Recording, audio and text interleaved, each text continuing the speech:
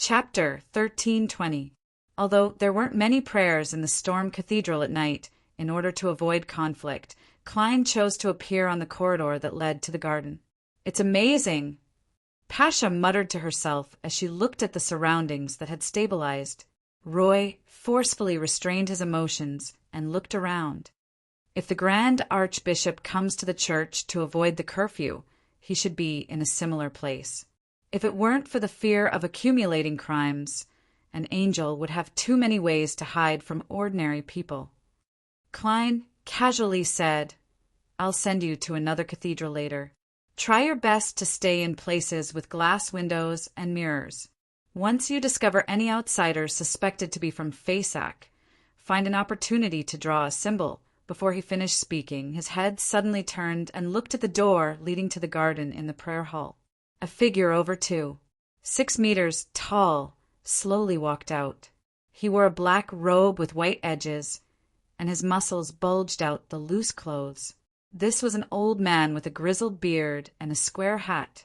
His eyes were light blue, and he had few wrinkles. He had an air of looking down on all living things. The chief shepherd of the Church of the God of Combat, Larian. Without needing to identify him, Klein's spiritual intuition told him that he was facing an angel, the reason he had come to the cathedral. Larian glanced at him and said with a little surprise, "It's not Ariana." He immediately restrained the expression on his face and said rather indifferently, "Looks like it's his helper. You can tell him that I've already reached an agreement with 0-02, which has been activated to a certain extent. I'll give up the seal on it in exchange for permission to leave. As for you, you will stay here and suffer the changes in the rules and increasingly strict laws until you die completely." The Grand Patriarch did not seem to be worried that Klein would stop him at all, for as he spoke, his body was rapidly aging, and the surface of his skin was soon covered in wrinkles, growing senile spots and flowing with rotting liquid. In the blink of an eye, Larian had aged to the point where he seemed to be about to evaporate from the world. Then he really turned into a putrid liquid and completely evaporated. This impactful scene made Biles and company feel fear from the bottom of their hearts. They felt as though their minds were about to go haywire and their emotions were about to collapse. This was as horrifying and terrifying as the countless worms that crawled out of the wound on Mr. Magician's wrist to form a new palm. Strange ability related to dusk? Klein did not stop Larian at all. He just nodded as if he was thinking. In Belton's corresponding spirit world, Larian's figure was outlined and returned to normal. Right on the heels of that, he seemed to be able to control spirit world creatures as he passed through the invisible barrier and escaped the heavy restrictions of Belton City. But just as Larian began to travel, his vision suddenly darkened, and he saw a dark and seamless cloth. It was like a wall that blocked Larian's path. Larian cautiously stopped traversing and looked up at the infinite heights where the 7 pure lights were. However, he could only see an illusory curtain hanging down from there, enveloping a portion of the spirit world corresponding to Belton, isolating him from an independent world. At the same time, Larian's intuition as a demon hunter told him that the barrier formed by the curtain was extremely sturdy and difficult to break through. It would take a lot of time and effort to do so. For the Grand Patriarch, what was happening now was strangely comical, and he could not help but feel angry. It was as if he had finally found the key to the secret chamber after much difficulty. When he had the chance to open the door and leave before anyone else did, he was shocked to find that there was an extra lock on the door of the secret chamber. It was a very strong lock. It lacks any reality. It's an image from the historical void. This is fraud. No, it's outside Belton City, out of the jurisdiction of the rules. This historical projection should have existed here a long time ago. In less than 2 minutes, it won't be able to maintain itself and dissipate. Larian quickly regained his composure, allowing the anchors and the inclination towards madness to form a balance again. In the corridor of the Storm Cathedral, Roy and the others, who had finally recovered, turned to look at Mr. Magician, whose status wasn't much lower than that of an angel. Pasha hesitated for a moment and said fearfully, he seems to have escaped. This way, there was no way to obtain information on 0-02's location. If they really relied on a carpet search, there would definitely not be enough time. Furthermore, no one present knew what the terrifying sealed artifact looked like. The description that was similar to a book was too broad. We can only think of other solutions, Klein replied with the corners of his mouth curled up. Do you have any suggestions? He had been waiting for Larian to return and negotiate with him, but he realized that the Grand Patriarch would rather wait in the spirit world for the historical projection of the curtain to disappear. And although he could also enter the spirit world, he was unable to break through the strange barrier produced by 0-02's replacement rule. As he spoke, Klein seriously considered other solutions as he allowed a small number of worms of spirit to control his body. He conversed with the Beyonders beside him in an attempt to find inspiration from their discussion. We should take the initiative to create a contradiction similar to the one on Biles, allowing ourselves to be in a relatively safe state. Only then can we begin our search. Phil brought up the idea he had previously. Pasha shook her head. But if we use this contradiction to do something, 0-02 will definitely add new rules to resolve the corresponding problem. But at the very least, it can buy us more time, Phil emphasized. That can indeed be done, Roy agreed and added, but our focus should be on finding 0-02. Perhaps we can create some contradictions that can make it reveal its location? As for what kind of contradictions could achieve such an effect and how to create them, he had no idea at the moment. A contradictory situation. Add a new rule to resolve it. Klein smiled as he listened quietly by the side. Thoughts clashed intensely in his mind, producing sparks. At this moment, the surface of the magic mirror in his hand suffused an aqueous glow as silver words appeared. Pasha! Do you want to know what the new contents of the notice board are? This mirror is asking me directly. Why is it asking me directly? Pasha was taken aback for a moment before she hurriedly nodded and replied, yes. The aqueous glow in the silver mirror fluctuated as it quickly restored the current state of the notice board. Obviously, there were 2 more new rules. The various cathedrals will close in advance in accordance with the curfew. All hotels will only accept guests who have registered their identity. Phil panicked. Where do we go now? He could no longer think of how he, Roy, and Pasha could escape punishment. Roy and Pasha exchanged looks as all sorts of thoughts surfaced in their minds, but none of them worked. At this moment, Klein, who had been silent all this while, smiled and cast his gaze at Biles. Where's your house in Belton? In a rental apartment at 18 Red Maple Street. However, that apartment has already collapsed from the bombardment, Biles answered in puzzlement. Klein smiled. You can make a wish to restore your residence to its original state. Is that possible? Although the magical magician opposite him had healed Phil's severed hand with unbelievable abilities, Biles still felt that restoring a collapsed house to its original state was more difficult than that. After all, the military doctor Roy mentioned, Weber, could do it as well. Of course. Klein smiled and reminded him, make the best use of your time. At that moment, the prayers in the cathedral were leaving one after another. Biles didn't dare to delay any further. He immediately said, I wish for my home to be restored to its original state. All right. Klein raised his right hand and snapped his fingers. Your wish has been granted. While Roy and company were in a daze, Klein activated teleport once again and brought them to 18 Red Maple Street, stopping outside a 2-bedroom room. Biles looked blankly at the familiar wooden door in front of him. He subconsciously stretched out his right hand and pushed it open.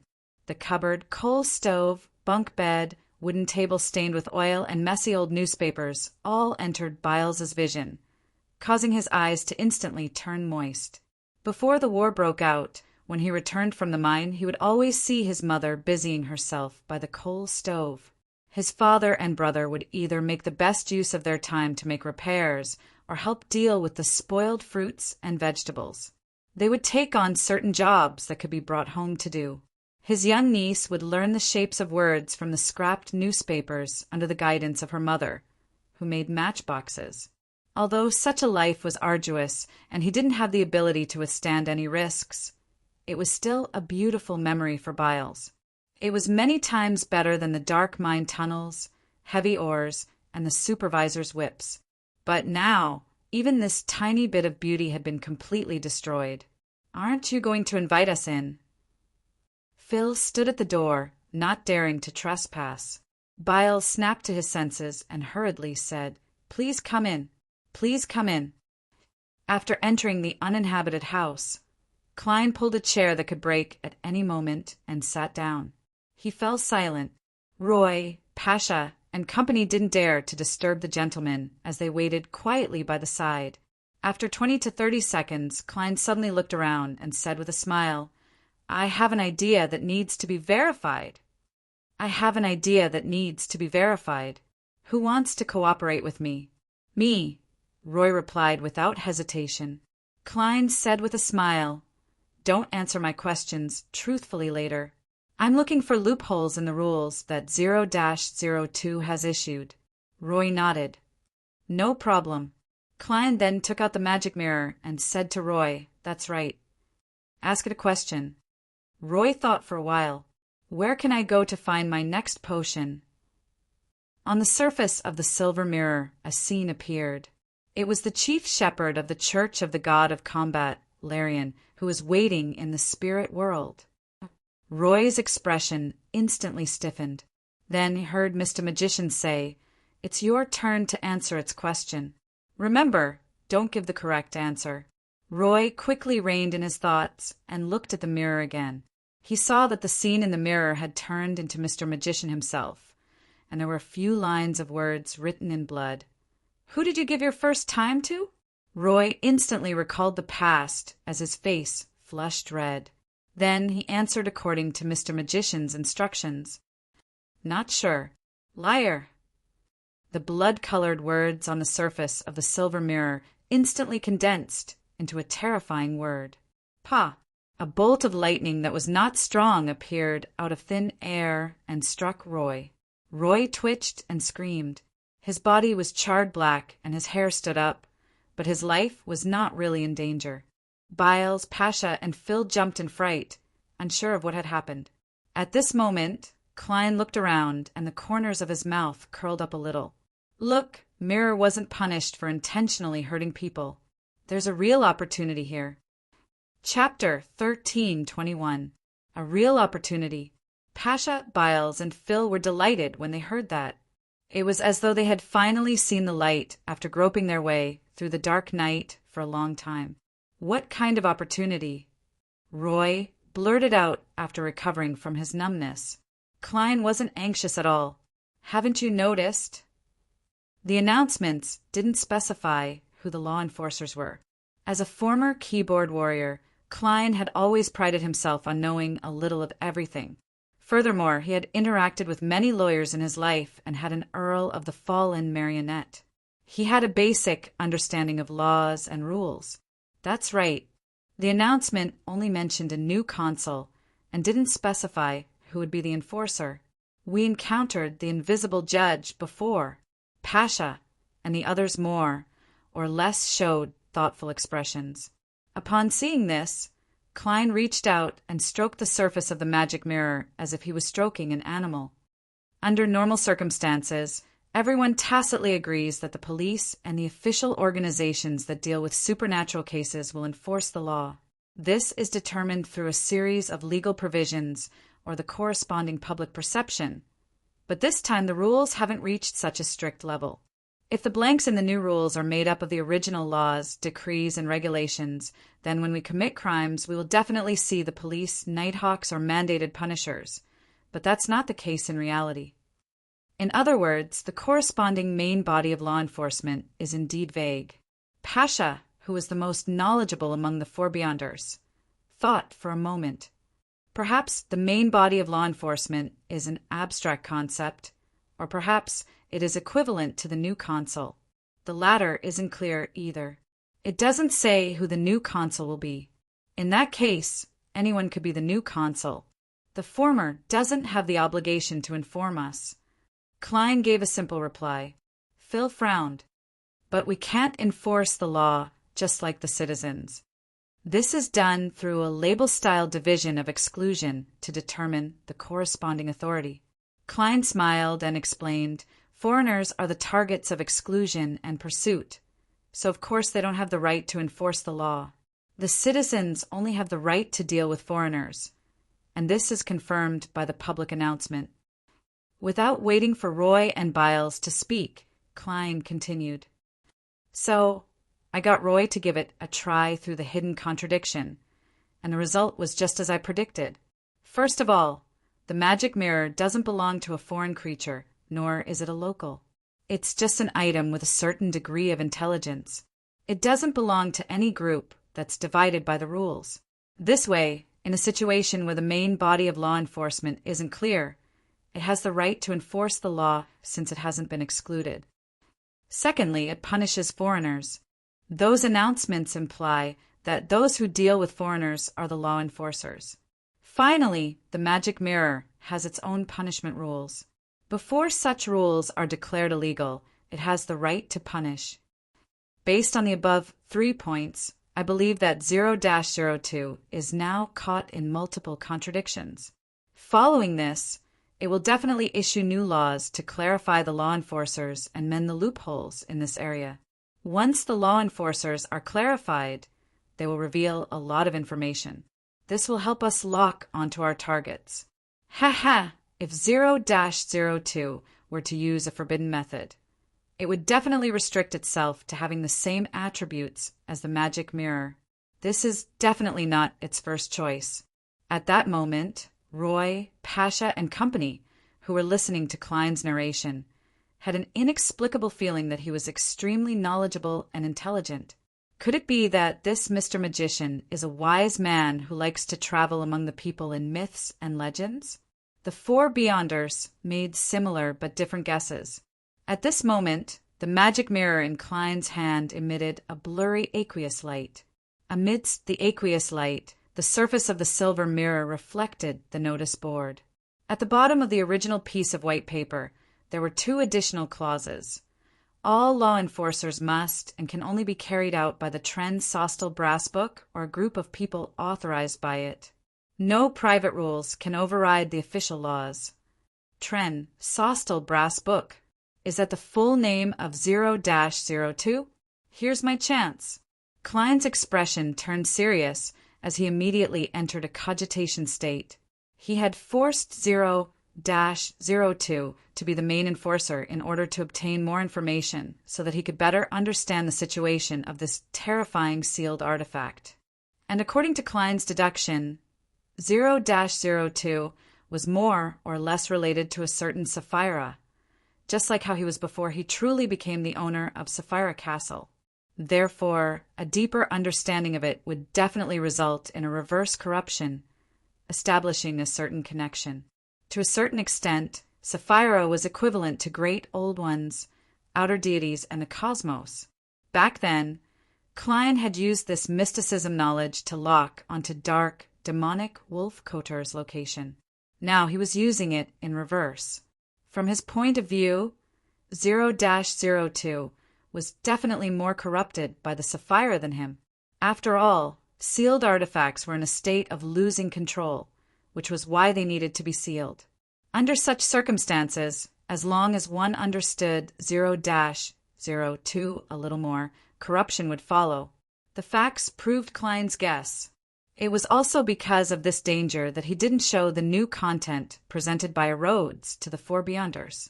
In a cogitation state, Klein quickly sensed that he had an invisible connection with a certain place. An indescribable corruption was surging towards him. Clang! At the same time he flicked out a gold coin, he used the aura of Sapphira Castle to sever the connection and isolate the corruption. Right on the heels of that, a clear scene surfaced in his mind. Klein grabbed the falling gold coin with his left palm. After his glove suddenly turned transparent, He instantly vanished from the room and appeared in a hall filled with bookshelves. On the side of the hall, by the floor-to-ceiling windows, there were many rectangular tables. On one of them was a book made of thin brass. "Found you." A smile appeared on Klein's face. He used the brief connection he sensed to make a divination. Then he relied on the attraction between Sapphira's to make the teleportation abnormally accurate. The law of convergence between Sapphira's could allow Klein to accidentally enter this library and discover this brass book when he was strolling around. However, that might be 2 days later, 2 weeks later, or even 2 years later. There was no time to stop anything. Furthermore, the premise was that 0-02 didn't do any corresponding interference or evasion. The clothes on Klein's back suddenly tore open, revealing blood-red marks. This was the punishment for trespassing into an unopened public area. Whipping. Thankfully, this crime is very light. At the very least, I won't be punished for this crime for at least a minute or two. The rules give trespassers time to retreat. Klein immediately reached out and grabbed at the void a few times. He didn't really drag out the ascetic leader, Ariana's figure, because to people who didn't acknowledge him, a historical projection was a form of fraud. He only used this method to transmit his location information to the servant of concealment. For the same reason, Klein dispersed the human-skinned glove on his left hand. During this process, the brass book began to flip, revealing page after page of rules. When one's rationality is reduced to 20%, there will be signs of losing control. Scholar of Ur has the ability to summon historical void projections. The success rate of summoning depends on the familiarity and friendliness of the target. The Tren-Sostal brass book is the most precious item. No living being is allowed to touch it. Violators will be sentenced to death. You cannot change the state of the Tren-Sostal brass book in any way. Violators will be sentenced to death. These rules made Klein's eyelids twitch. He felt like his rationality was constantly declining. This caused the primordial one mental imprint in his body to become a little more active. The rules in front are grayish-black in color, as though they're in an unchangeable state. This requires 0-02 to awaken further. If it awakens to the point where it can change the rules in front, that would be terrifying. It might be able to lower the success rate of my summoning. As long as a Beyonder's rationality is slightly lowered, they will show signs of losing control. We've fixed the problem of this version's seer being too powerful. As expected of 0-02, it didn't insult the serial number. The words at the back are silver in color. Does this mean that this part of the rules can be modified or added to? I can't touch it, and I can't change its state. In other words, I can't take it away, nor can I directly conceal this sealed artifact. Perhaps I can use the Staff of the Stars or the Box of the Great Old Ones to directly transfer this library to the cosmos, allowing 0-02 to face those outer deities. But if the outer deities were to grasp this sealed artifact, the problem might be bigger than it is now. Klein hesitated for a moment and didn't risk being punished by summoning his grade 0 sealed artifact. In the next second, he heard a paw sound next to his ear. Ariana, who was wearing a simple linen robe and a tree bark belt, quickly outlined her figure beside him. An invisible whip had lashed out at her, leaving obvious bloody marks. The first problem has been resolved. Now, we need to consider the second problem. That is how to seal this fellow, Klein said as he seized the time. It wouldn't be long before he would suffer the second punishment of having his hand severed. Ariana shook her head. The corresponding information has been destroyed. We can only resolve it through trial and error. This is a little dangerous. We don't know, but someone definitely knows. Klein's heart stirred as his spirit body suddenly left his body and entered the spirit world. Through the invisible barrier created by 0-02, he said to the Church of the God of Combat's chief shepherd, Larian, who was waiting for the curtain to disappear, "Maybe we can make a deal." You want a way to seal 0-02? Larian turned around and chuckled. Do you think I'll agree? Actually, I'm puzzled. Why must you sacrifice yourself for the fallen god of war? If you join the Church of Evernight, you can still be an angel and receive blessings. You can also live for a very, very long time. Klein didn't directly respond as he said. Larian's expression sank. A mythical creature like you, who doesn't have a devout faith, won't be able to understand me. As an evil god, isn't it normal for me to not have a devout faith? Klein couldn't help but mutter in his heart. That was his humanity. Chapter 1322.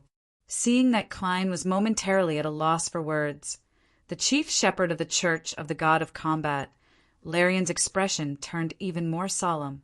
Besides, the fall of a deity is only temporary. He will eventually return and awaken from my body. Klein frowned slightly when he heard that. He didn't know if the angel opposite him had too many of his anchors wavering, causing his mental state to turn abnormal. It wouldn't take long for him to lose control, or if he had been too deeply influenced by the god of combat. In a sense, he had become his backup plan.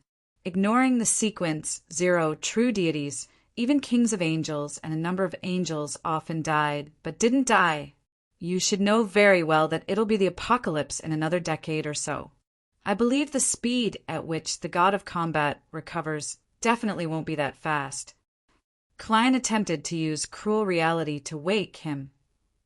Larian snorted. You will never be able to imagine the might of a deity. He didn't give Klein a chance to continue persuading him, as he revealed a smile. In short, I won't make a deal with you. Pray to Evernight. Pray to the deity you believe in to seal 0-02 and save you.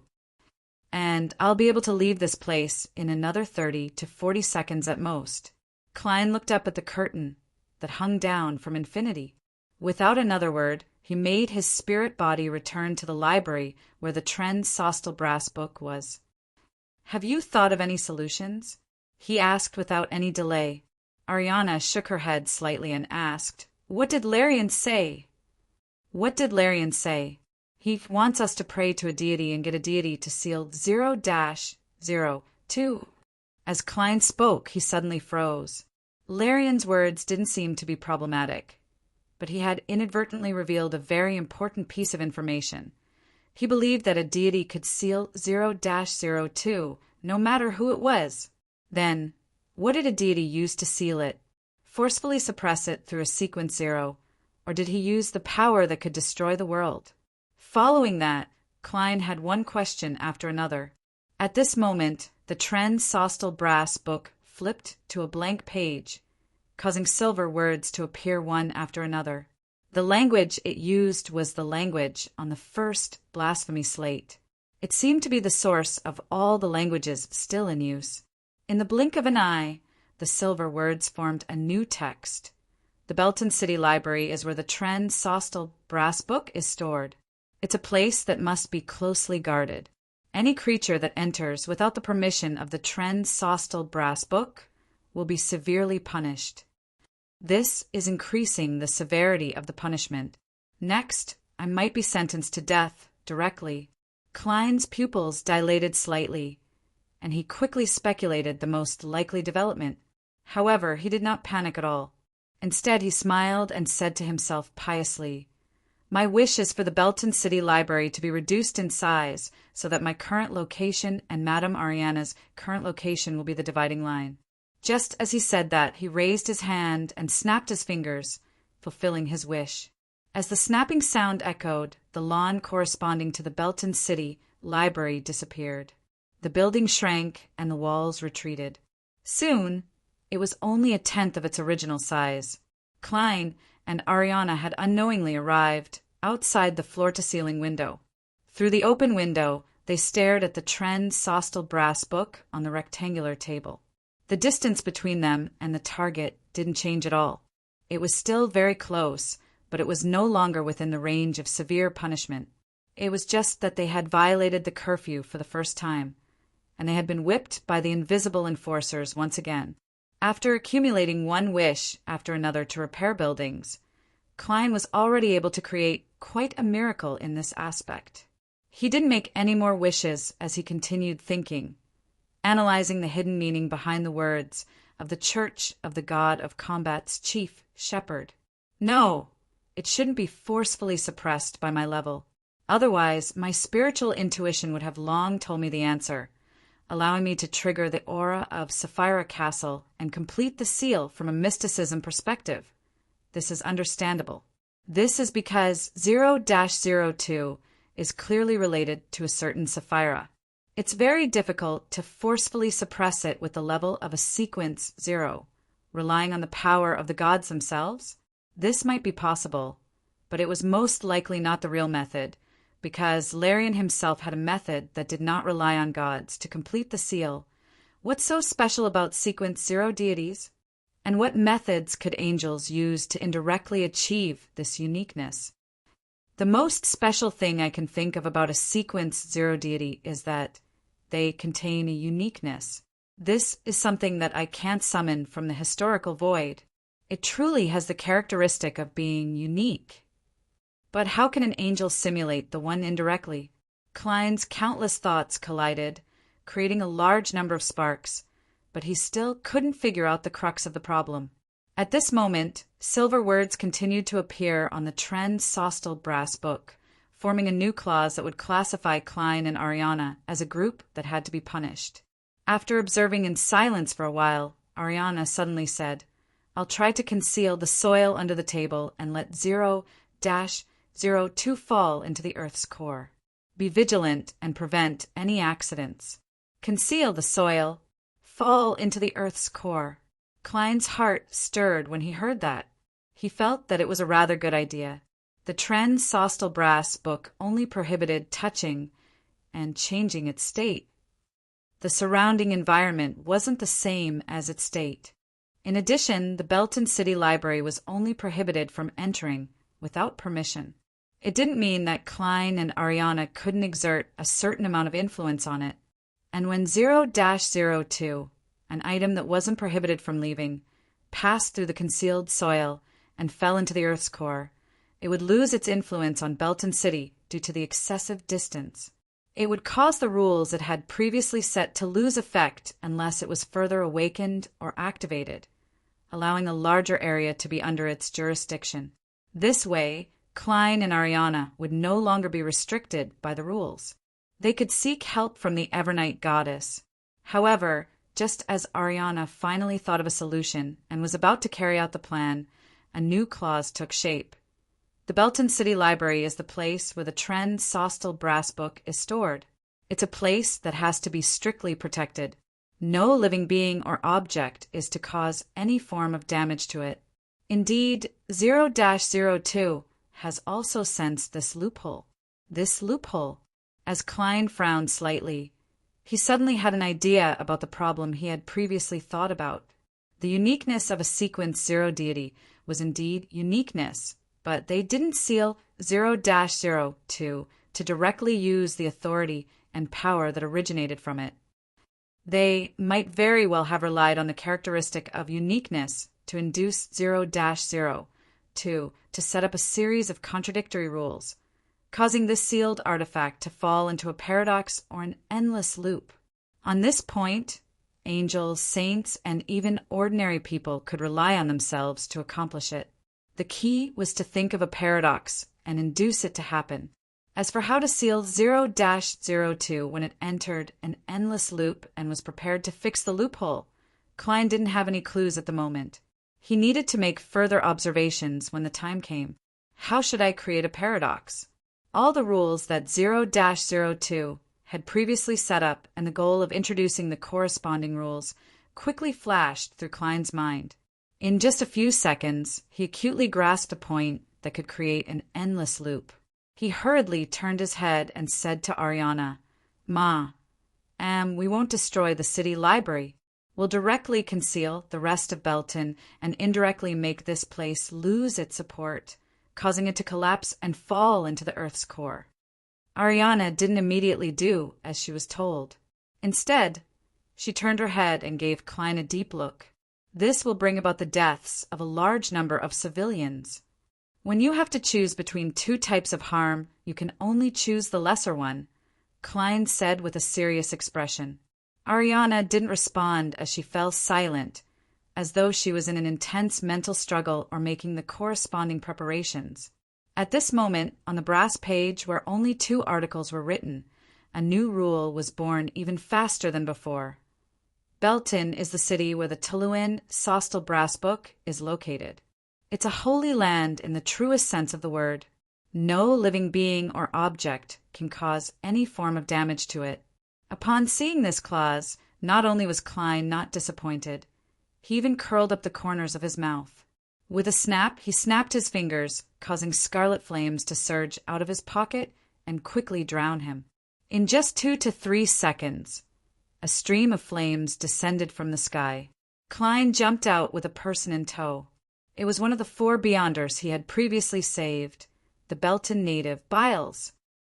"Go in and quickly flip through the brass book," Klein said calmly to Biles as he pointed at 0-02 on the rectangular table.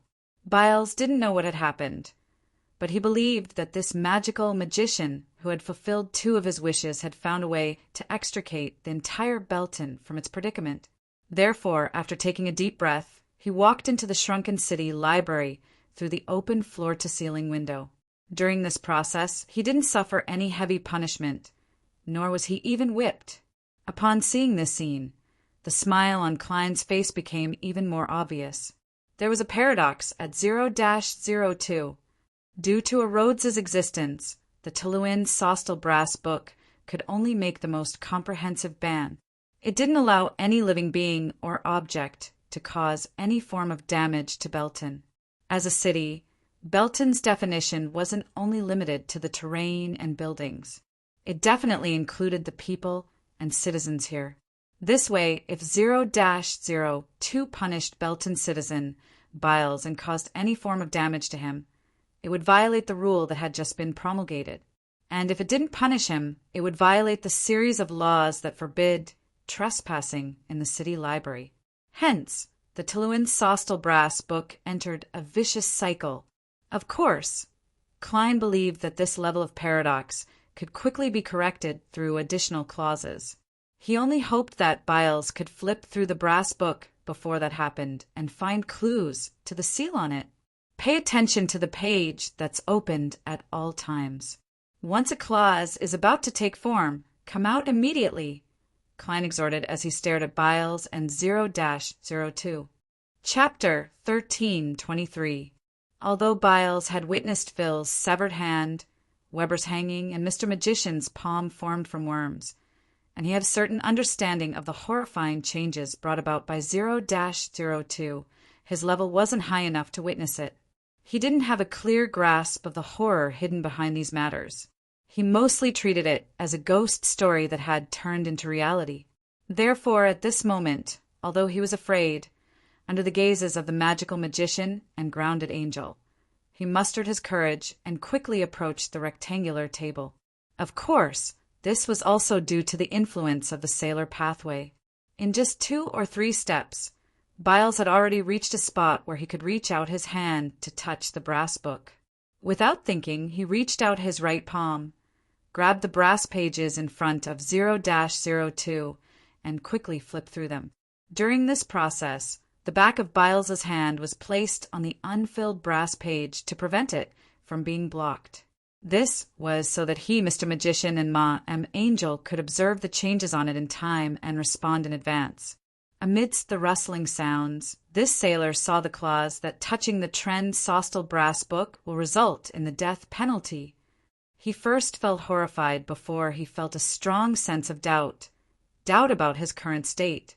However, this didn't stop him from flipping through the pages. Different brass pages were reflected in Klein's eyes, and each page had a different rule clause. The projections of these brass pages didn't appear in the form of one disappearing and the other being replaced. Instead, they existed side by side and gradually increased in number. In the end, Klein's eyes had a different number of brass pages. They were neatly arranged, line after line, as though 0-02 had been split into a single page and placed on a glass table to bask in the sun. This was a dream divination technique at the angel level. Klein reproduced everything he had just seen in front of him. With the passage of time, the brass pages in his dark brown eyes began to spin, and one of them was highlighted. The Tuluin Sostal Brass book originated from the Nephilic judge's uniqueness that was corrupted by the nation of disorder. Just as I expected, if the Tren Sostal Brass book was able to display all of the basic rules, then the corresponding content must contain its own description. This is determined by its very nature, unless it is completely awakened or comes to life. It has sufficient intelligence and knows how to selectively hide.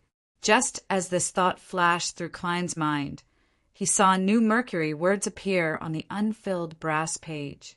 This meant that 0-02 had finally diverted a portion of its strength from the vicious cycle. It was prepared to add provisions, make explanations, and fix the loopholes. "Leave," Klein shouted without hesitation. Biles strictly followed the orders of the higher-ups. He immediately retracted his right hand, turned around, and ran out of the floor-to-ceiling window. "Act like you're going to attack me." Seeing that the sailor with dual attributes had already left the city library, Klein suddenly added another sentence. Biles was puzzled, but he still raised his right arm and pulled back his shoulder, assuming a posture as though he was about to throw a punch at Klein. At this moment, a new provision finally took shape. Regarding the above rules, the Tuluin Sostal Brass book and the people it allows have immunity when enforcing the law. However, even though this provision had been successfully promulgated, Biles wasn't punished in any way. Clearly, the Tuluin Sostal Brass book didn't pursue the matter of the vicious cycle or unclear definition, just like how it didn't add any crimes to a roads after it fixed the loopholes in the rules. For the same reason, Biles, who had come into contact with 0-02, didn't suffer any contamination from the Sapphira. Before the supplementary provision was issued, Biles was a part of Belton. He couldn't be destroyed in any sense, so he wouldn't be contaminated. And with the supplementary provision, his previous actions wouldn't be pursued. In fact, after Biles left the city library, he had violated the curfew. However, Klein had previously noticed a problem. When the Belton citizens were pursuing foreigners, they weren't restricted by the curfew. Therefore, he got Biles to pose as though he was attacking him to avoid the corresponding punishment. Right on the heels of that, he seized the opportunity when 0-02 fixed the loophole and quickly recalled the detailed information from the Tuluin Sostal Brass book. This book has the characteristics of being alive, but most of the time it's at a very low level. The first half of it presents almost all the basic rules.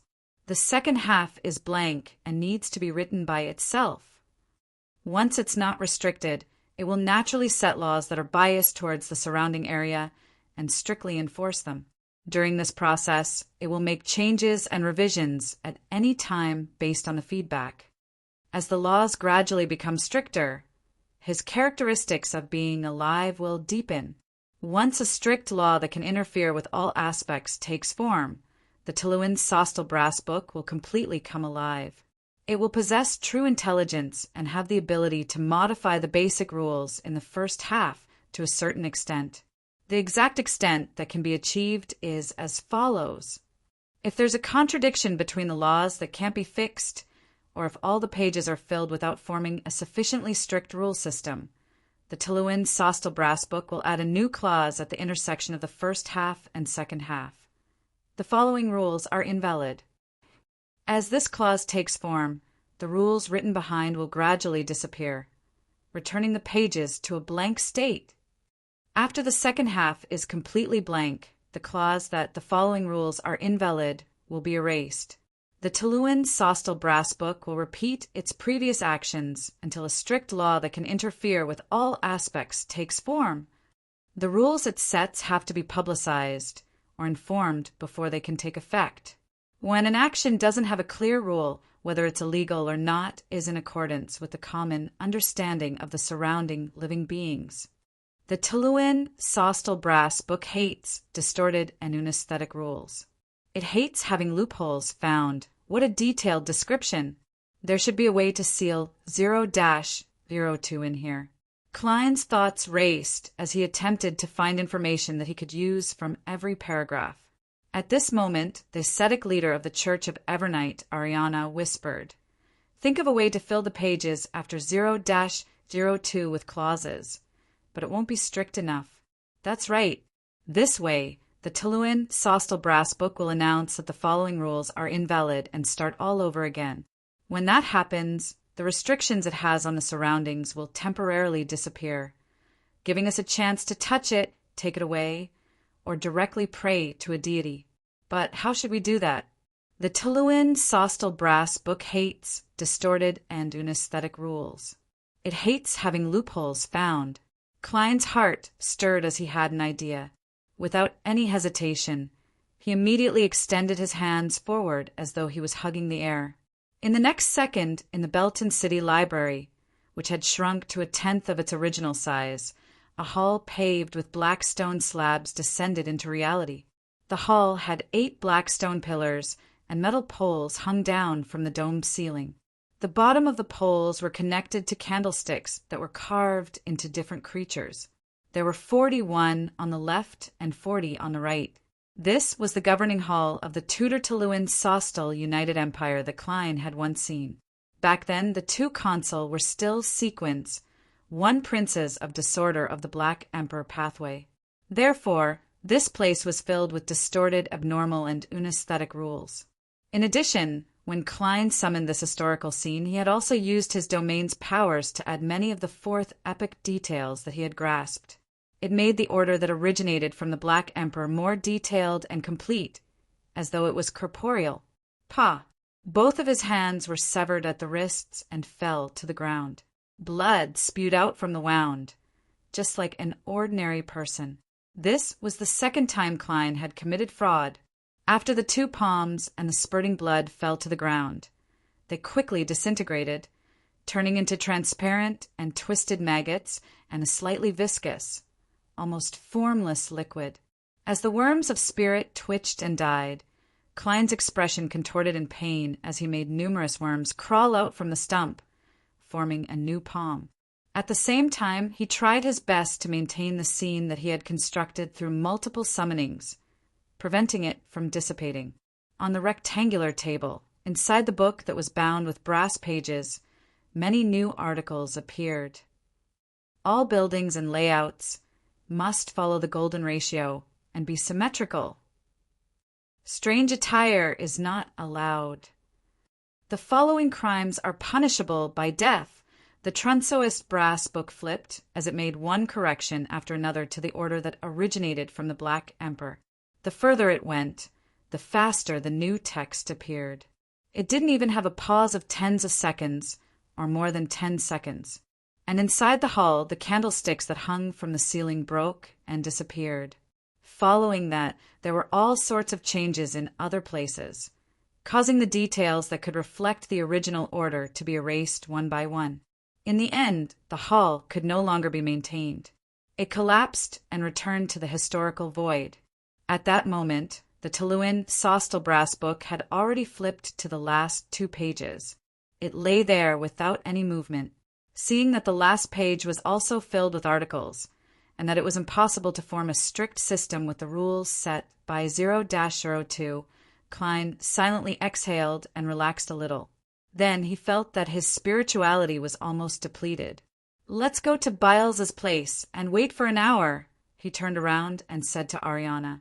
If they stayed where they were, they would suffer increasingly severe punishments for repeatedly violating the curfew until they were sentenced to death. As for monitoring the Tuluin Sostal Brass Book, the mission of ensuring that no accidents happened was naturally left to a Rhodes. Although this magic mirror couldn't directly look at 0-02, it could pay attention to the notice board and determine the progress of the matter from the disappearance of the decree. P.S. Requesting monthly votes for the last 2 days of February. Chapter 1324. After returning to Byles's home, without waiting for Roy and the others to ask anything, Klein pulled a chair over and sat down. He made a rather pious wish to himself. He made a rather pious wish to himself. I wish for my spirituality to be restored. As soon as he said that, he raised his right hand and snapped his fingers, making his wish come true and allowing his spirituality to return to its original state. Right on the heels of that, he reached out his left palm, preparing to end the historical projection of the curtain. Then he summoned another piece to continue sealing off the spirit world region corresponding to Belton, preventing the chief shepherd of the Church of the God of Combat, Larian, from escaping. There's no need. There's always a next time. At this moment, Ariana slowly shook her head, indicating that Klein didn't need to summon the curtain that originated from the dark, demonic wolf.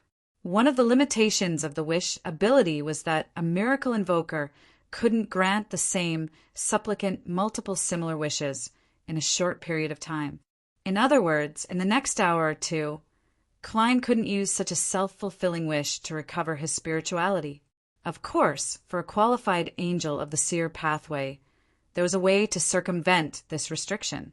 For example, he could get Pasha, Roy, Phil, Biles, and Ariana to take turns to make a wish for Klein Moretti to recover his spirituality, and then, as a miracle invoker, he would fulfill them. However, the problem was that even if he could recover his spirituality so many times, he wouldn't be able to maintain the curtain with a sequence, one slot, for more than an hour.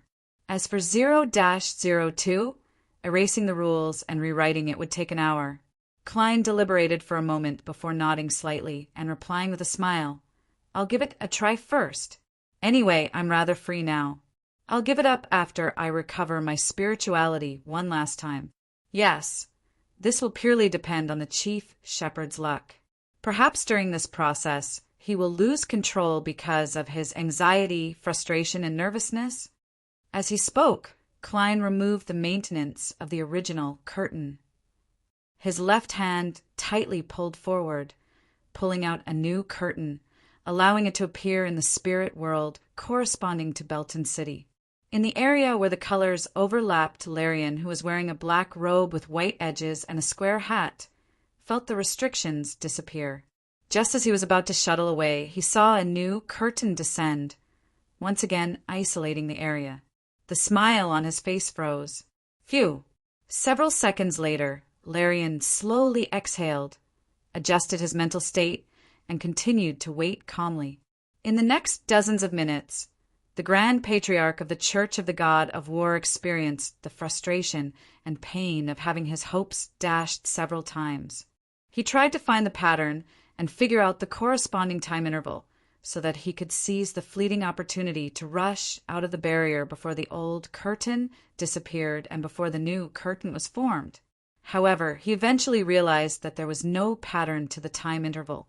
The obstructor didn't only recover when his spirituality was about to be exhausted. Sometimes he would recover much earlier. If it wasn't for the fact that Fasak didn't force its citizens to change their faith to the God of Combat, and that the news of Larian's apostasy hadn't been widely spread, this grounded angel might have lost control on the spot. As time passed, Larian once again sensed the collapse of the old curtain. However, no new curtains were produced this time. He has finally reached his limit. Larian was delighted. Without any time to consider other problems, he rushed out of the collapsing embryonic divine kingdom without any hesitation. In the next instant, he saw a headless woman wearing a dark and complicated dress while holding 4 blonde, red-eyed heads. He saw an unknown existence wrapped in bandages with a yellowish-brown liquid flowing all over its body.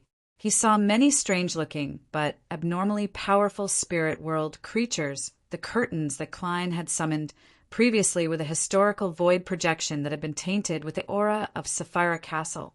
Naturally, it could attract things that were sensitive to it. He wouldn't be surprised even if Amon appeared in this team. The smile on Larian's face froze again. Belton City, in Biles's rented apartment. Klein suddenly looked up into the sky and muttered to himself, "That's right." He muttered to himself, "He's still very powerful." He then fell silent again until the magic mirror emitted a blurry aqueous light, reflecting the current state of the notice board.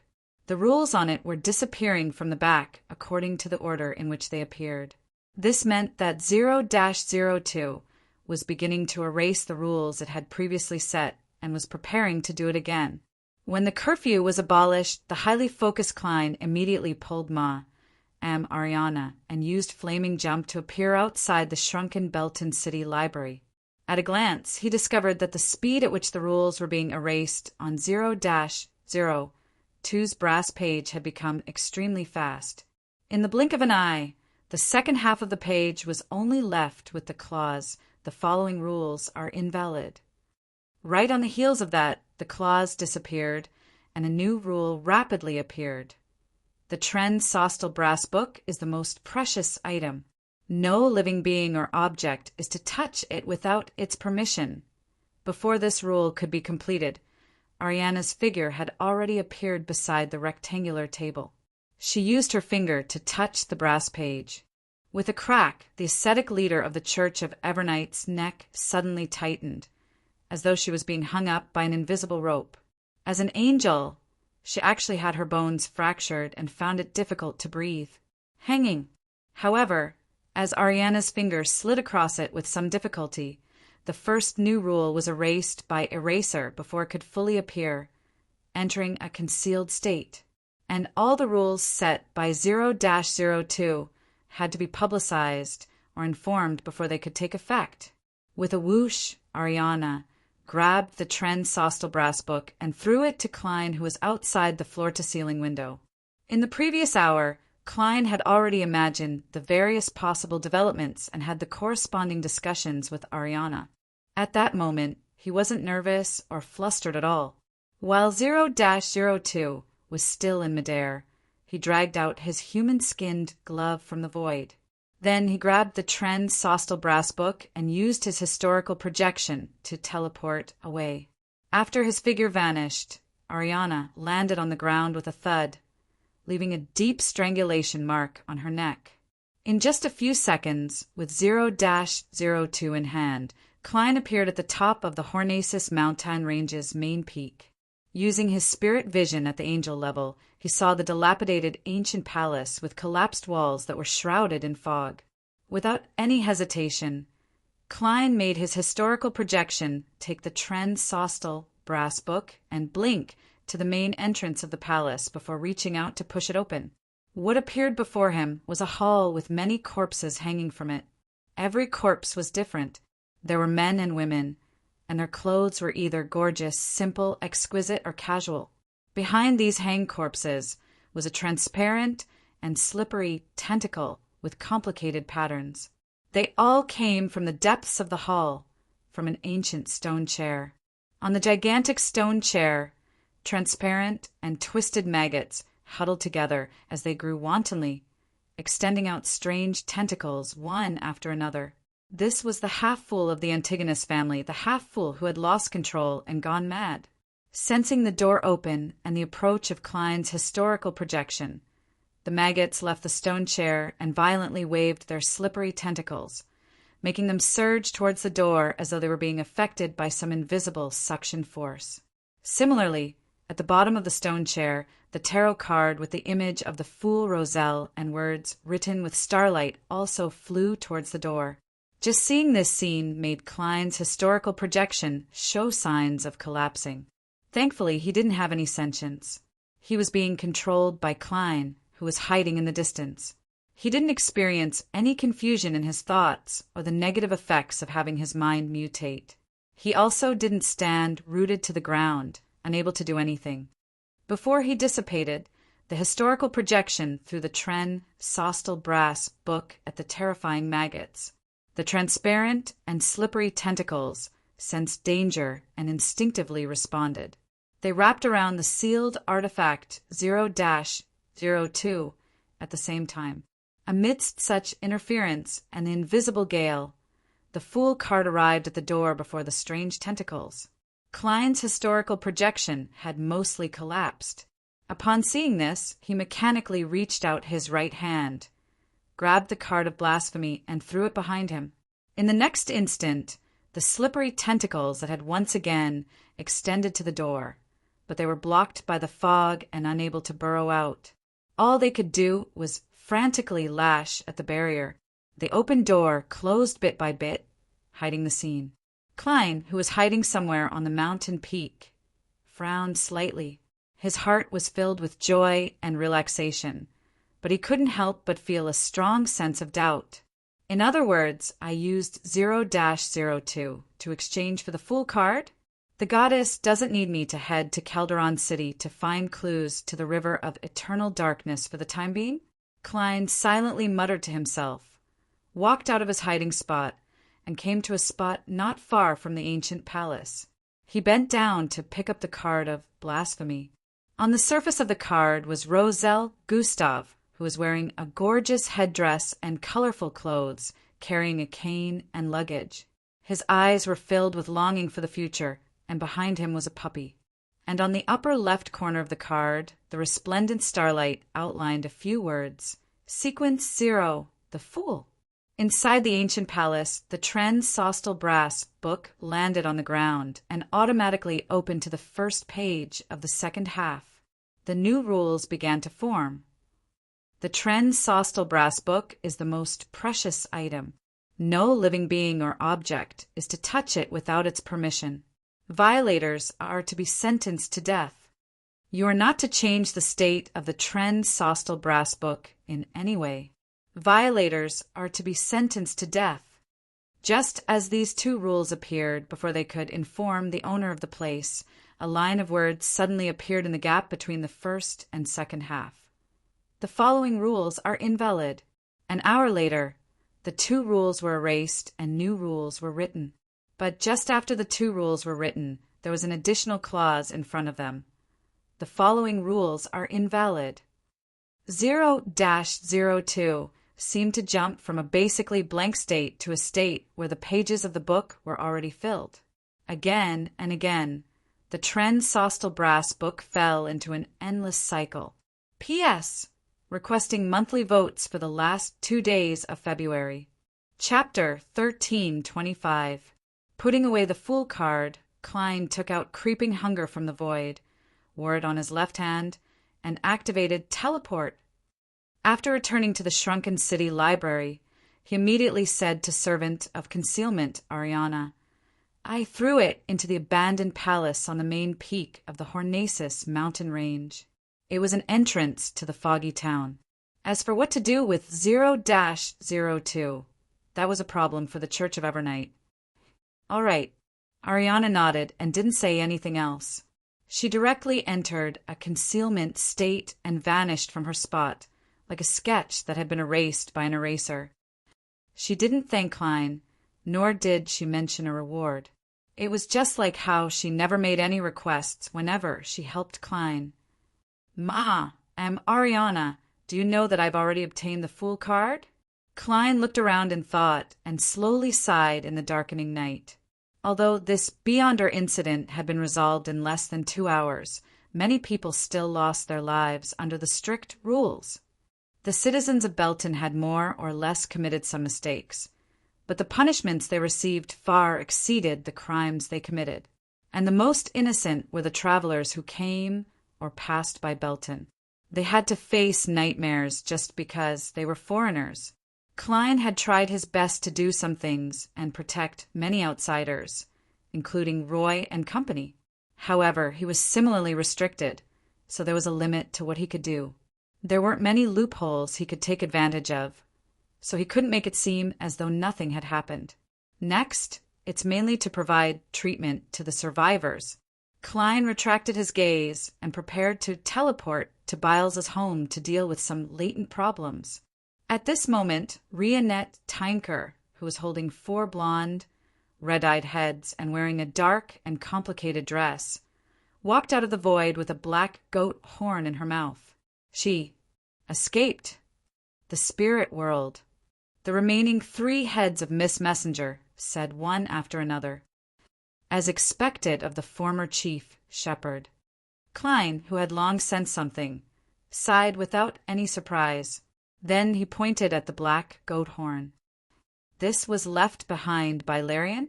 After Klein received the item, Rionette Tynker's head, which hadn't been able to speak, said, "That's right. Yes. To be able to charge out of the encirclement and escape the spirit world despite suffering the transformation curse is indeed impressive. This is a sequence to Angel who's best at head-on combat." Klein flicked his wrist, causing the black goat horn in his palm to shatter into countless tiny light spots, dispersing quite a bit of remnant consciousness. The limbs of Beyonders that were transformed contained a portion of their Beyonder characteristics, and they were unable to return. After the dots of light were reorganized into Sequence 9 to Sequence 7, as well as Sequence for Beyonder characteristics, Klein picked out the Sequence 8 Pugilist characteristic and returned the rest to Miss Messenger with a smile. "These are your spoils of war. I only charge you for the information." Rionette Tynker didn't stand on ceremony. She raised one of the blonde, red-eyed heads, opened its mouth, and sucked away the Sequence 9, 7, and 4 Beyonder characteristics of the warrior pathway. After watching Miss Messenger leave Belton, Klein teleported back to Byles's house and smiled at Roy and the others. "The problem has been resolved. You're no longer foreigners to be hated." Just as the 4 Beyonders revealed sincere smiles of relief and were about to respond, they saw the magical Mr. Magician invite a stranger out of thin air. It was an elder wearing a dark red bow tie, a shirt, a vest, a formal suit, and blue striped trousers. His hair was completely white, but it was still lush. He had a gentle and elegant bearing. This was the marionette Klein had once owned Vin Rambus. He planned on using this manipulator to seal Byles's memories of coming into contact with 0-02. Just because Byles wasn't corrupted by the Sapphira didn't mean that Byles wouldn't encounter that terrifying incident in the future, as Byles only had that portion of the corresponding memories, and he didn't know the truth of the matter. What Klein needed to do was rather simple. Therefore, he didn't seek Miss Justice's help. He planned on using his marionette's historical void projection to complete it. "You didn't tell them what you did at the city library, right?" Klein got Vin Rambus to walk to his side as he looked at Byles. Byles hurriedly shook his head. "I remember your instructions." "Very good. I'll give you psychological treatment next to help you forget those things. Otherwise, you'll be targeted by 0-02, and you'll never be able to obtain peace until you die. Believe me, a sealed artifact at this level can definitely do something similar, even if it has already been taken away." Klein frankly stated his goal. Byles's lips quivered a few times. All right, he chose to obey and believe. After inviting Roy, Pasha, and Phil out of the rental apartment, Klein controlled Vin Rambus to do a series of mind domain operations, successfully making Byles forget the brass book and its contents. After doing this, Klein cautiously took out the magic mirror and looked at it. "Rhodes, are there any other latent dangers in this matter?" On the surface of the ancient silver mirror, aqueous light floated, reflecting lines of silver words. "Great Master, there are no latent dangers in Belton. As for the other places in Rouen and Faysac, I can't see them clearly because they involve 0-02 itself. Perhaps you can confirm it yourself?" "Yes." Klein nodded slightly, took out a gold coin, and softly chanted the corresponding divination statement. With a clang, the gold coin bounced up and flew into the air. During this process, scenes naturally surfaced in Klein's mind. They were chimneys, streets, and cities. They were extremely general and lacked any specific direction. With a slight frown, he reined in his thoughts and reached out to catch the gold coin that had just fallen. Then he got Pasha and the others to return to Byles's house and smiled at Roy. "Don't you wish to obtain the next potion? You can make a wish now." Roy's eyes revealed a look of pleasant surprise as he asked nervously, "Can I still make another wish?" "This is a freebie," Klein replied with a smile. Roy's heart stirred as he didn't ask any more questions. He seized the opportunity and made a wish to obtain the next potion. Roy's heart stirred, and he stopped asking questions. He seized this opportunity to make a wish to obtain the next potion. Klein then threw the sequence 8 Pugilist Beyonder characteristic of the warrior pathway to him. This is essentially a magic potion, but for safety's sake, I suggest you look for the corresponding formula and gather the correct supplementary ingredients. Praise you for your miracles, Roy thanked him excitedly. His first potion was a warrior beyonder characteristic that he had swallowed in a sense. Due to the impending apocalypse, his low level, and his good luck, he didn't lose control on the spot. He didn't even suffer from any serious psychological problems. After that, he gradually came into contact with other beyonders and came into contact with true mysticism. He knew how dangerous his previous actions were, and he didn't dare make similar attempts a second time. Facing Roy's praise, Klein looked around and smiled. Now, you will follow me out of Belton. It's not that there's danger here, but I have to fulfill your wish as soon as possible. One was Roy's wish that Klein could help them leave Belton, and the other was Pasha's request for Klein to protect them and allow them to leave Belton alive. Although these two matters were meaningless in the current situation, Klein had to do it even if it was meaningless. This was because it concerned the fulfillment of his wish. I'm a heartless wishing machine. Klein lampooned himself as he smiled at Biles and the others. Pasha and the others looked at each other and didn't dare to raise any objections. Just like before, they held each other's hands. Then Klein teleported them to the outskirts of Belton. The performance of the wish magic is over. It's time to say goodbye. Klein took off his hat and bowed, trying his best to look like a real wandering magician's. This was his habit of acting. Upon seeing this, Pasha blurted out a question. May we know your name? Klein smiled and said, I have too many names. I have too many names, and different people call me by different names. You can call me Miracle Magicians, Merlin Hermes. Mr. Hermes, are you a believer of the Evernight goddess? Roy asked after some hesitation. For a moment, Klein didn't know how to answer. He wanted to say that he was, but he wasn't. After some consideration, he decided to act as the attendant of mysteries ahead of time. He immediately restrained the smile on his face and solemnly said, I serve the Fool, the Lord of the Mysteries, the great ruler above the spirit world. If you wish to believe in this great existence or wish to learn more about him, you can go to the Rorstad archipelago in the Sonia Sea. The Lord's missionary Donnes is preaching there. Furthermore, the City of Silver definitely has all the potion formulas before sequence 2 of the warrior pathway. Klein silently added in his heart, but he didn't say it out loud. Roy nodded slightly. This is the first time I know that there is such a great being in this world. Your miraculous actions have shown his glory. He didn't directly respond to Mr. Merlin Hermes because he was still very hesitant. It was the same for Pasha, Biles, and Phil. Klein didn't say anything else. He turned around and left the 4 beyonders, circling back to Belton from another direction. He didn't forget his goal of alighting in this small city. He planned on immediately finding a room and heading above the gray fog to study the Fool card. Mid-Seashire, in another city in a library, a young law researcher pulled out a book from the bookshelf, walked to the table by the floor-to-ceiling window and sat down. As he seriously flipped through the book, he discovered a yellowish-brown piece of paper inside. What's this? The young law researcher muttered to himself in puzzlement as he reached out to pull out the piece of paper. After some identification, he confirmed that the words on the paper were written in ancient Faesac, and the content was rather rare. In the 4th epoch, there was a book called Tren Sostel's Brass Book, P.S. requesting monthly votes on the last day of February. Chapter 1326. Above the gray fog in the ancient palace, Klein's figure appeared. At that moment, on the high-backed chair belonging to the Fool, there was a person shrouded in grayish-white fog.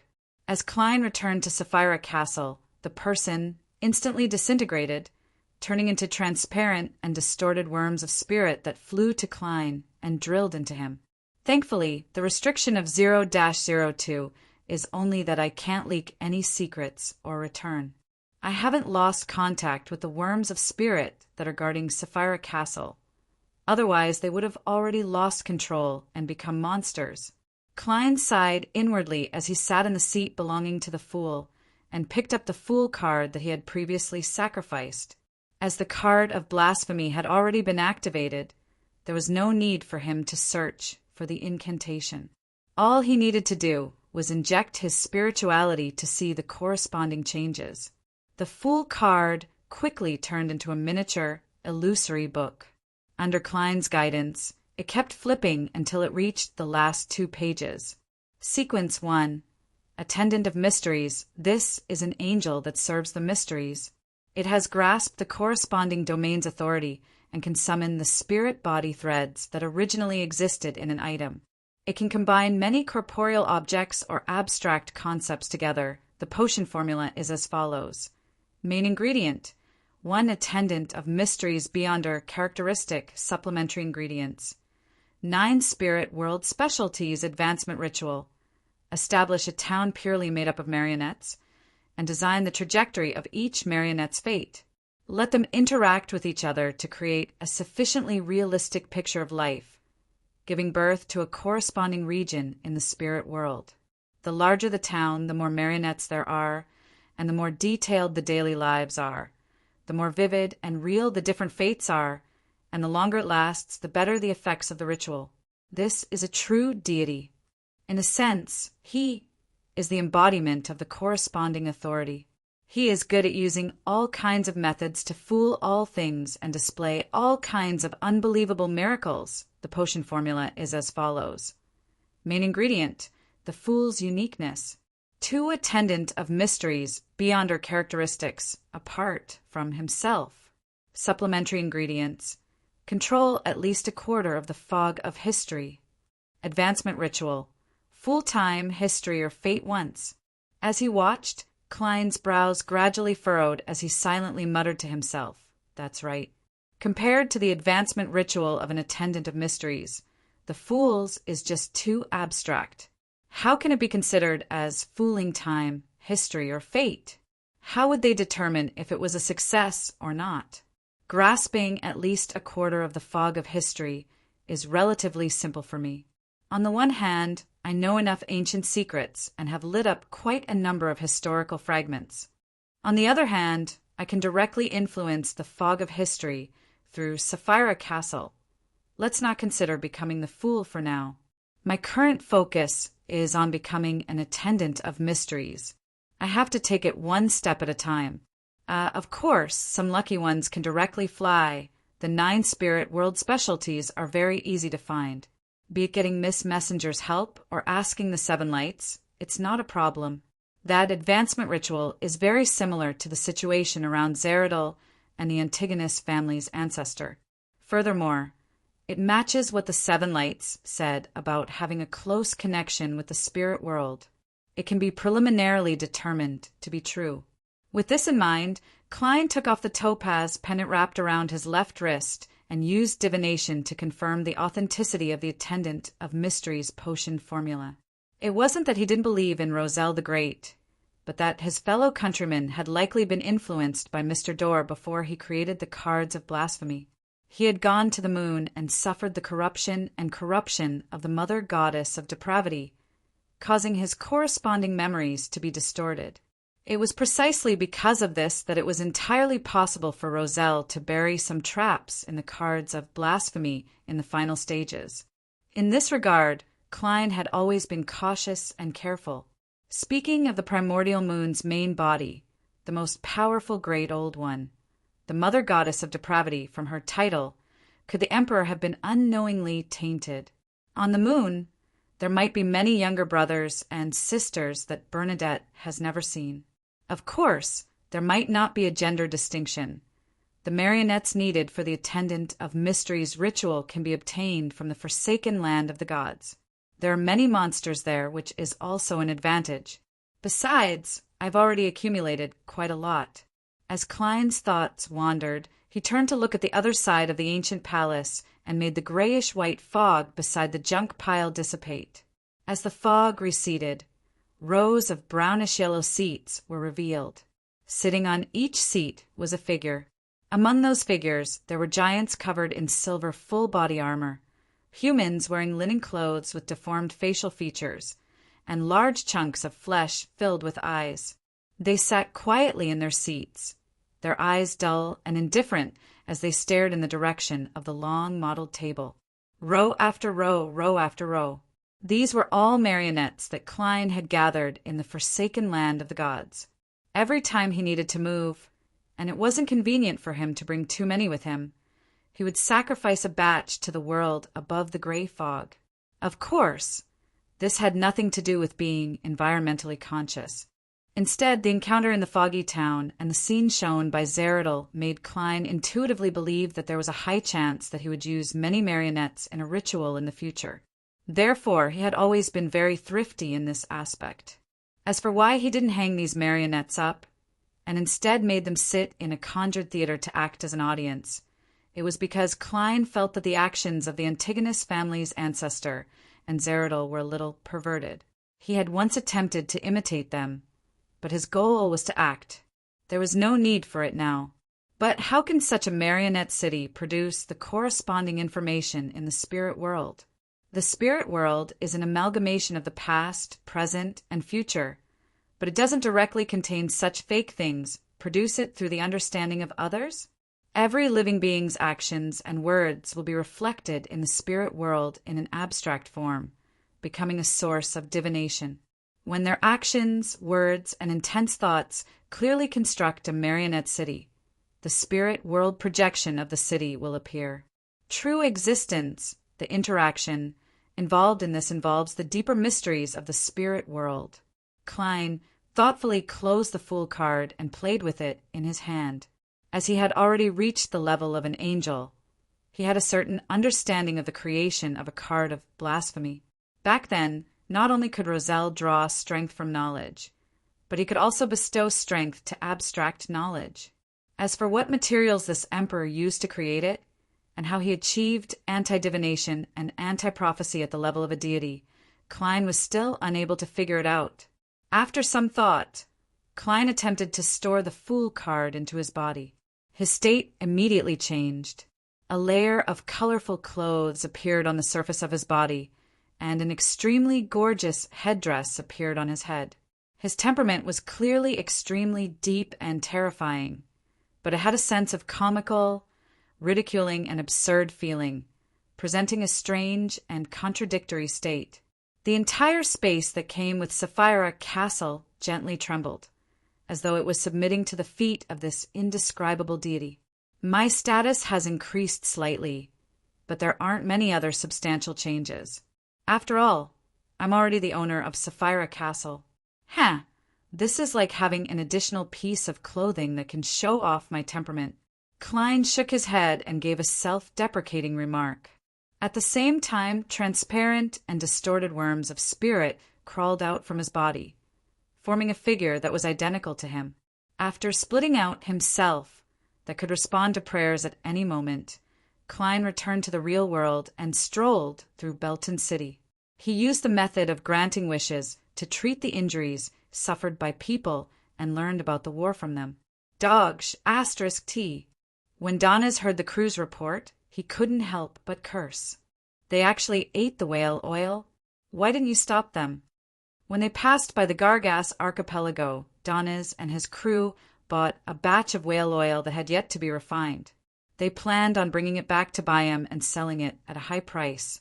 To their surprise, a portion of it had been secretly eaten by the half-giants of the City of Silver. The crew member looked at the oracle and whispered, "They don't understand what we're saying at all. They don't understand what we're saying, and we don't understand what they're saying either.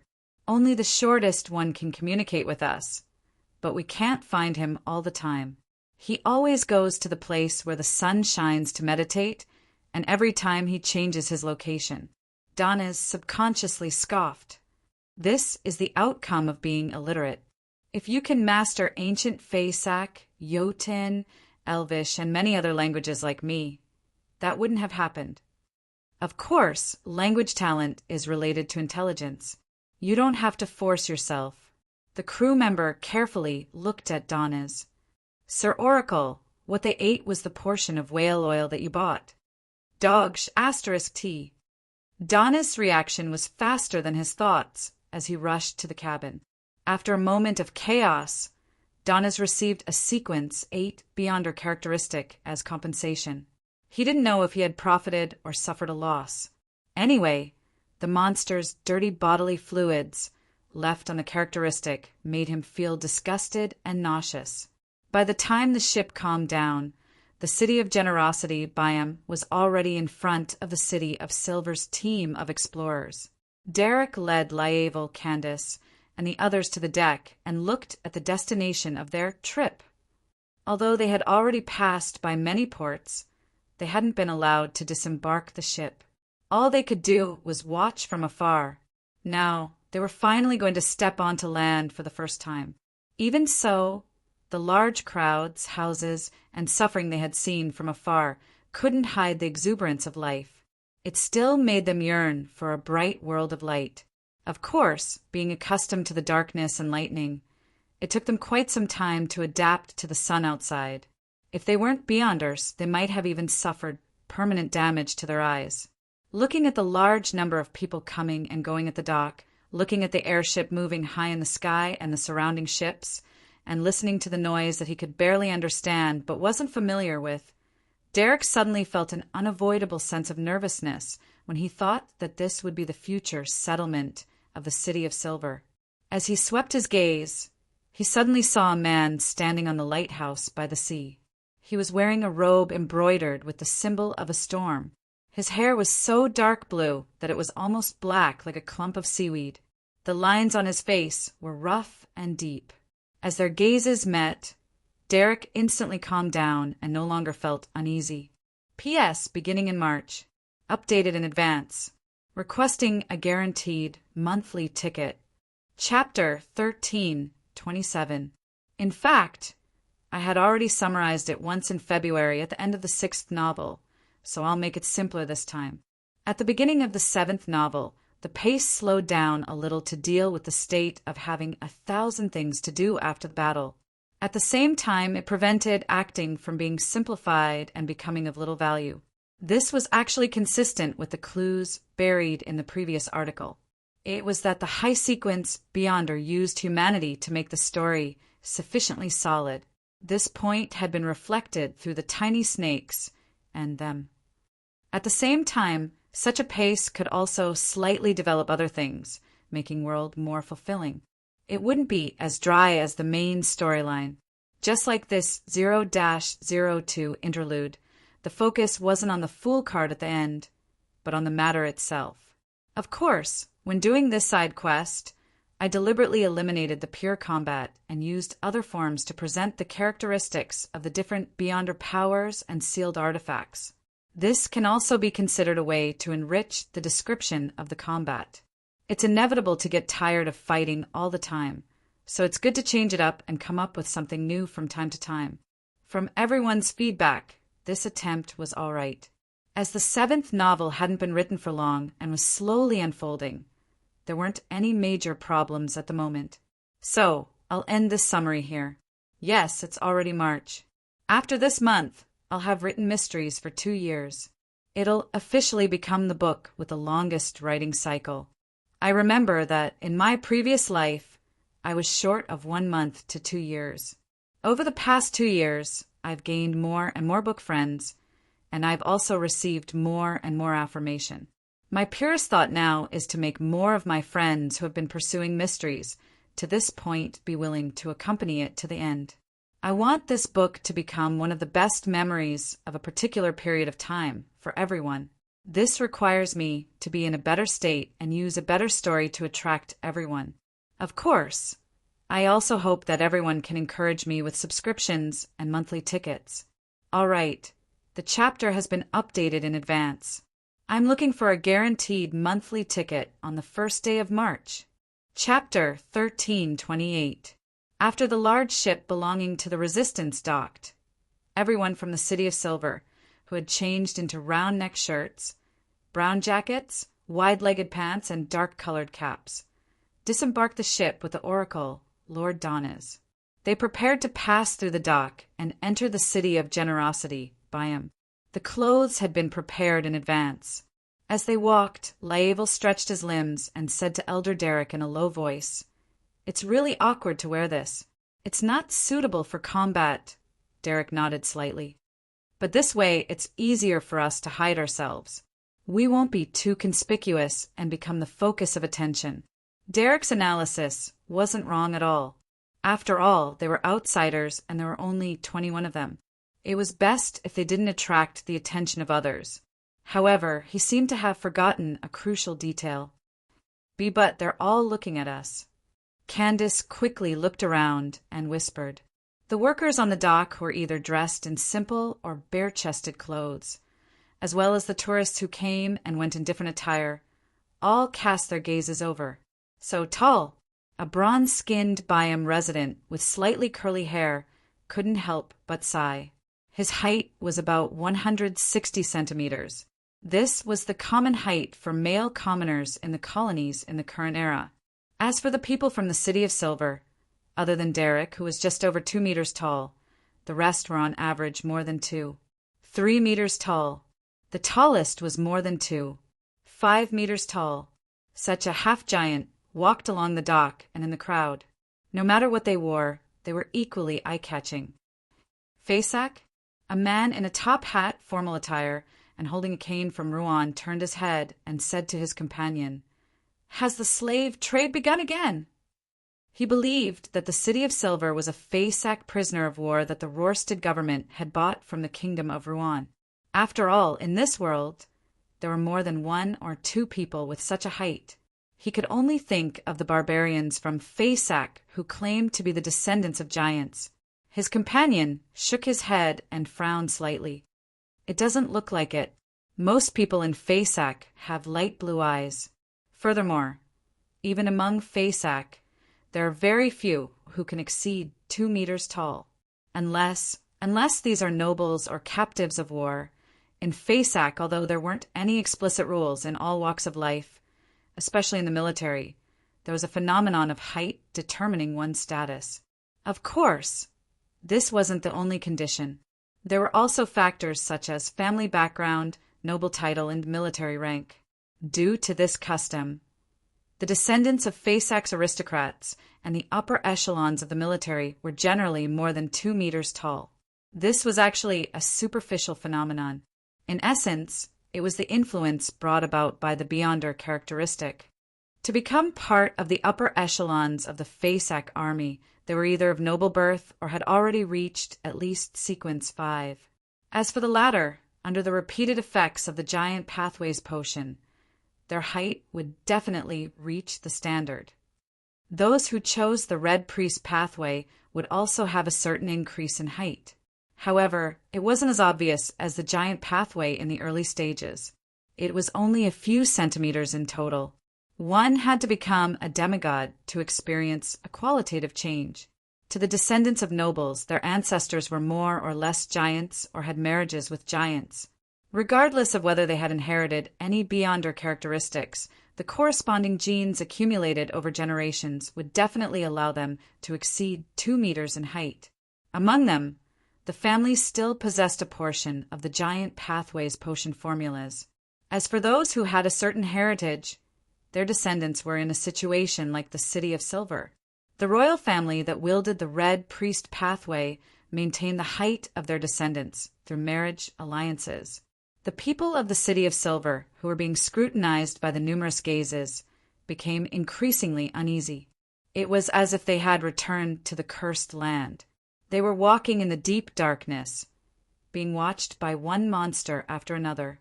Derek, on the other hand, was very calm and composed. He looked around and said to the members of the Pathfinder team, "I'm not sure. They mean no harm."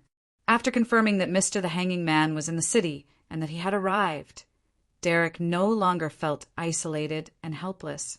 This wasn't to say that he didn't trust the envoy appointed by Mr. Fool, but that he believed that he shouldn't trouble a deity with the trivial matters of daily life.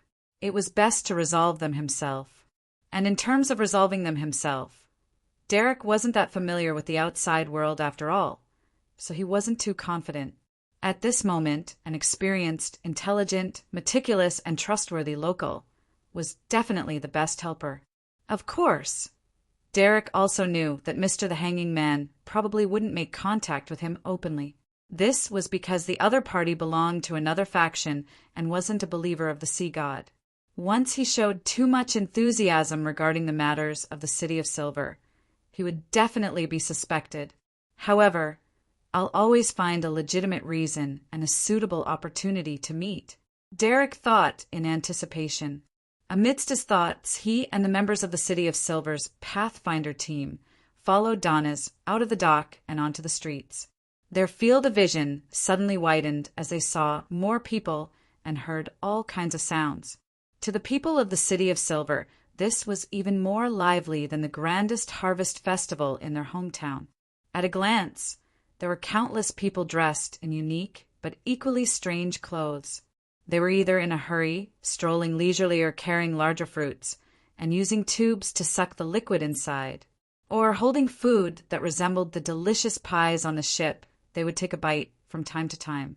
Apart from these, the horses that pulled the carriages, the metallic objects that ran extremely fast, and the various spices that permeated the streets made the people of the City of Silver feel as though they had arrived in another world. To them, this was indeed another world, although they were a little terrified and uneasy, as though they weren't used to such a scene. Everyone could clearly sense the exuberant vitality contained in such a scene. This was like sunlight in one's soul, reflecting off the blazing sun in the sky.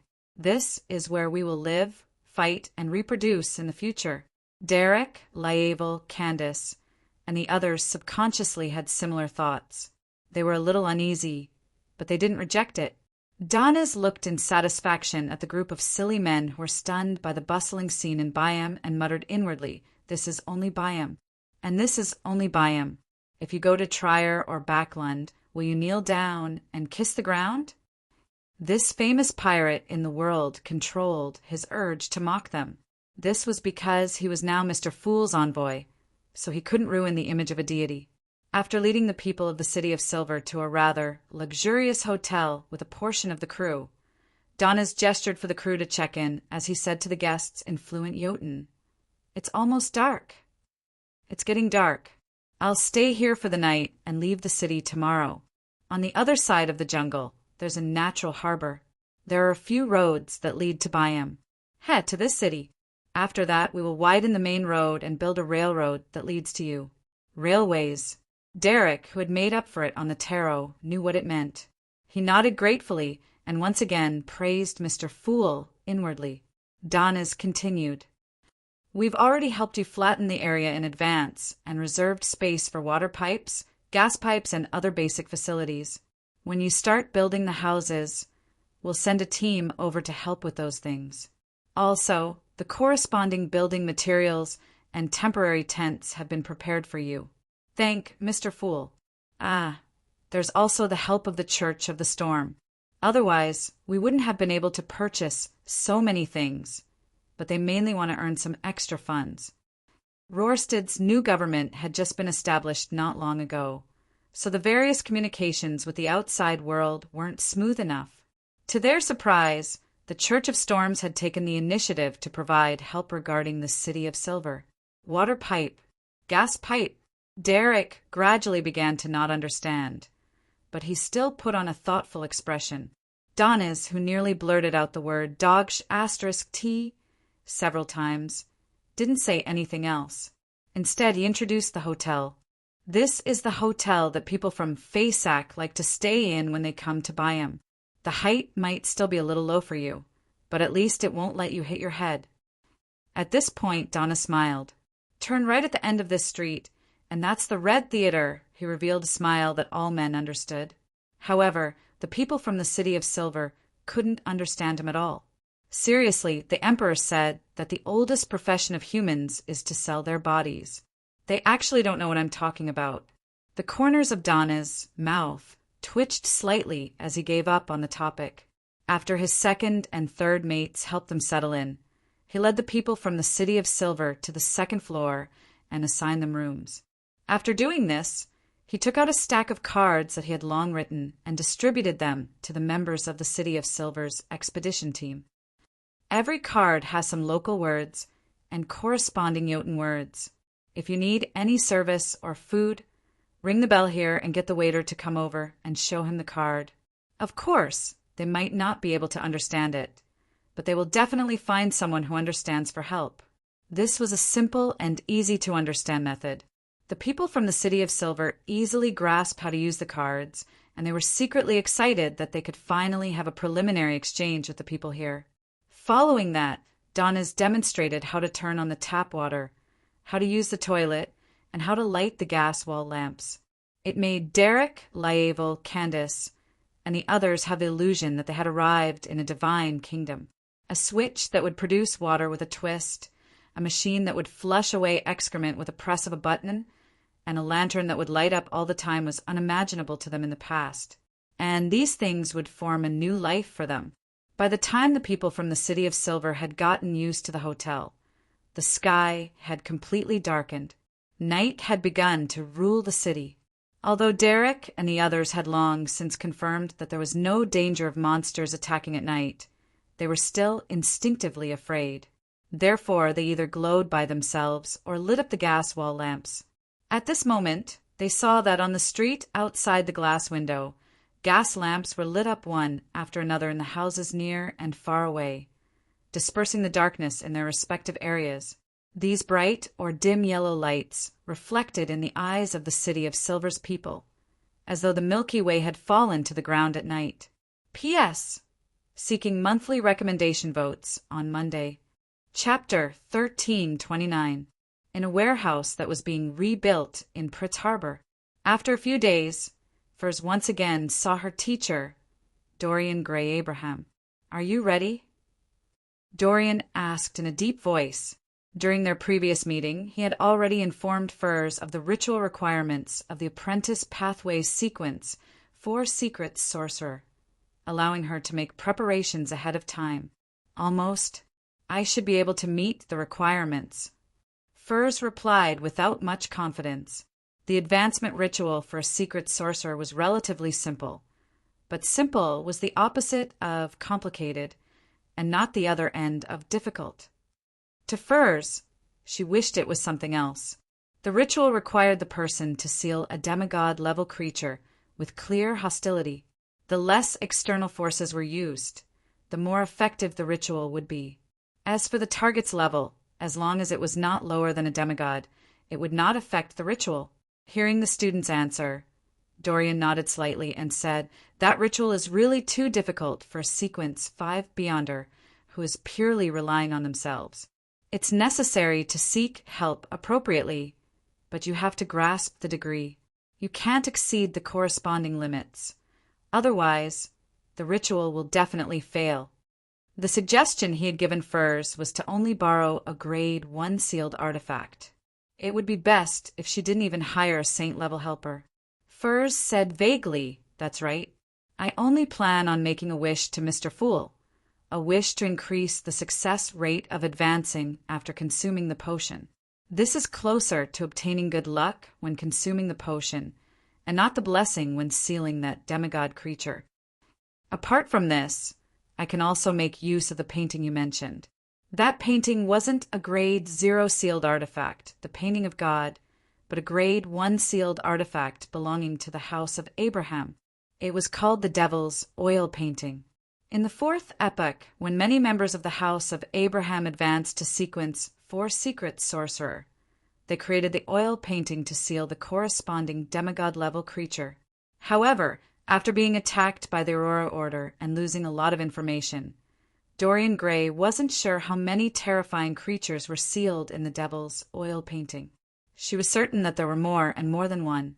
His original plan was to release a demigod-level creature from the Devil's Oil Painting that had completely gone mad and acted on instinct as the target of a student's ritual. This was many times easier than dealing with a rational and intelligent saint, and it completely met the requirements of the ritual. However, he did not expect Furs to directly use the Devil's Oil Painting. Dorian frowned and reminded him, The devil's oil painting itself only has the effect of imprisoning and sealing. It doesn't have the ability to actively affect the target. In other words, you have to stuff demigod-level creatures into the devil's oil painting. Furs nodded to show that she understood.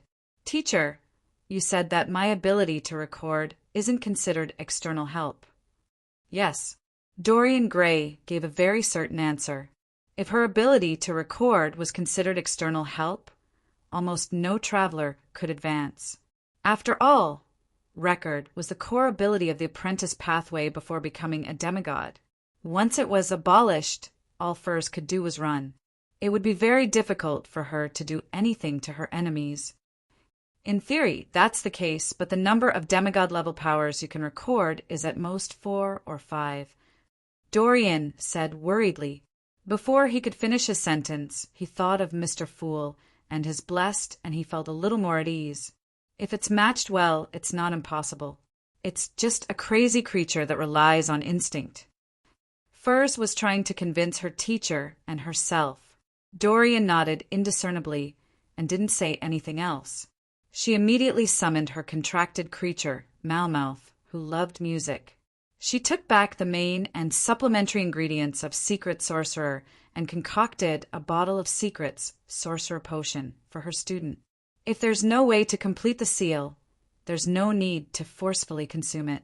Even if the potion is mixed with the glass bottle and becomes a sealed artifact, you can still pray to Mr. Fool to restore it to a Beyonder characteristic. Dorian exhorted worriedly before handing the potion to Furs. The glass bottle rippled with layers of starlight, as though the Milky Way in the sky had been sucked into the potion. Okay. Furs nodded heavily, indicating that she wasn't worried that the potion would be wasted. She had already made plans ahead of time. Once the released demigod-level creature couldn't be sealed, she would immediately teleport away and make a wish to Mr. Fool to get him to resolve it. Dorian then took out an oil painting from the suitcase in her hand. On it were rather abstract and incomprehensible patterns. Just looking at them for a while longer would make one feel dizzy and nauseous, as well as mentally weak. This was the devil's oil painting that sealed countless terrifying creatures. If you can successfully advance, I only have one request. Dorian held the devil's oil painting and solemnly said to Furs, that is, on the night of the full moon, listen to what Mr. Dorr is saying and ask him the reason for doing so. The members of the House of Abraham still couldn't completely accept that the curse they had suffered originated from their family's ancestor. They felt that Mr. Dorr might not know the consequences of his request for help. They yearned to fully understand the truth of the entire matter. All right. Faced with her teacher's pleading, Furs agreed without any hesitation. Following that, she took the devil's oil painting and teleported out of Pritz Harbor, arriving at the vast desert that had no human inhabitants. This way, even if an accident happened during the ritual, she would have plenty of time to resolve it without affecting ordinary people. After checking the surroundings and her own preparations, Furs inserted the devil's oil painting into the ground. She then clasped her hands and lowered her head to pray to Mr. Fool, making a wish that the success rate of her advancement would increase after consuming the potion. Almost without any pause, she saw the illusory grayish-white fog and knew that Mr. Fool had already responded. After stalling for a few seconds, Furs finally defeated herself. She took out the herbal powder that she had prepared beforehand and scattered it on the devil's oil painting. Then, she recited the unsealing incantation in Jotun. This was an incantation that only released one creature at a time. Without a sound, all the floating herbal powder landed on the oil painting, and with a point as the center, it quickly spun. As it spun, the surface of the oil painting became illusory, as though a deep vortex was being produced. Suddenly, a greenish-black hand with signs of decay reached out from the vortex. It reached out from the oil painting to the outside world. Furs's body suddenly turned cold, as though she had fallen into a frozen lake that had cracked open. This made her mind clear, but at the same time, she seemed to lose her sense of her body. No matter how hard she tried to move her limbs, she couldn't succeed. At that instant, Furs seemed to return to her past state of writing books at night and sleeping during the day. At that time, she often felt that she had woken up, but she couldn't move at all, as though she was being pressed down by an invisible creature. Although the terrifying creature in the devil's oil painting hadn't completely escaped, just the influence of godhood on the outside world was enough to make Furs lose most of her ability to resist. When it completely left the oil painting, Furs might even lose control from looking at it directly. The difference between the two was unimaginably huge. Gradually, Furs's consciousness blurred a little. She kept feeling that she was already awake. She raised her arms and took a step forward, but on second thought, she realized that it was just her imagination. Her body turned colder and colder, and the feeling of being pressed down by an invisible creature became more and more obvious. Thankfully, she had a bunch of demigods to provide her with information, allowing her to close her eyes in time. She didn't look at the devil's oil painting again, otherwise the consequences would be unimaginable. Using cogitation techniques to maintain a certain level of lucidity, Furs began counting down inwardly. According to the hint given by Mr. World, she knew that the terrifying creature would need 5 seconds to completely escape the devil's oil painting. 4, 3, 2. With 1 second left, an illusory book appeared in Furs's eyes. It quickly flipped through the pages and stopped at one of the pages. 1. Just as Furs finished counting, she suddenly opened her arms. Around her, peach blossoms instantly floated down in a colorful display. The bluish-black palm that was about to grab her neck suddenly distanced itself from her. It was blocked by a peach forest with lush vegetation and blooming flowers. It was isolated by the mountain at the end of the forest's water source. All it could do was attempt to reach out from a small cave. This was a fairy tale magic that Furs had recorded from Ma, Hermit. It was called the Source of Peach Blossoms. It could create a barrier that was isolated from the outside world, one that was very difficult to connect to. Seizing this opportunity, Furs, who had barely regained control of her body, took out a queen chess piece from Roselle's chess and threw it at the source of the peach blossoms, at the cave that ran through the flowing water. This was another fairy tale magic that she had recorded. It was called Chessboard of Time. Its effect was to slow down the target's movements, as though they had entered a region with a different flow of time. As the queen chess piece landed, the bluish-black palm that was trying its best to break through the peach blossom springs barrier went from extending outwards to squirming. Without even looking at the effects, Furs used her invisible hand to pick up the devil's oil painting that was stabbed into the sand and blocked it at the cave. In just a second or two, the bluish-black palm returned to normal. Its movements became extremely fast as it rushed out of the peach blossom spring and slammed into the oil painting. As the oil painting shook, the terrifying creature penetrated the surface and landed inside. Furs was delighted. Without any hesitation, she recited the incantation again and closed the outer seal of the devil's oil painting. Thankfully, the demigod creature has already lost control from being locked up. All that's left is madness and no intelligence. I wonder if I'll hear Mr. Door's shouts after consuming the potion. Furs remained tense as she took out the secret sorcerer potion and poured it into her mouth. P.S. Seeking monthly recommendation votes for Monday. Chapter 1330. If that demigod creature hadn't automatically slammed into the devil's oil painting, I would have had to summon Mr. World's historical void projection. I wonder if this counts as directly hiring a helper at the angel level. As Furs thought, she drank the potion. To her, the potion was like ice water with an extremely low temperature that could freeze a person. Wherever it passed, all her senses vanished, leaving only her thoughts that had yet to freeze. When a person was extremely cold, it was inevitable that they would hallucinate. In Furs's vision, a night sky instantly appeared. In the night sky, the dense, resplendent stars interweaved to form a dreamy river. The surface of Furs's body reflected specks of starlight, which seemed to come from her body.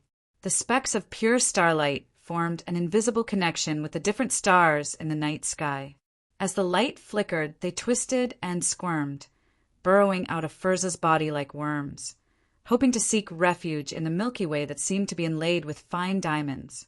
They each carried a portion of their flesh and blood and some consciousness, like uncontrollable avatars. Furza's thoughts quickly turned chaotic as she became confused. She almost couldn't control herself to resist the urge to separate. At that moment, she sensed an illusory object. It was a seal that she had completed using the devil's oil painting. It had projected into the mysterious world that was produced by the potion, forming an abstract and blurry mark. Furs didn't think. Based on her instincts, she extended a portion of her consciousness and spirituality over, entangling it with the abstract mark. This mark wasn't compatible with her. It seemed to have a part that didn't belong to her, but it could barely fuse with her. Suddenly, the abstract mark became rather clear in Furza's mind. It was a door that was layered with mysterious symbols. This door hid Furs behind herself, isolating her from the surrounding cosmos. At the same time, on the other side of the door, the terrifying creature that was sealed seemed to have sensed the presence of its enemy. It used its divinity to crazily corrode the illusory door, which happened to offset the influence of the starry sky on Furs. This lasted for more than 10 seconds. The night sky, which was flowing with the dazzling Milky Way, slowly faded away. That bit of starlight then returned to Furs' body and fused with her. At this time, a deep darkness appeared in front of Furs. In the depths of the darkness was the never-ending storm and the occasional flash of lightning. The next second, a familiar sound rang in Furs' ears. It pierced into her head like steel nails, stirring her brain. Furs' expression immediately contorted. If not for the fact that she had experienced similar things time and time again and had developed a certain level of resistance, as well as the fact that she possessed the status of a saint, she would have most likely directly lost control by now. Of course, good luck must have played a part in this. She used a few seconds and relied on her meditation skills to finally calm down. She could hear what the voice was shouting. It was asking for help. It wasn't Jotun, nor was it Elvish or ancient Hermes, but a language that Furs had never come into contact with before. However, she could understand at the moment she heard it. She felt that it was the true source of many languages. Mr. Door frantically shouts help every full moon. It's a disgrace among kings of angels. However, even if he is asking for help, it's still an unbearable horror for me. Furs lampooned inwardly as she considered whether she should pretend not to hear it and wait until she converged her spirituality and grasped the beyonder powers of a secret sorcerer before conversing with Mr. Door during the next full moon, or do it now. Suddenly, the cries that came from the infinite distance stopped, and the surroundings fell into a dead silence. After 2 to 3 seconds, an ethereal voice that could pierce through a spirit body entered Furs' mind. You used a beyonder characteristic from the Abrahams. This sentence was spoken in a straightforward manner without any ups and downs, but it made the blood vessels on Furs' forehead throb. Her eyes were filled with veins as her body glowed resplendently. She almost lost control of herself. Who are you? Furs composed herself and asked deliberately. The voice, which seemed to be luring her to lose control step by step, laughed in a low voice. You can call me Mr. Door. You should be familiar with me. This fourth epic king of angels directly pointed out that Furs had a certain connection with him and could hear the full moon ravings. I'm going to write you down. Furs secretly gritted her teeth and asked, What's the matter? Honorable Mr. Door, are you the ancestor of the house of Abraham, His Highness Bethel? The voice that passed through countless barriers returned to its previous indifference. Yes. Then, do you know that your request for help has caused the entire house of Abraham to be cursed for more than 1,000 years? Basically, no one can become a traveler or even a scribe. They always lose control during their ascension or on the night of the full moon. Furs felt that she couldn't talk to Mr. Dorr for too long. Otherwise, her tendency to lose control would be irreversible. Hence, she directly raised the question that the Abrahams were most concerned about. Mr. Dorr fell silent for 2 seconds. They no longer have secret sorcerers or other demigods. There are no more after the War of the Four Emperors, and the curse you brought made it impossible for them to become demigods. If you can stop calling for help for 10 years, maybe a new demigod Abraham will be born, which will be more helpful to your escape. Furs sincerely gave her suggestion. Mr. Dorr sighed. I've been banished to the eternal night, and I've been blocked by the never-ending storm. I have no way of knowing what's happening in the real world. I didn't expect that there's not a single demigod left in the house of Abraham. Lying. The person who calmly made this evaluation wasn't Furs, but Klein, who was accommodating the Fool card, holding the Staff of the Stars and sitting in Sapphira Castle, closely monitoring the Crimson Star. He remembered that the Emperor had mentioned in his diary that Mr. Dorr had a certain level of understanding of reality. He seemed to be able to use the changes brought about by the full moon to see and hear the situation outside the seal. After a sigh, Mr. Dorr continued, "That's right. Besides, the call for help during the full moon isn't something I can control." "Why?" Furs blurted out in surprise. Mr. Dorr said with an ethereal voice, "You're already a demigod.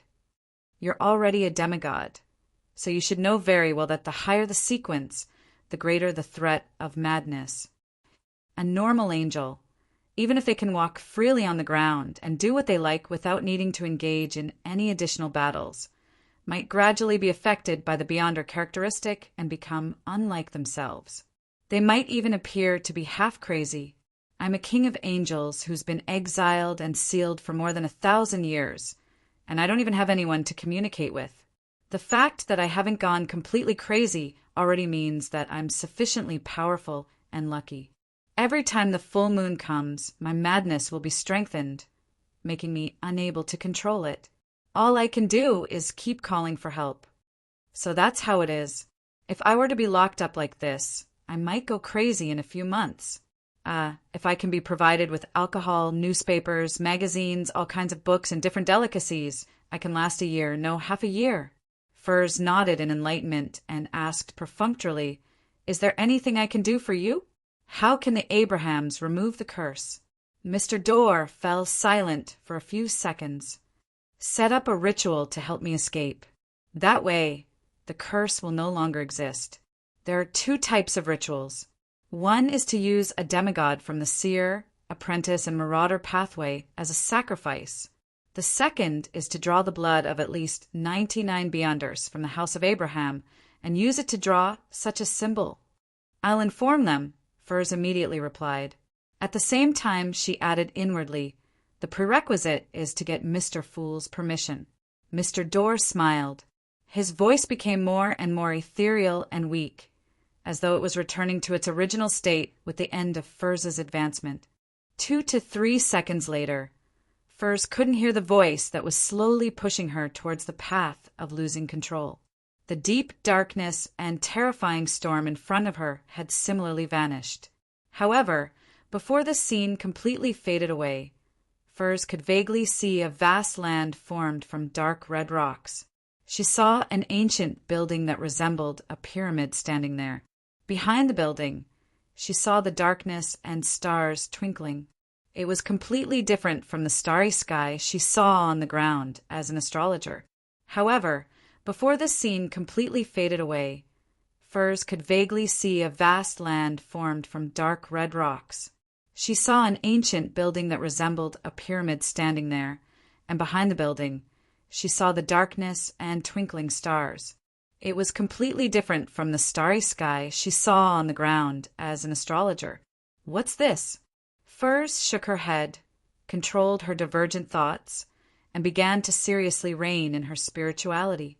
After getting used to the state of a secret sorcerer, she immediately assumed a praying posture and reported her experience to Mr. Fool without missing a single detail. After doing this, Furs put away the devil's oil painting and teleported back to Pritz Harbor to meet her teacher, Dorian Gray Abraham, who was waiting in the warehouse. Seeing that her student was safe and sound, Dorian heaved a sigh of relief and said with the demeanor of a believer, "Thank you, Mr. Fool, for your blessings." He had finally taught a sequence, 4 secrets, sorcerer who didn't rebel. As Mr. Fool hadn't responded, Furs didn't inform her teacher of her conversation with Mr. Dorr. She planned on waiting until after the next full moon.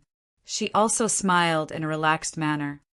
"Other than thanking Mr. Fool, I also have to thank you, teacher." Above the gray fog in the ancient palace, Klein didn't have any doubts about Mr. Dorr's claim to be half-mad. He only felt that there might be more secrets hidden within. For example, why did Mr. Dorr keep luring Roselle the Great to go above the moon? That was a place occupied by an outer god. After some thought, he took out the scarlet lunar corona and the master key from the fog of history. He planned on taking the initiative to create a full moon environment and listen to Mr. Dorr's shouts. The effects of this combination had long been confirmed.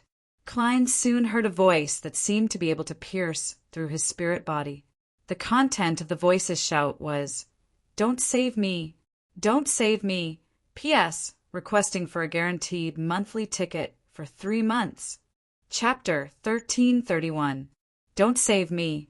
Don't save me. Klein, who was in Sapphira Castle and had accommodated the Fool card, already had the status of a king of angels. He wouldn't be directly corrupted by Mr. Dorr's screams, but the contents of the words made his scalp tingle. His pupils dilated, and he couldn't help but feel a sudden sense of horror in his heart. He originally imagined that Mr. Dorr was constantly shouting for help, but now he heard, "Don't save me." P.S. Seeking monthly votes in Klein's silence, the faint voice that sounded like steel needles stabbing at his spirit body shouted for more than 10 seconds before it suddenly changed. "Help me! Help me!" This time the language used had also changed. Klein leaned back in his chair with a deadpan expression and listened for nearly 10 seconds. Following that, he removed the maintenance of the master key and the scarlet lunar corona's historical projection, allowing the space above the gray fog to completely return to its calm state. Phew! He exhaled and habitually tapped the edge of the long mottled table with his fingers as he muttered to himself. Mr. Dorr is indeed half mad, but the mad part isn't when he is shouting with all his might, but when he appears calm and can communicate rationally with others. The latter can even influence the former to a certain extent, distorting the contents of his shouts. Mr. Dorr actually shouted, "Don't save me," when he is awake. To a king of angels who has been exiled and sealed for more than 1,000 years, this is definitely not a normal reaction. Unless he believes that returning to the real world will bring about a disaster that he doesn't wish to see. A king of angels who has completely lost control, combined with the fact that Mr. Dorr and the Emperor were constantly trying to lure him to the moon occupied by the outer deities, there's another possibility to this matter. The exiled Mr. Dorr didn't have the protection of the barrier left behind by the original creator. He encountered the corruption of a particular outer deity and lost most of his rationality. His condition is only slightly better than the chained god. The apprentice pathway can roam the cosmos at sequence 3. Mr. Dorr's honorific name also includes the title of Guide of the Endless Cosmos. Does this mean that before this king of angels was exiled, he might have come into contact with the outer deities and was influenced to a certain extent? What do the crimson lands, pyramid-like buildings, and different starry skies that Miss Magician saw at the end represent? This doesn't look like it's in the current star system, and it's different from the mausoleum that the Black Emperor needs. The lair of a certain outer deity who influenced Mr. Dorr, or rather, one of the legends that Mr. Dorr left behind on other planets with living creatures when he became a planeswalker? It's most likely the latter, because when Miss Magician saw that scene, she didn't encounter any pollution from the cosmos. The more Klein thought about it, the heavier his heart became, because this might be a true embodiment of the arrival of the apocalypse in a certain aspect. The apocalypse definitely wasn't something that wouldn't happen if one didn't think about it and pretended not to know. It's no wonder Yellow Light Venathan predicted that the day the curse is lifted would be the beginning of the true calamity for the Abrahams. Mr. Dorr kept calling for help, causing the House of Abraham to be unable to produce another demigod. Perhaps it's a form of protection. Although this will cause the House of Abraham to lose its status and most of its precious items, making it mediocre, it can at least preserve its bloodline. Ha ha! In that prophecy, the solution to the curse is in the hands of an apprentice who has the help of a secret existence. Klein chuckled softly as he had an idea on how to respond to Miss Magicians. He planned on getting Magicians first to only tell a portion of the truth when she informed her teacher. First, it was to emphasize that Mr. Dorr was already half-mad and extremely dangerous. Even if he were to converse with him, it would still be extremely risky. Second, she wouldn't mention the second ritual that was easier to achieve, but only the ritual of sacrificing a seer, a marauder, and an apprentice demigod. With the first point, the Abrahams could understand why their ancestor had persistently called for help. It was because he had already lost his rationality and could do anything terrifying. This could effectively eliminate the worries of the Abrahams and prevent them from helping Mr. Dorr escape, allowing them to quickly begin believing in the fool. The second point could dispel the thoughts of a small number of extreme Abrahams, because they didn't have the ability to complete such a ritual. At the same time, informing the ritual itself could also increase the trust that the House of Abraham had towards magicians' furs. Ignoring the problem of how many secret sorcerers there are, demigods that can become bizarro sorcerers are definitely harder to capture. Furthermore, most of them are concentrated in the secret order. Dealing with them is equivalent to provoking Zeradol. Even if the House of Abraham has demigods and can use Grade 0 sealed artifacts for a short period of time, it's still impossible for them to easily complete the preparations for the ritual. Yes, dealing with a parasite is the most dangerous. If I'm not careful, I might make Amon's avatar a target. When that happens, it would be equivalent to giving Amon desserts. Also, I'll use the tone of the world's German sparrow to remind Miss Magicians to be wary of the extremists of the House of Abraham. Klein thought for a moment and began to respond to Magicians' Furz's prayer. After returning to the real world from the fog of history, Klein boarded a steam locomotive and arrived at the capital of Mid-Seashire. It was once the second largest city in Rouen, and it was the front line of the past war, Constant City. The damage is very serious. After getting off the train and exiting the platform, Klein stood at a high vantage point and looked at the purely industrial city. Although it was his first time here, he had seen various photos of Constant in the past from newspapers and magazines. Those photos were all black and white, recording every aspect of the city. Among them, there were three things that left the deepest impression on Klein. First, there were many chimneys and blast furnaces. It was as though a man-made forest had been created. It was extremely visually impactful, more representative of industry than Bakeland. Second, concrete and steel were used extensively in the buildings. They were taller, larger, and denser than their counterparts in Bakeland. Third, many places were contaminated with coal ash, including the surface of human bodies. However, the air quality was better than in Bakeland because of the strong mid-seashore winds. And now, the towering blast furnaces, chimneys, and tall buildings had become rather sparse. There were only ruins left everywhere.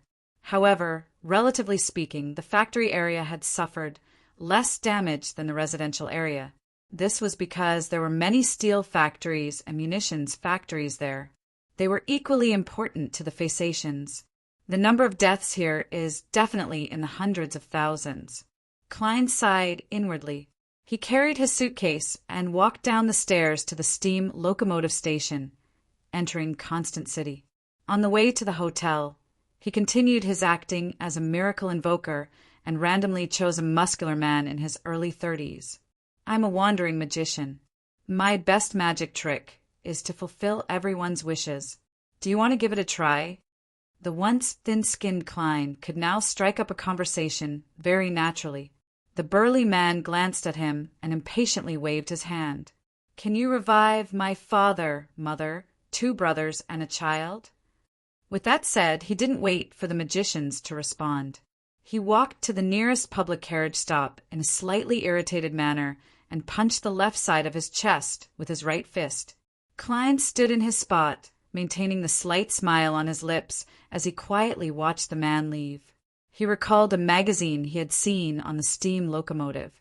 There were several pages of photos that reflected the current state of the various cemeteries in Constant City. The tombstones were like the chimneys and blast furnaces that originally stood there.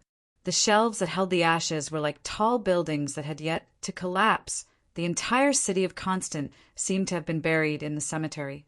Retracting his smile, Klein circled around the fountain that had long dried up and walked to the nearby hotel. On the way, he heard many pedestrians discussing which nearby places were haunted and which places had terrifying monsters.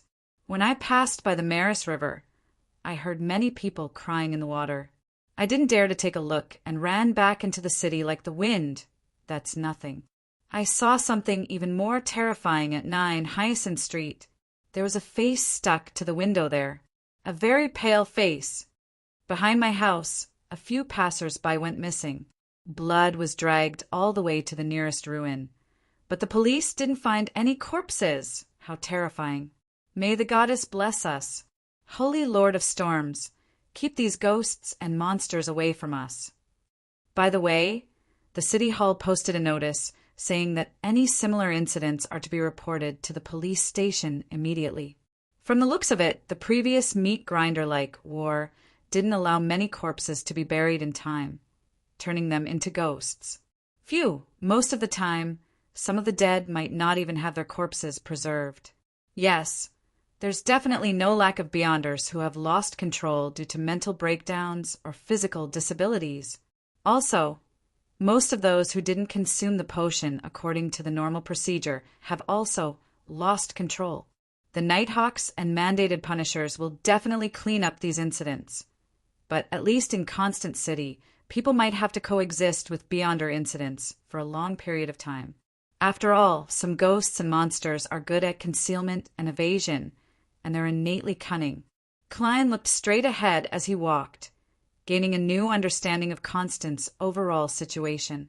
Here, encountering Beyonder incidents was no longer a coincidence, but a daily occurrence with a certain probability. At this moment, Klein saw a group of Nighthawks wearing red gloves and black trench coats walk past the intersection in front of him, but he didn't recognize any of them. Indeed, the Cathedral of Serenity has sent the more mobile Red Gloves team to help. Is there something abnormal nearby? Klein nodded indiscernibly and following his spiritual intuition. He cast his gaze at an apartment-like building behind a pile of ruins. On the 4th floor, behind an oriel window, there was a highly rotten face looking out through the glass. A pale yellow liquid with a hint of black slid down the window. Chapter 1332.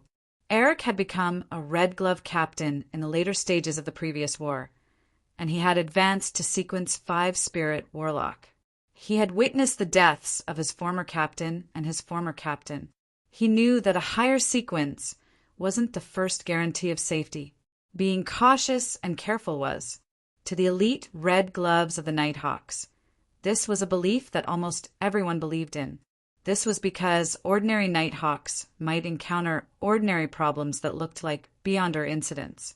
Occasionally, there would be an oversight, and there was a high chance that they could use their Beyonder powers to turn the situation around.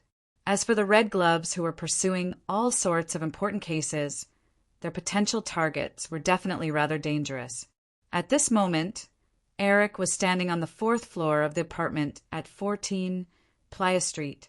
Facing the tightly shut, dark brown wooden door, he looked around and said, 2 Nighthawks have already gone missing here. 2 Nighthawks have already gone missing here. We must not be careless. In the beginning, it was a few residents of this apartment who called the police, claiming that there was a foul smell coming from Unit 403. Furthermore, the tenants of Unit 303 often heard heavy footsteps above their heads. The police in the corresponding area dragged on for 2 days before coming to investigate. After that, they never left Unit 403.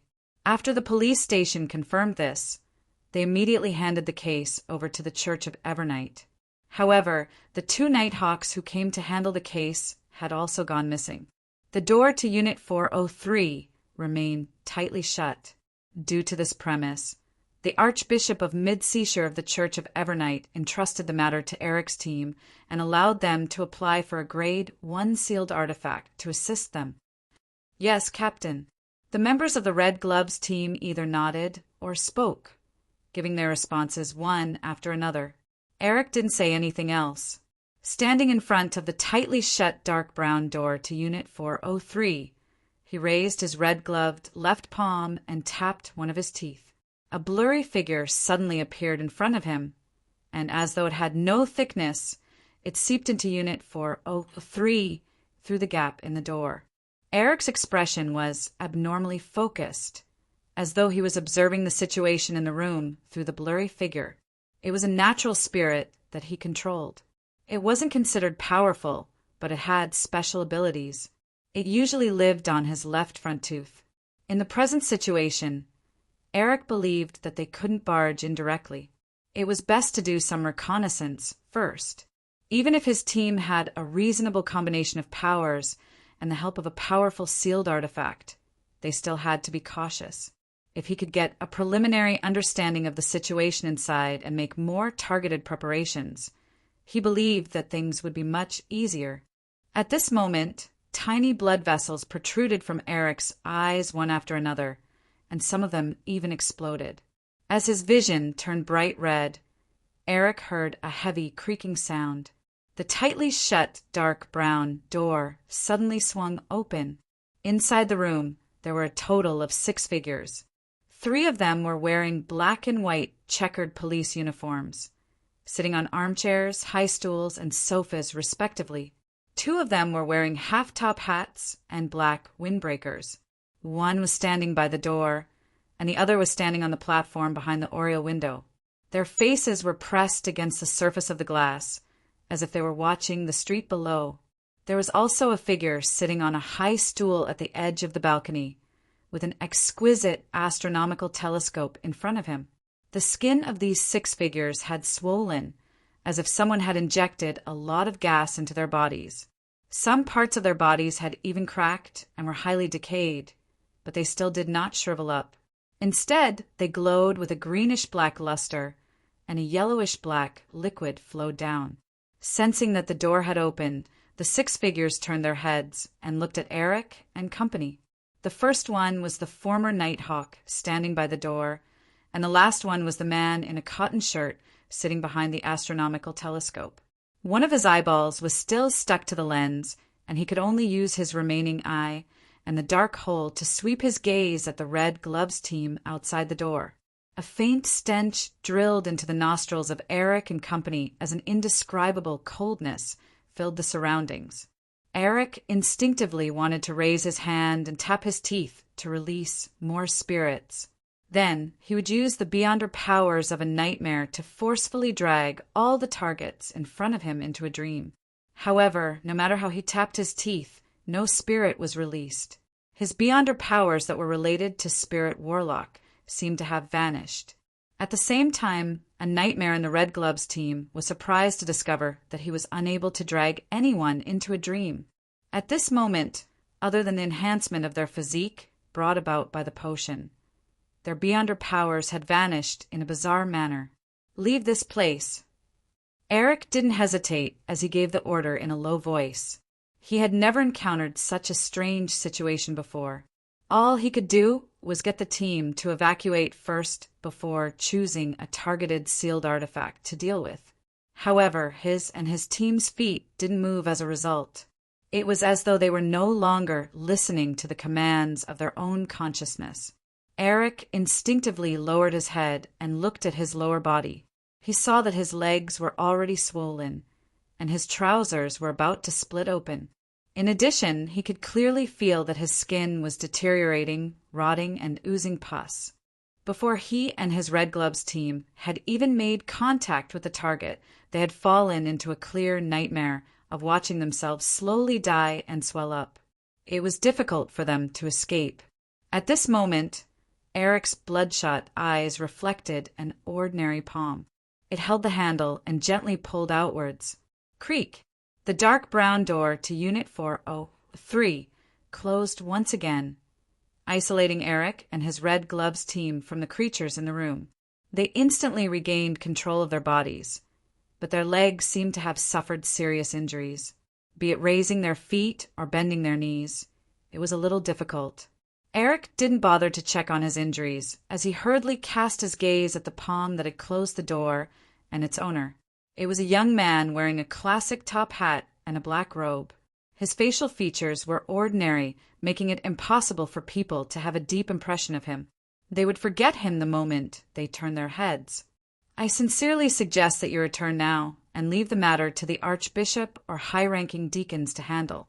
Of course, you also have another option, which is to make a wish to me. I'm a wandering magician named Merlin Hermes. I'm best at fulfilling the wishes of others. Klein spared no effort in bewitching others to make a wish to him. Just now, when he saw the rotting face on the oriel window, he suddenly had an ominous feeling. Hence, he specially came over to confirm what had happened. Fulfilling wishes. Eric suddenly recalled the education he had received during his training at the Holy Cathedral. Some high-sequence beyonders might be in a state of being imprisoned or sealed. They will pretend to be mystical items that fulfill wishes to lure you into helping them escape. The corresponding examples are a magic lamp that can fulfill 3 wishes and a wishing pool. This is a high-sequence beyonder, but he doesn't look like he's in a state of being imprisoned or sealed. Eric looked around and deliberated for a few seconds. He probed, "If we don't make a wish to you, will you not resolve the abnormality in the room?" Just as he said that, he saw the wandering magician, who called himself Merlin Hermes, fall into deep thought, revealing a look of distress. A few seconds later, Klein raised his hand to stroke the top hat on his head and sighed with a smile. "Even if you don't make a wish, I will still attempt to resolve it." "Do I need to say your honorific name or your real name to make a wish to you?" Eric asked after exchanging looks with his teammates. Klein shook his head. "There's no need. Just say your wish. This won't result in a mysticism connection." Eric probed and said in a joking tone, "Then I hope that the abnormality in this room can be resolved and will no longer affect the surroundings." Then I hope that the abnormality in this room can be resolved and will no longer affect the surroundings. Then I hope that the abnormality in this room can be resolved and that it will no longer affect the surroundings. Your wish will be granted. Without waiting for Eric's response, he smiled and said, "Your wish will be granted.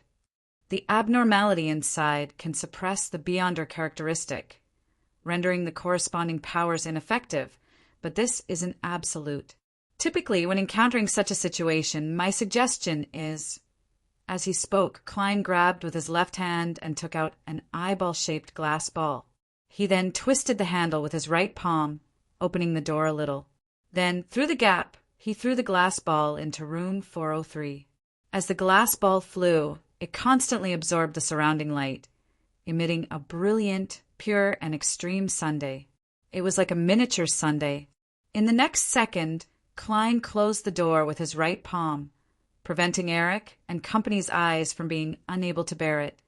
My suggestion is to use a Grade 1 sealed artifact in the Sun domain to perform a blanket purification. As he said that, Klein recalled the mutated Sun sacred emblem behind Tingen City's Cheney's Gate. Although it was only a Grade 3 sealed artifact, given enough time, it could still finish off the rotting creatures inside. Eric was just about to say that they had brought similar sealed artifacts, but didn't have the chance to use them when he saw Mr. Merlin Hermes reopen the door to Unit 403. The 6 figures inside had already evaporated into thin air. Different beyonder characteristics were slowly condensing, and the originally cold stench was completely melted by the warmth. "Is it done?" Eric asked hesitantly. Klein smiled and shook his head. "No, the root of the problem is still there. Have you investigated the identity of the owner of this place? Eric immediately replied, He calls himself John. He's an astronomy enthusiast and likes to study the starry sky with a special telescope at night. Study the cosmos. Klein walked into the room without batting an eyelid. He casually instructed, Search this place and find any possible clues. For some reason, Eric suddenly felt that Mr. Merlin Hermes was like his captain when he first joined the Nighthawks. He was professional, calm, and trustworthy. He nodded at his team members, indicating for them to do as he was instructed. As for himself, he continued to follow behind Klein, both to provide help and to take necessary precautions. Klein ignored him as he swept his gaze and approached the exquisite astronomical telescope. Then he bent down and placed his eye on the port. This might be dangerous. Eric had wanted to warn him, but when he thought of Klein's rather high status and level, he shut his mouth again. At this moment, Klein saw a resplendent and dreamy dark night sky through the telescope. Every star there was slightly twinkling. Suddenly his vision was occupied by a huge eye. The eye seemed to be directly attached to the lens at the other end of the telescope. It was grayish-white with a pale yellow pupil. The blood vessels inside were swollen, and disgusting translucent pus seeped out. Chapter 1333. Bang! The Red Gloves Captain Eric, who was on high alert, trembled inexplicably as he saw the wandering magicians, who claimed to be Merlin Hermes, explode behind the astronomical telescope. However, there was no splattering of flesh and blood. The shattered limbs quickly disappeared into the air like soap bubbles. Eric and the team members who heard the commotion fell into a daze. They didn't understand why such a sudden change had happened. A second later, Eric said in a deep voice, Retreat! He wanted to lead the team out of the apartment before the danger truly dispersed. At this moment, another figure walked in through the open door of Unit 403. It was Merlin Hermes, who had just exploded. This wandering magician was wearing a tall top hat and a black robe. As though nothing had happened, he said to Eric and his team members, The root of the problem is indeed that astronomical telescope. As he spoke, Klein walked to the balcony and patted the astronomical telescope with his right hand. With another bang, the astronomical telescope suddenly shattered into metallic points of light, emitting a foul-smelling, greenish-black gas. After the grayish-white gas appeared and disappeared, the stench disappeared, and the greenish-black gas dissipated. The interior of the room was completely restored to normal. What's going on? Eric forced himself to forget about the other party's death and appearance as he deliberated before asking. As an experienced Red Gloves captain, he had some guesses about the truth of the entire matter. The purpose of his question was mainly to seek confirmation. As a rather experienced Red Gloves captain, he had some guesses about the truth of the entire matter. The purpose of his question was mainly to seek confirmation. Klein smiled. If you want to know more details, you can only search for clues yourself. I'm not too sure either.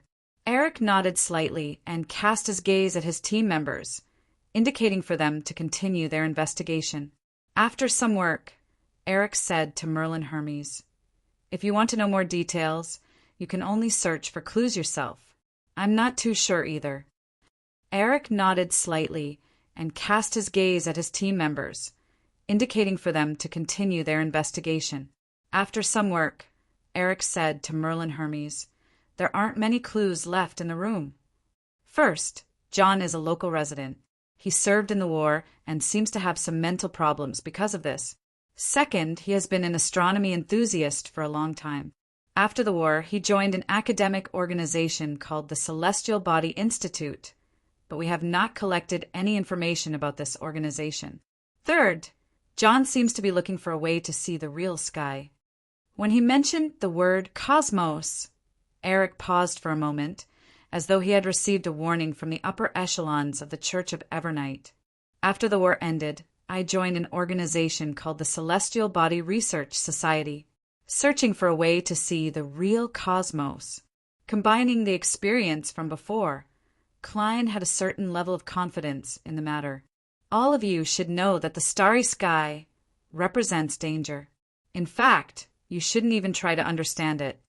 We will report this case to the Archbishop as soon as possible and label the Celestial Body Institute as a dangerous organization. Eric said as though he was communicating with a superior who wasn't directly in charge of the Nighthawks. Klein did not respond. As he walked to the door, he sighed. The war has indeed had an irreversible impact on all aspects. After the god of combat perished, the primordial barrier, which was already on the verge of collapse, lost a portion of its support. As for the Evernight goddess, she had yet to fully grasp the corresponding uniqueness. As for becoming a great old one, it was unknown how long she would have to wait. Under such circumstances, the outer deity's corruption of this world naturally deepened. This was combined with the war trauma of a large number of ordinary people. Klein suspected that during the period of post-war reconstruction, many cults that pointed to the starry sky and different outer deities had quietly appeared in various parts of Rouen. If they were allowed to develop their believers and make all sorts of risky attempts, the apocalypse would definitely be brought forward. As he sighed, he walked out of room 403. His figure quickly blurred and turned transparent until he disappeared. In a hotel near Priya Street, Klein, who had already checked in, picked up the coffee in front of him and took a sip. Taking advantage of the fact that it was still early, he went out again and took a carriage to the outskirts of Constant City's Riverbank district. There was a cemetery here with stone monuments that stood tall, like a low forest. Klein walked through the cemetery and relied on his spirituality to guide him to find a tombstone. The owner of the tombstone was called Welch McGovern. This was Klein's original university classmate. Because he had bought the Antigonus family's notebook, he had mysteriously died in Tingen.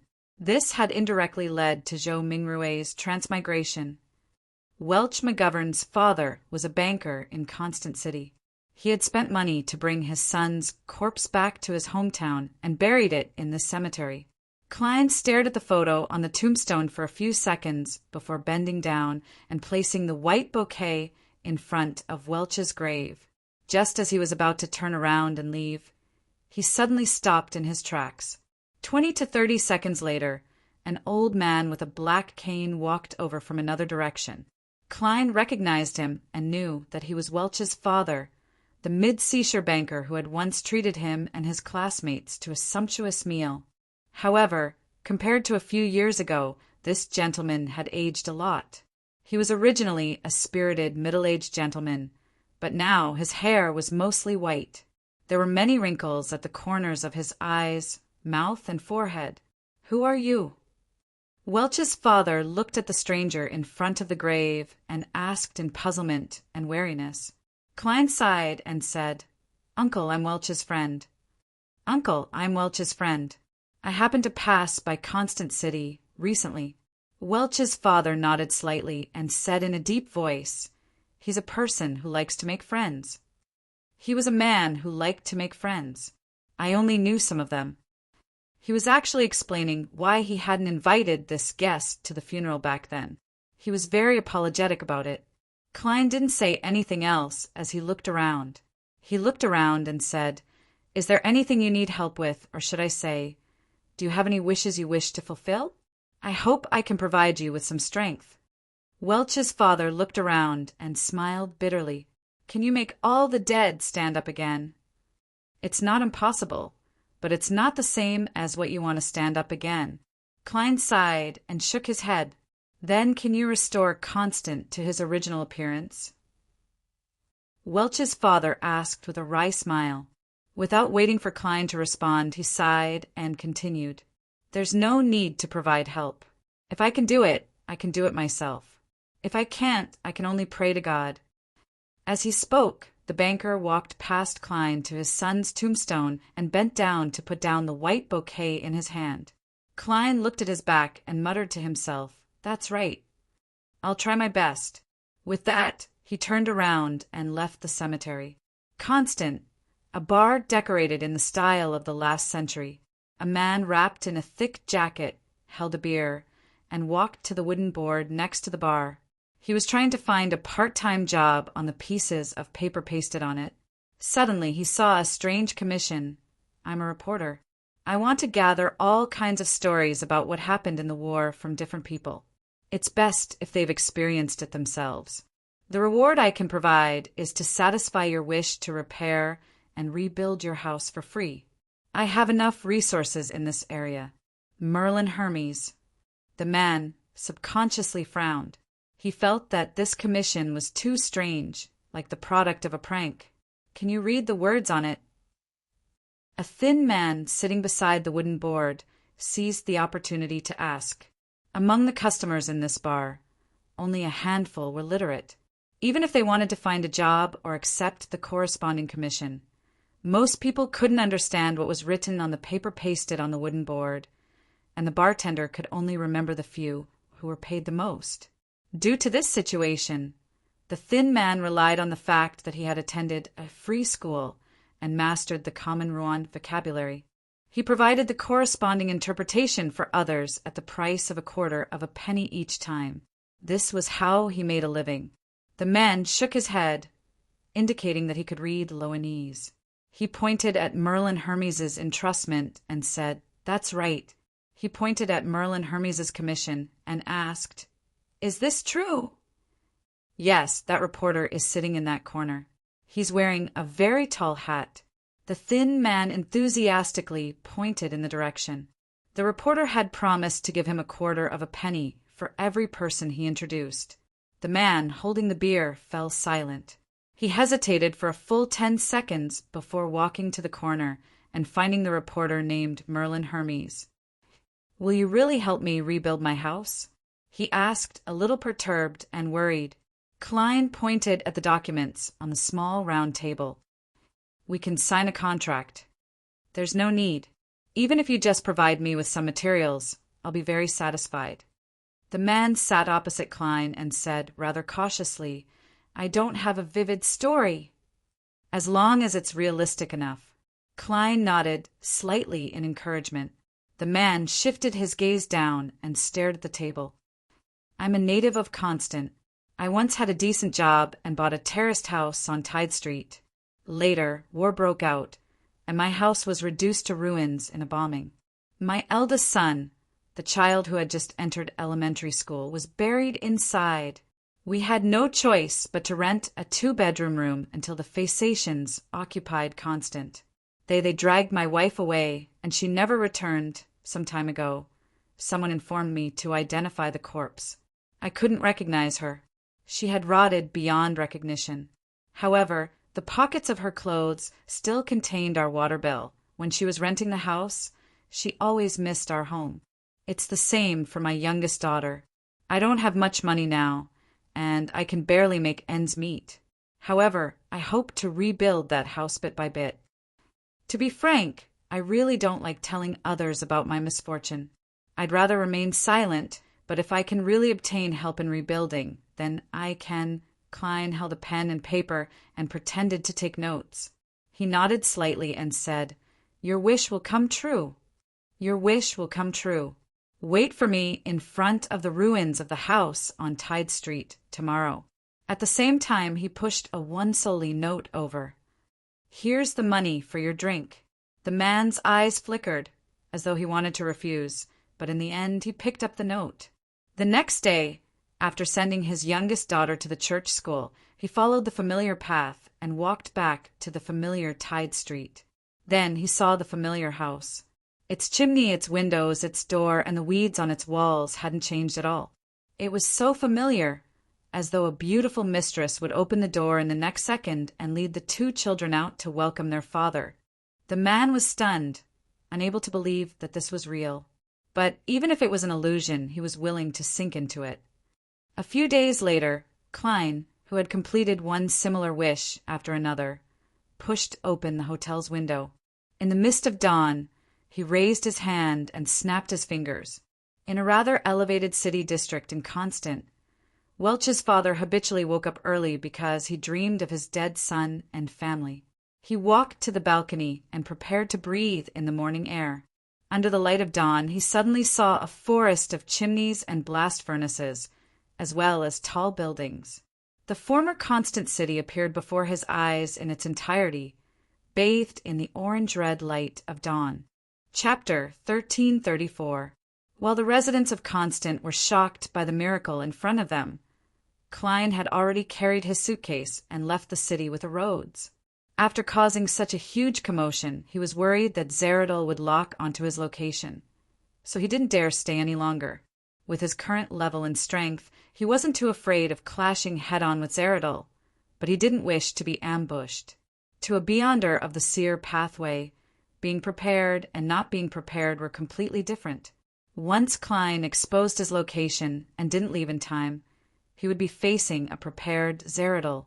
The outcome could be imagined. Even if he had become the owner of Sapphira Castle and had a chance to revive, there was still a considerable risk of him completely perishing. Furthermore, he didn't know what state Amon was in. Was he still being chased by the true creator? Was it possible for him to suddenly appear beside him and steal everything? With this thought in mind, Klein embarked on his journey once again. In the basement of a house in Southville County, the few sequents, 7 Beyonders of the House of Abraham, had gathered here according to the agreement. That's how it is. Dorian Gray described what her student, Furs, had told Mr. Dorr. Years of exile and seal have made the ancestor crazy. He can only occasionally regain his lucidity. Even if he speaks directly to him, he will have to suffer the malice that corrupts his mind. A man wearing gold-rimmed glasses, who looked like a university professor, sighed. So that's how it is. His expression revealed a hint of relief, as though he could finally admit that the family's curse came from the ancestors' cry for help. After a second, the man said with a firm expression, "We have to think of a way to help the ancestor escape. We have to think of a way to help the primogenitor escape. Only then can the curse on us be completely removed." Verdu, are you crazy? Letting a crazy king of angels return will destroy the entire family. Dorian couldn't help but reprimand him. The man named Verdu looked at the rest of the family members and said with a sunken expression, "Therefore, we have to quickly let the ancestor return to the real world while he still has a portion of his consciousness. Once he escapes the state of being exiled and sealed, he will definitely gradually regain his rationality with enough anchors." Dorian, you've fallen. You no longer want to restore the glory of the family and return us to the top of the northern and southern continents. You only want to live a stable but mediocre life. Besides, can you be sure that Mr. Fool will always provide protection? Perhaps one day he will be like the 7 gods and no longer respond to most prayers. Dorian was silent for a few seconds. But the risk in this aspect is definitely lower than helping the ancestor escape. Ever since I believed in Mr. Fool and prayed to him devoutly, I haven't been affected by the full moon's ravings for many months. If not for the fact that I'm no longer young, I'm confident that I can consume the potion and become a sequence 6 scribe. Even so, if I'm given more time, I still have a high chance of advancing. Even people like me, who are older than a certain age, can do it. Our next generation, and the generation after that, will definitely be able to break away from their original limitations and have the chance to push open the door to becoming a demigod. Upon hearing Dorian's words, the 2 men and 2 women nodded gently in agreement. They had already gotten a number of their descendants to convert to Mr. Fool, and after a few months of observation, they confirmed that it was effective. They planned on praying to Mr. Fool themselves. Seeing that Verdu's expression wasn't too good, Dorian softened her tone.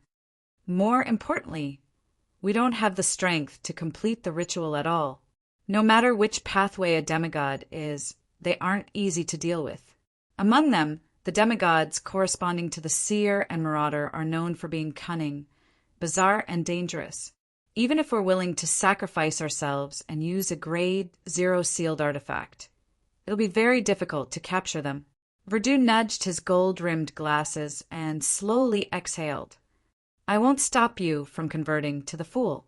If you can get that existence to help the ancestor escape, that would be the best development. But before that, I'll do my best to prepare the ritual. Dorian, you have to remember that the bloodline and glory of the house of Abraham comes from the ancestor. Without him, there wouldn't be us. If this matter requires a sacrifice, I'll be the one to do it." With that said, he stood up, put on his top hat, and walked to the exit of the basement. Dorian watched him leave and sighed after a long while. Verdu has been studying all kinds of mysticism information, hoping to find a way to completely resolve the family's curse. I believe that such persistence has already fused into his bloodline. The other members of the house of Abraham nodded one after another. After he confirms that he can't complete the ritual, he will likely give up. They also secretly hoped that Verdu could succeed, but they felt that it was almost impossible. On Blue Mountain Island, where the City of Generosity was located in Byam, a private harbor that originally belonged to the Resistance, a group of workers who had just finished setting up the gas pipes were about to find a place to rest and wait for the carriage sent by the Church of the Sea God to take them back to Byam when they saw the half-giants, who were said to have come from the northern islands of Faysac, carrying heavy, grayish-white stones as they walked over. These workers had participated in the construction of the harbor, the cathedral, and the art gallery, so they knew how heavy the grayish-white stones were. They remembered that with the help of logs, horses, and machinery, it was very difficult for people to move similar stones. But the half-giants here were as easy as carrying toys. This kind of power was simply exaggerated to the extreme. When Derek saw that the outer walls and some of the buildings had already been built under the efforts of the City of Silver's team of explorers, he nodded and said to Candace and Laeval, "It's time to return to the City of Silver and tell the chief about the situation here." None of the members of the City of Silver's explorers objected. They excitedly agreed with Elder Derek's decision. Although they hadn't been here for long, they had already deeply fallen in love with their new hometown. They fell in love with the warmth of the sun and the tranquility of the crimson moon's night. They couldn't wait to let their family and friends experience and enjoy it as well. Seeing this, Derek subconsciously straightened his back a little. He controlled himself and didn't let a smile surface as he calmly said to Candace, "Return to the City of Silver with me and inform the chief and the other elders of the 6-member council of the situation here." "Yes, Genord, you too. Laeval, you're in charge of maintaining order here." He was worried that he wouldn't be able to gain the trust of the current chief, Waite Charmant, and the others, so he pulled in 2 more companions. After handing over the corresponding matters, Derek led Candace and Genord to a secluded spot in the new City of Silver. He lowered his head, clasped his hands, and prayed to Mr. Fool, making a wish to immediately return to the City of Silver. Silently, the scene around them first became blurry and stretched. Then it stabilized and quickly became clear. In front of them, a city wall with hair like weeds fluttering in the wind appeared. In just a few seconds, Derek and his 2 subordinates returned to the entrance of the City of Silver. This is a miracle.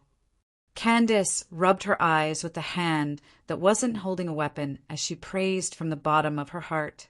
She had imagined many ways to return to the City of Silver, but she had never thought that she would return directly. To her, this was a miracle bestowed by a deity. Genord shook the glass lantern in his hand and muttered thoughtlessly, "That's right. This is much brighter than an animal hide lantern." Before he could finish a sentence, he came to a realization and revealed a pure smile that didn't contain a hint of gloom. This time, they would be the dawn envoys who would lead the residents of the City of Silver out of the forsaken land of the gods. Derek heaved a sigh of relief and maintained his solemn expression. "Let's immediately find the chief and arrange for everyone to make preparations for the relocation." He had heard from Mr. the Hanging Man that he was just short of success. He didn't wish for the City of Silver to have a similar outcome. Therefore, he had to hurry up with the various matters that followed.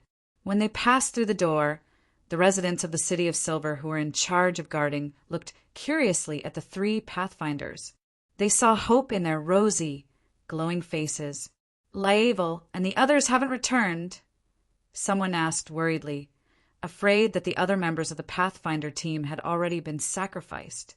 Derek simply replied, "They're staying outside and building a temporary camp. They're staying outside and building a temporary camp." The guards didn't ask further, afraid that they would waste time. They watched Derek and the others head for the Twin Towers. Not long after, Derek, Candace, and Genord met Chief Waite Chermont and the other members of the 6-member council. They described the key points of what their team had seen and heard in the outside world.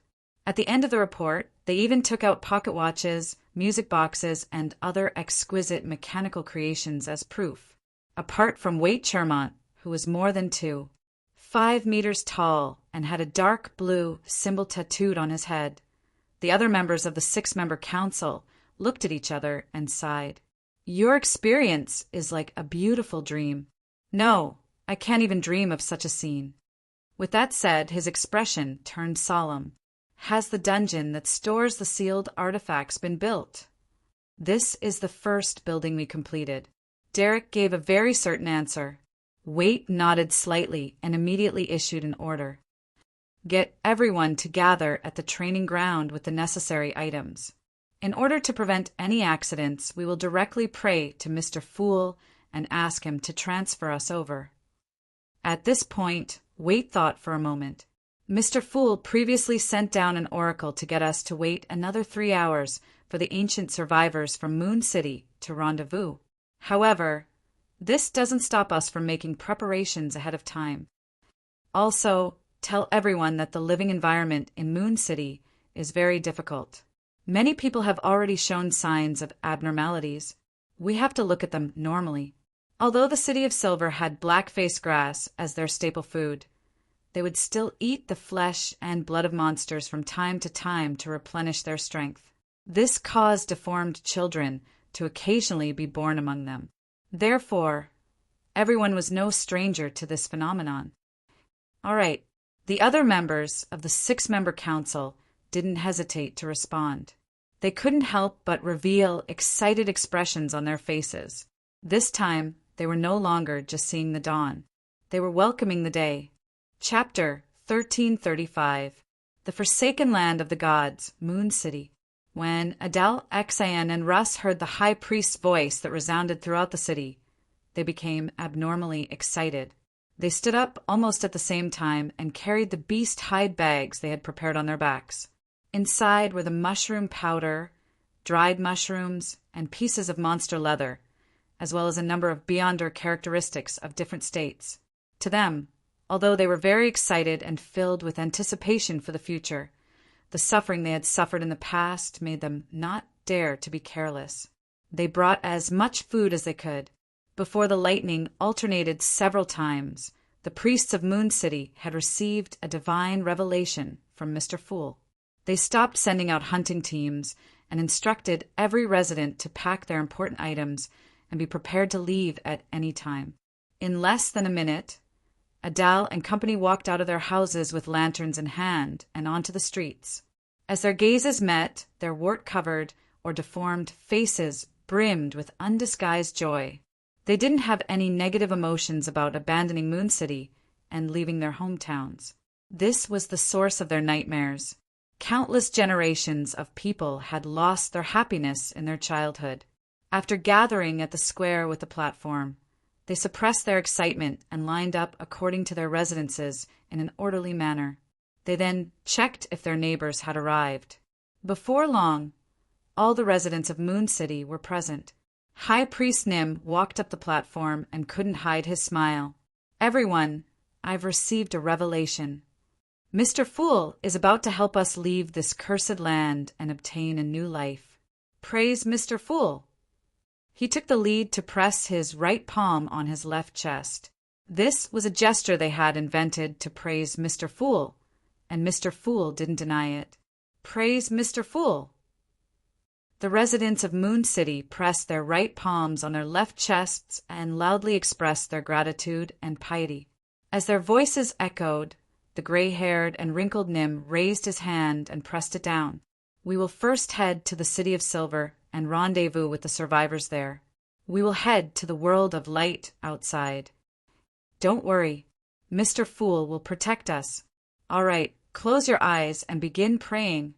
With that said, the high priest clasped his hands and pressed them to his lips.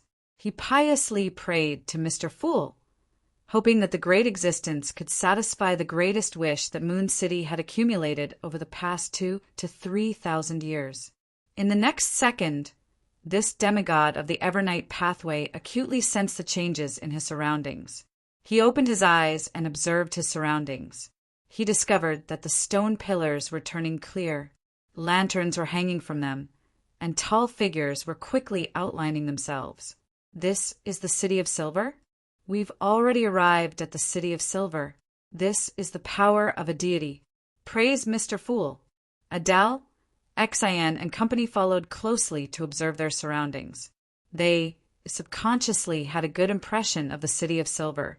This was because God's missionary, the revered His Excellency Gairman Sparrow, had once mentioned that the first place he arrived at after entering this cursed and forsaken land was the City of Silver. This was the beginning of the spread of the light of God in the eternal darkness, the beginning of all hope. The figures quickly appeared. Most of them were more than 2 meters tall. Their facial features and bodies were normal without any deformities. They were sizing up the residents of Moon City with curious and wary gazes. Their oppressive height and enviable normalcy made Xian, Russ, and company nervous. They felt inferior and uneasy. However, as they swept their gazes, they saw many residents of the City of Silver nibbling on the yellowed mushrooms. From time to time, they would suck the steaming liquid from the white and plump mushrooms. This familiar scene made the people of Moon City gradually relax, treating the half-giants as their own kind. Chief of the 6-member council, Waite Chermont, nodded at Moon City's leader, the high priest named Nim. "Are you ready?" His gaze was calm and natural. He didn't look down on most people in Moon City because of their terrifying looks. Nim was worried that an accident would happen. He immediately replied, "We're ready." Waite Chermont then cast his gaze at the residents of the City of Silver. "Finish your meals in 3 minutes and begin praying." In less than a minute, the residents of the City of Silver finished their milk. They put away the remaining food in their hands and piously prayed to Mr. Fool. The ancient survivors of Moon City had magically descended in front of them, giving them more confidence in leaving the forsaken land of the gods. They truly believed in Mr. Fool. A few seconds later, everyone in the City of Silver's training ground vanished. The city fell completely silent. It wouldn't be long before polluted weeds grew and monsters wandered the streets and houses.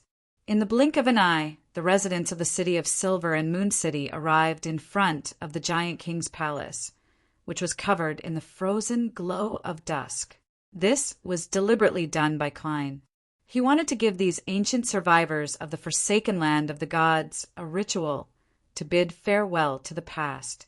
While the people of Moon City were shocked by the grandeur, poetic, and mythical feeling of the Giant King's court, most of the residents of the City of Silver subconsciously turned their heads and looked down into the distance.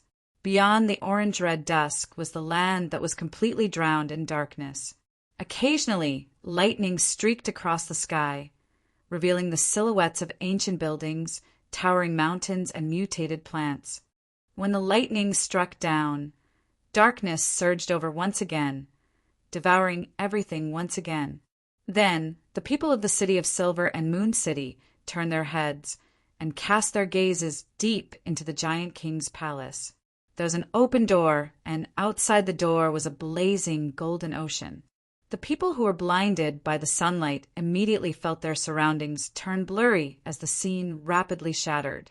The fragments rapidly reformed, turning into a dark blue ocean, the smell of fish, the sound of hammering, and the orange-red sun that had yet to reach the horizon. The residents of Moon City and the City of Silver looked around in shock and anticipation. They saw the lush forest that wasn't distorted at all. They saw the stone buildings that hadn't been renovated in any way. They saw Laeval and the others, as well as the road leading to the harbor and the ships docked there. Many people's vision turned blurry as if they were being baptized by holy light. They could clearly sense that there was no depraved, filthy, and mysterious power here. Most of the residents of the City of Silver and Moon City lowered their heads or knelt on the ground. They praised Mr. Fool loudly and excitedly kissed the fragrant soil. It wasn't that the others weren't grateful to Mr. Fool, but that they were still immersed in the changes in the scene. Their bodies and minds were shocked. When they recovered, Laeval went up to greet them. He could only see his wife and daughter. When he got closer, he couldn't help but open his mouth in excitement and joy.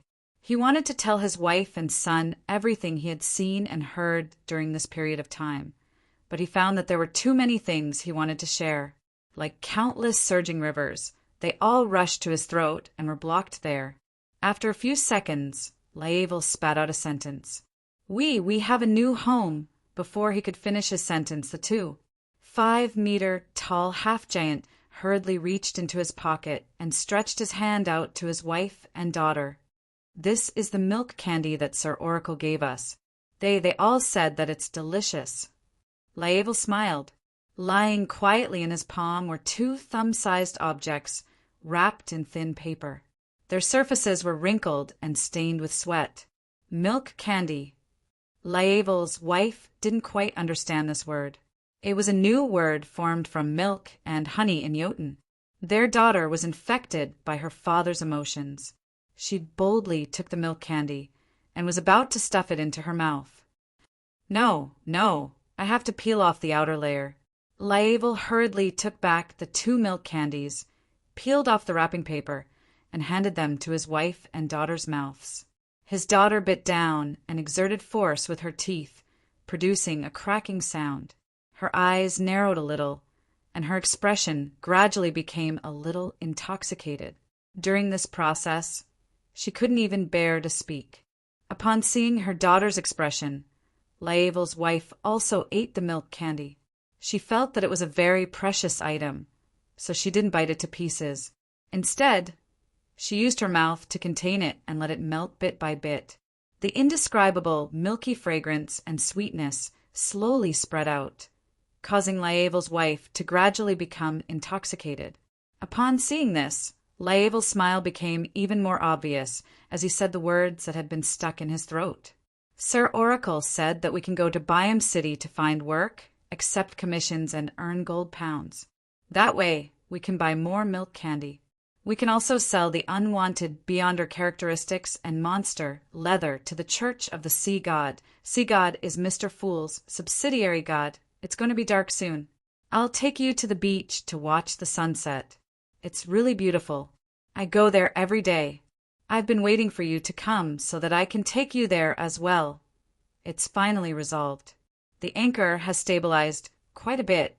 Furthermore, fulfilling the wishes of the people of the City of Silver and Moon City has allowed my miracle invoker potion to digest quite a bit, but it's not as much as the reappearance of Constant City. Indeed, being the god of wishes isn't the most correct acting. Above the gray fog, Klein slowly exhaled and threw the staff of the stars back into the junk pile. Following that, he would continue wandering and create miracles. From time to time, he would head to the forsaken land of the gods and transform some monsters into marionettes in preparation for the subsequent rituals. As for the next stage of acting as a miracle invoker, Klein planned on accumulating wishes to modify his looks and figure until he could resolve the problem of the deformities in Moon City and create another miracle. This isn't too difficult. Many ladies have the wish of removing acne, cutting off their double eyelids, and making their noses sharper. As for me, I have a certain method to fulfill it.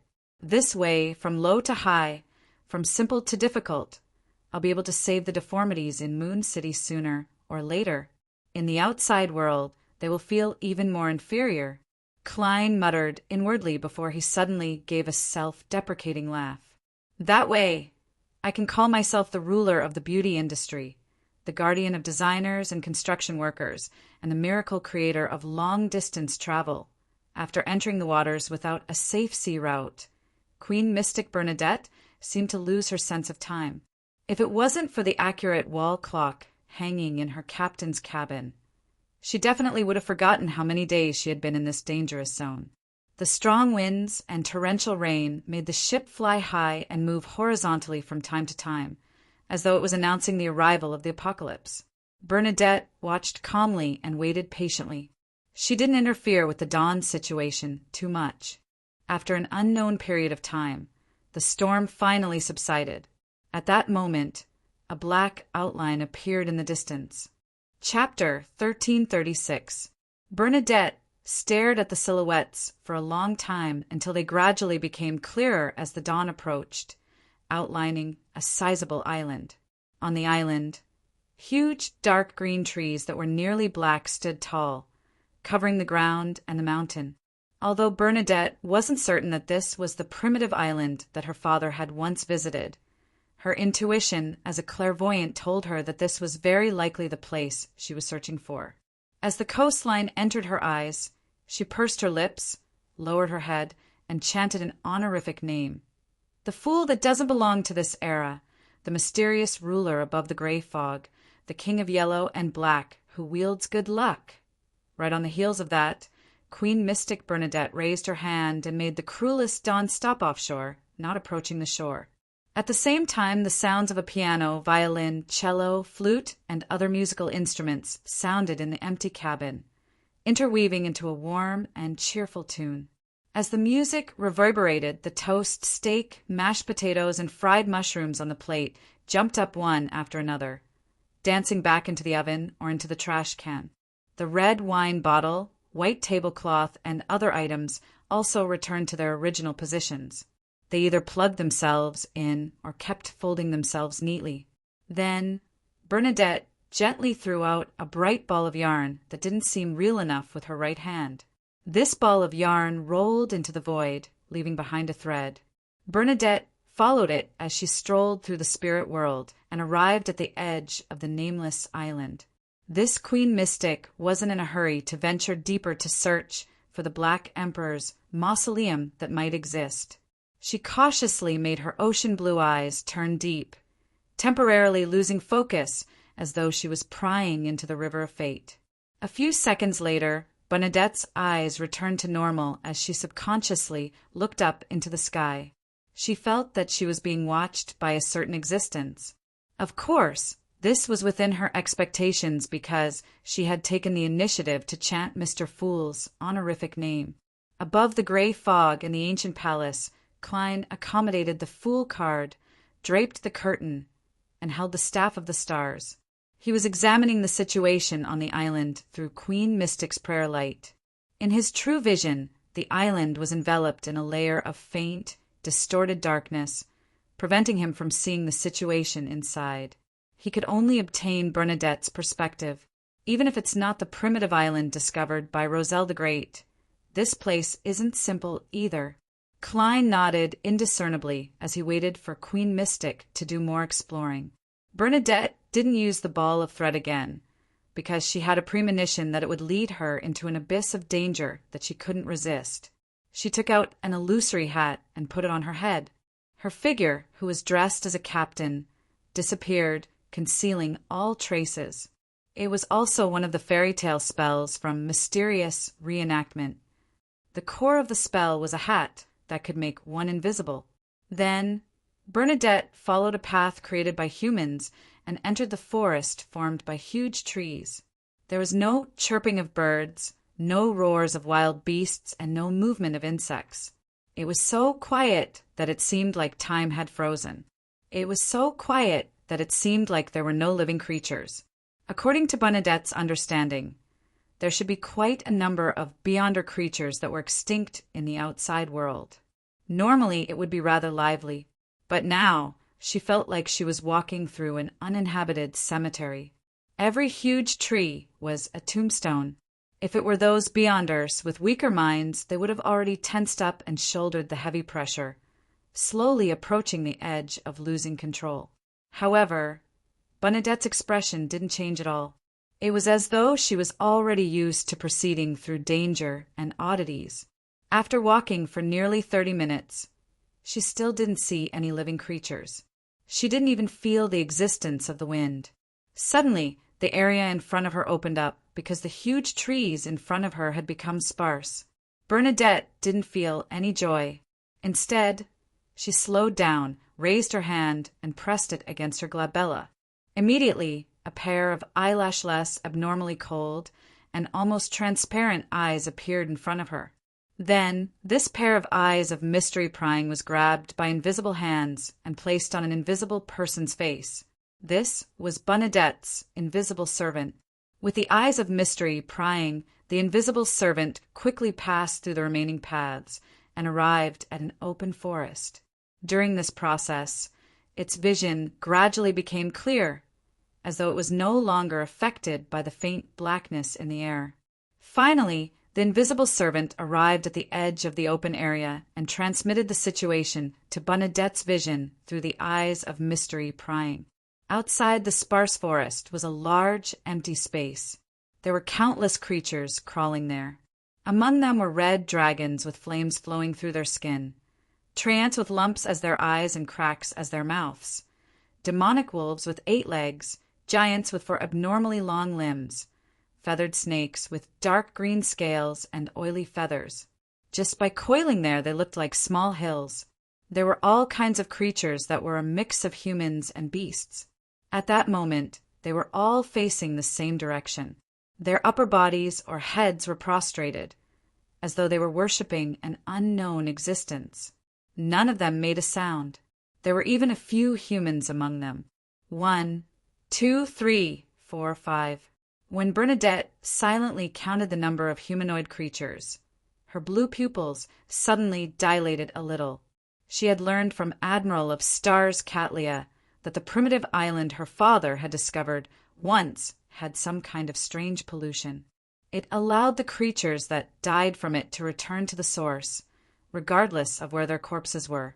Back then, among the knights who followed Roselle the Great, Grimm was the first to die, followed by William and Porlet.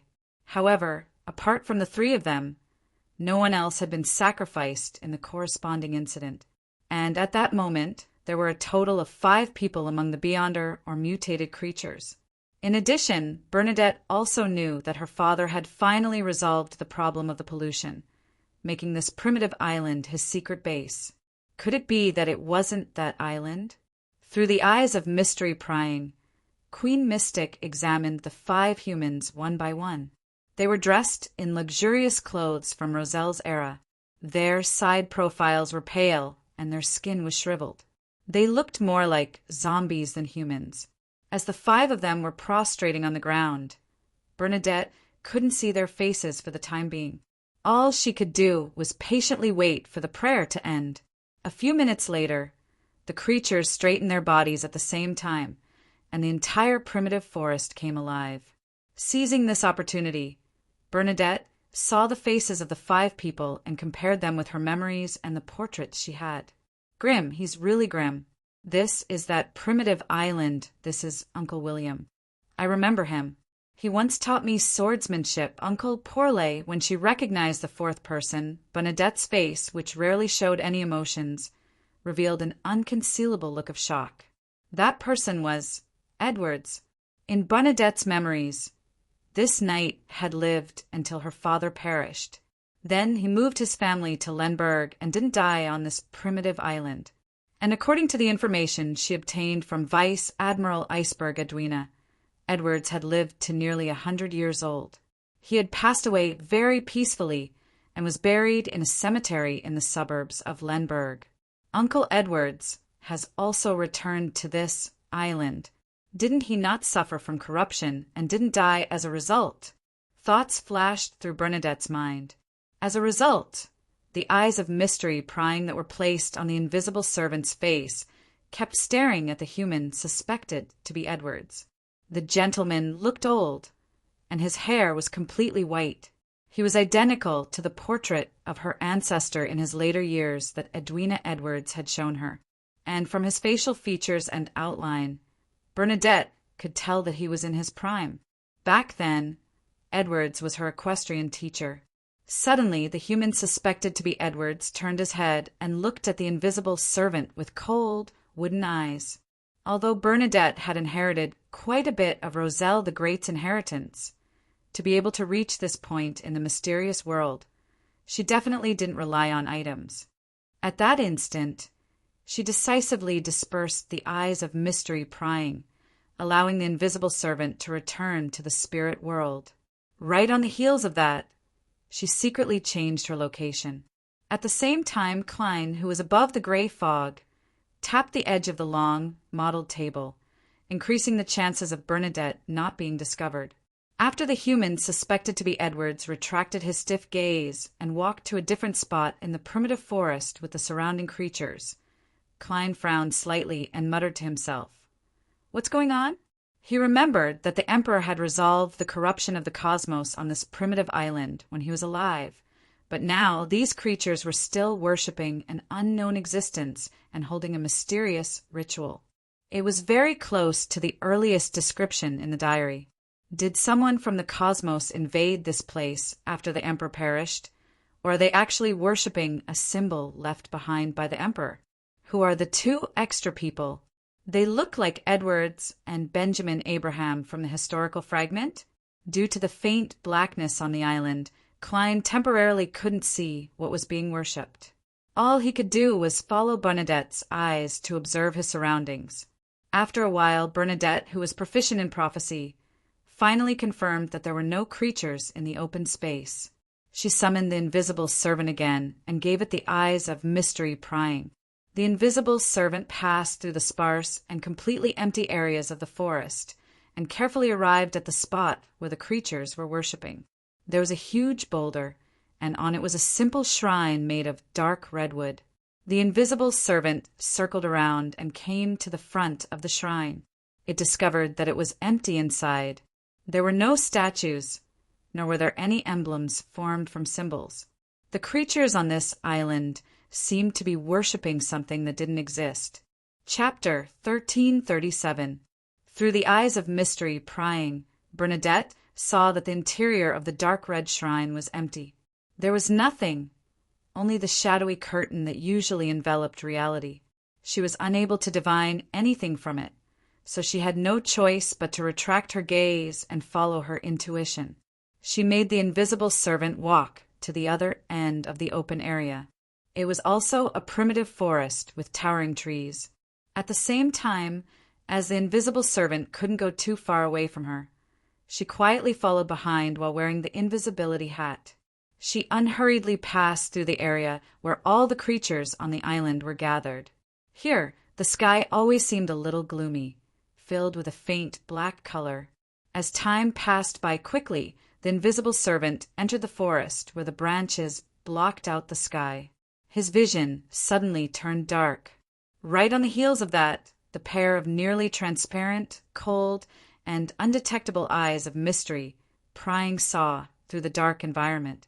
She noticed that there were pale corpses placed between the trees, and there were skulls, rotting corpses, and other things hanging from the branches.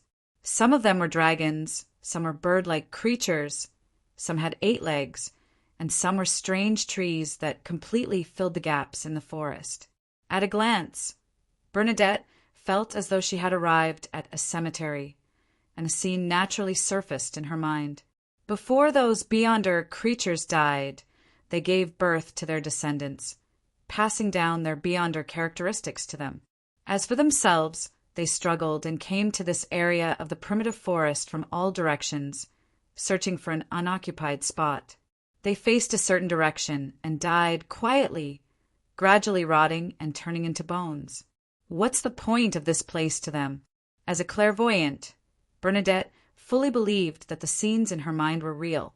However, she was puzzled as to what power made the creatures on this primitive island choose this place as their cemetery. Furthermore, the long-dead Grimm, William, Porlet, and company seemed to still be alive in a certain state. It didn't make sense for the Beyonder and mutated creatures who had been staying on this island all this time to suffer even more corruption to completely die.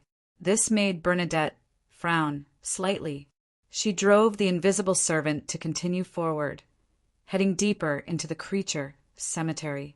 Just like that, the invisible servant advanced for nearly 15 minutes in this forest, filled with bones and rotting corpses. Finally, it saw a fourth thing besides the trees, weeds, and corpses. It was a black stone pillar. It was as thick as 5 or 6 people holding hands around it, and it was 30 to 40 meters tall. There were circular traces of weathering on its surface, as if it was wearing one ring after another that did not fit. Bernadette made the eyes of mystery prying stare at the stone pillar for a few seconds, but she didn't discover anything mysterious about it. It was as though it was a symbol that had been casually erected. The invisible servant looked around and discovered that the corpses around the stone pillar hadn't rotted too badly. They were still covered in relatively intact flesh and skin. Beyond her powers that don't exist, strange effects that are different from other places, unless the newly deceased are passively gathered near the stone pillar, it's impossible for them to have such a unified trend. Bernadette suspected that it wasn't that there was no mystery here, but that it could only appear at a specific moment. She didn't use her prophecy powers to search for the truth, because the essence of a prophecy was to pry into the river of fate. The more serious the problem involved, the higher one's level, the greater the backlash on her. And in this inexplicable situation, Bernadette couldn't help but be cautious. She was afraid that it would be related to an unknown and terrifying existence. In addition, this didn't cause any harm to her, so there was no need for her to take the risk to make a prophecy. After the invisible servant searched for a while and didn't find any clues, it continued forward, attempting to pass through the cemetery and head to another area of the primitive forest. At that moment, Bernadette heard rustling. It was the sound of a breeze passing through the leaves, a tide that stirred up in the void. This was the first time Bernadette felt the wind since she had landed on this strange island. Subconsciously, she made the invisible servant turn its head and look at the black stone pillar. In the eye of mystery prying, the rotten parts of the corpses around the stone pillar fell off piece by piece. New flesh and blood grew out as though they had a mind of their own. Inch by inch, the skin gradually covered this horrifying scene. This change only lasted for less than 10 seconds before it stopped. A small number of corpses no longer showed any signs of decay. They looked like they had just died. In the next second, a mutated curly-haired baboon and an 8-legged demonic wolf staggered to their feet. Their fur was slightly white, and their skin was slightly shriveled. Their eyes were blank and cold. Then, the 2 creatures that were supposed to be dead found their own directions and left the graveyard from different directions. Bernadette's eyes froze as her brows pricked up slightly. She finally understood why the creatures on this island had struggled to come to this area before they died. Why did they have to die here? Here, the end point of death wasn't connected to eternal slumber, but to a new beginning. Furthermore, this wasn't the kind of resurrection that a spirit guide could summon from zombies and skeletons. It was a new life with a certain level of will and vitality. The underlying rules of the world are distorted and chaotic here. In addition, there seems to be a hint of the mystery of the Black Emperor's resurrection. However, the conditions of the dead who have obtained new life aren't right. They're closer to zombies. There's a huge problem with such a resurrection. Above the gray fog, Klein also saw this scene and had many guesses. Of course, this was all based on the premise that the Emperor had indeed left the last mausoleum here and exerted some sort of influence. On second thought, Klein rejected this idea. This was because before the Emperor became an angel, a similar situation existed on this primitive island. The long-dead Grimm was proof. Yes, the exact details back then might not be like this. Perhaps, compared to back then, there's already some distortion and chaos. Klein nodded gently, prepared to protect Bernadette at any time. Bernadette also made a guess. She didn't let the invisible servant stay where it was and wait for the next tide of rebirth. This was because she had prophesied a development after the invisible servant was affected by the tide of rebirth multiple times. It had strangely developed a certain will and came to life. In addition, it wasn't that the invisible servant hadn't done any investigations before, but had failed to discover anything special about the black stone pillar. Bernadette didn't believe that it would gain any additional benefits if it continued to stay. Under such circumstances, compared to the possibility of alarming an unknown existence for in-depth research, it was better to grasp the general situation of this primitive island as much as possible and build a comprehensive understanding. Many a time, the answer to a problem that couldn't be figured out in the earlier stages might lie in the later stages. This was the experience that Bernadette had accumulated over the years. As the invisible servant advanced, the corpses on the giant trees and branches gradually decreased in number. During this process, Bernadette discovered another phenomenon. In the tide of rebirth, it wasn't certain that there would be corpses that would be resurrected. However, once there was a resurrection, there would be an empty area. In the next 5 minutes, the other corpses would stiffly move towards the central area, like metal being attracted by a magnet. They would fill the corresponding spots one after another, as though they were queuing up for a blessing. The law of Beyonder, characteristics convergence? No, it doesn't seem like it. The dead here have already passed down their characteristics. As Bernadette's thoughts wandered, she suddenly thought of a question. It's impossible for the dead to regrow their Beyonder characteristics after receiving new life. Then, do they still have the abilities they had when they were alive? When I have a more complete grasp of the island situation, I can find a resurrected one to test it out. Bernadette quickly made a decision and followed the path that the invisible servant had explored as she proceeded forward. She didn't use any Beyonder powers other than the invisibility hat. She wanted to not disturb the environment or miss out on any details. Therefore, she didn't walk very fast. It took her about 15 minutes to leave the cemetery. At this moment, the invisible servant had already entered the forest ahead.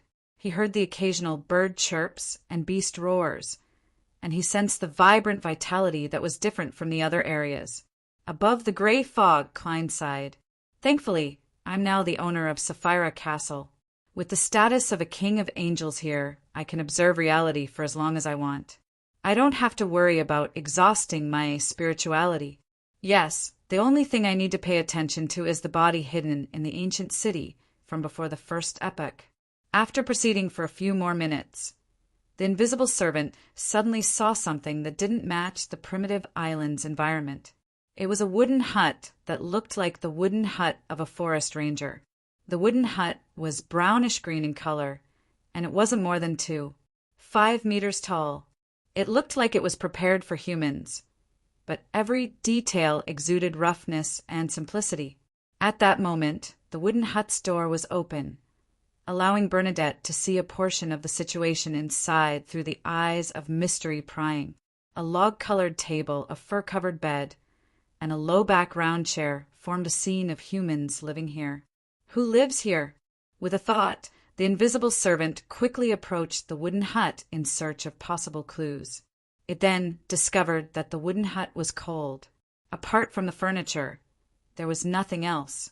It was as though no one had lived here for a long time. Just as Bernadette used the eyes of mystery, prying to carefully inspect every detail in the wooden hut, she suddenly had a premonition. She hurriedly made the invisible servant turn around. At some point in time, there was an additional person behind the invisible servant. He wore luxurious clothes from the Roselle period. His hair was completely white and he looked old.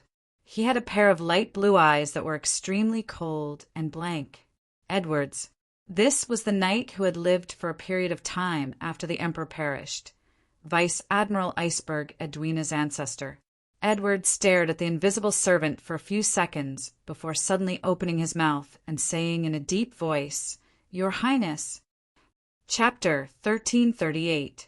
Bernadette fell silent for 2 seconds before replying through the invisible servant. "Uncle Edwards, why are you here?" She used the form of address she used when she was young to reduce the chances of any unnecessary accidents happening. And when her voice echoed in the surrounding air through the invisible servant, it was dry and hoarse, completely different from her normal state. Edwards's face was pale, as though he had just crawled out of a cemetery. He didn't have any warmth. "I don't know either. I once woke up and found myself back on this island. This might be my destiny, the destiny of guarding His Majesty. He would pause after every sentence, but he didn't give off the feeling that he was out of breath. It was as though he hadn't spoken for a long time, causing his throat to feel rusty. He wasn't used to it. Without waiting for Bernadette to ask, this knight, who was famous on the continent more than 100 years ago, added in a flat tone, "His Majesty's mausoleum is nearby. I've been guarding this place, waiting for him to revive." But after so many years, there's been no abnormal activity in the mausoleum. There have been no signs of revival. Bernadette made the invisible servant survey the area and say, "That's right. This wooden hut is where you live." Edwards's exposed skin appeared slightly shriveled, matching the age spots he had to begin with. His voice was deep and hoarse as he replied intermittently, "Yes, I used the surrounding trees as materials to build this house." Bernadette's invisible servant looked in the direction she came from. "Uncle William and the rest aren't with you?" Edwards's cold and wooden eyes moved. "They have long been corrupted and have already died. Although they've come back to life, they're closer to a monster than they were before. Your Highness, you have to be wary of them and avoid them. Apart from Benjamin and me, no one else can be trusted." Bernadette fell silent for a moment before asking through the invisible servant, "Where's my father's mausoleum? I want to take a look." Edwards's neck moved slightly stiffly. "All right." He then walked towards the wooden house step by step and took out a rusty black iron axe from inside. "I'll take you there," Edwards said as he looked at the invisible servant that shouldn't have been visible under normal circumstances. During this process, his expression was stiff and there was almost no change. "All right." Bernadette responded at the edge of the forest. With the help of the invisible servant, she made her dry and hoarse voice echo around her. Edwards was nearly 9 meters tall and appeared a little thin. With his axe in hand, he walked to the back of the wooden hut and said in a monotonous tone, "That's why I'm here. Very close. Be careful on the road." Bernadette immediately controlled the invisible servant and made it follow closely behind the luxuriously dressed Edwards. As they traversed the primitive forest, Bernadette suddenly made the invisible servant ask, "What's the matter?" "Uncle Edwards, what were you worshipping in that clearing?" Edwards didn't look back as he maintained a nearly uniform pace. "Your Majesty." Bernadette, who was at least 2 kilometers behind him and the invisible servant, immediately pricked up her eyebrows. She took nearly 3 seconds to control her emotions. Through the invisible servant, she continued asking emotionlessly, "What's wrong? Uncle William and the rest are also worshipping him?" Edwards paused for a moment, but his back remained facing the invisible servant and the eyes of mystery prying. "No." He slowed down as though he was thinking of an answer. "I don't know what they're worshipping." Bernadette's eyes narrowed slightly, as though she could see some changes in the river of fate. She didn't ask any more questions as she made the invisible servant silently follow behind Edwards. Amidst the huge dark green trees and sharp black shrubs, they walked towards the island's mountain peak. In just 4 to 5 minutes, the trees in front of them disappeared. This wasn't a gradual transition from dense to sparse until it was empty. Instead, there was an invisible line as the boundary, and the huge trees suddenly disappeared. Beyond the invisible boundary was a mountain that was hundreds of meters tall. Above, it was also covered with huge, dark green trees that were almost black. From afar, it looked like it had fused with the forest, making it indistinguishable from each other. However, the side of the mountain that faced Edwards and Bernadette was mostly devoid of trees. This was because half of the mountain had been hollowed out. In the belly of the mountain stood a black mausoleum looking extremely majestic. Most of it belonged to the mountain range itself, and a small portion of it had traces of artificial construction and polishing. It truly explained what it meant to use a mountain as a mausoleum. Therefore, the mausoleum's appearance wasn't like a common pyramid. It was more like a towering mountain. It wasn't symmetrical, but it was definitely majestic. It was unknown if it was because of the mausoleum itself or if Edwards had cleaned it up, but there weren't any weeds growing on its surface, nor were there any vines that were commonly seen on other parts of the mountain.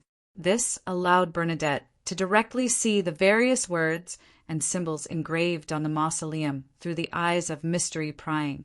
She saw the heavy stone door that was nearly 30 meters tall that seemed to be prepared for giants. Bernadette wasn't unfamiliar with those words and symbols. With just a little identification, she could tell that they were either from the civil code that her father had written and promulgated, or they belonged to the new social trends that he had created, or they were directly the blueprints of certain inventions. Just as Bernadette was carefully examining them, Klein, who was above the gray fog, was completely certain that this was the last mausoleum left behind by Roselle the Great. This was somewhat similar to the mausoleum he had seen in the Tudor ruins. It had the majesty and distortion that belonged to the Black Emperor. After walking out of the primitive forest and passing through the invisible boundary, Edward stopped not far from the mausoleum. He half turned his body and aimed his pale face and cold eyes at the invisible servant. "Don't go in. That will interrupt the resurrection." Bernadette frowned slightly and thought for 2 seconds. With the eyes of mystery prying, she locked onto the mausoleum. Then her ocean blue eyes suddenly became extremely serene, like the surface of the sea before a storm. Under such circumstances, she clearly lost focus, and her eyes were blank. She was prying into the river of fate and making a prophecy for her next actions. Above the gray fog, Klein tapped the long mottled table once again, increasing her chances of success and making preparations to resist the corruption of the cosmos.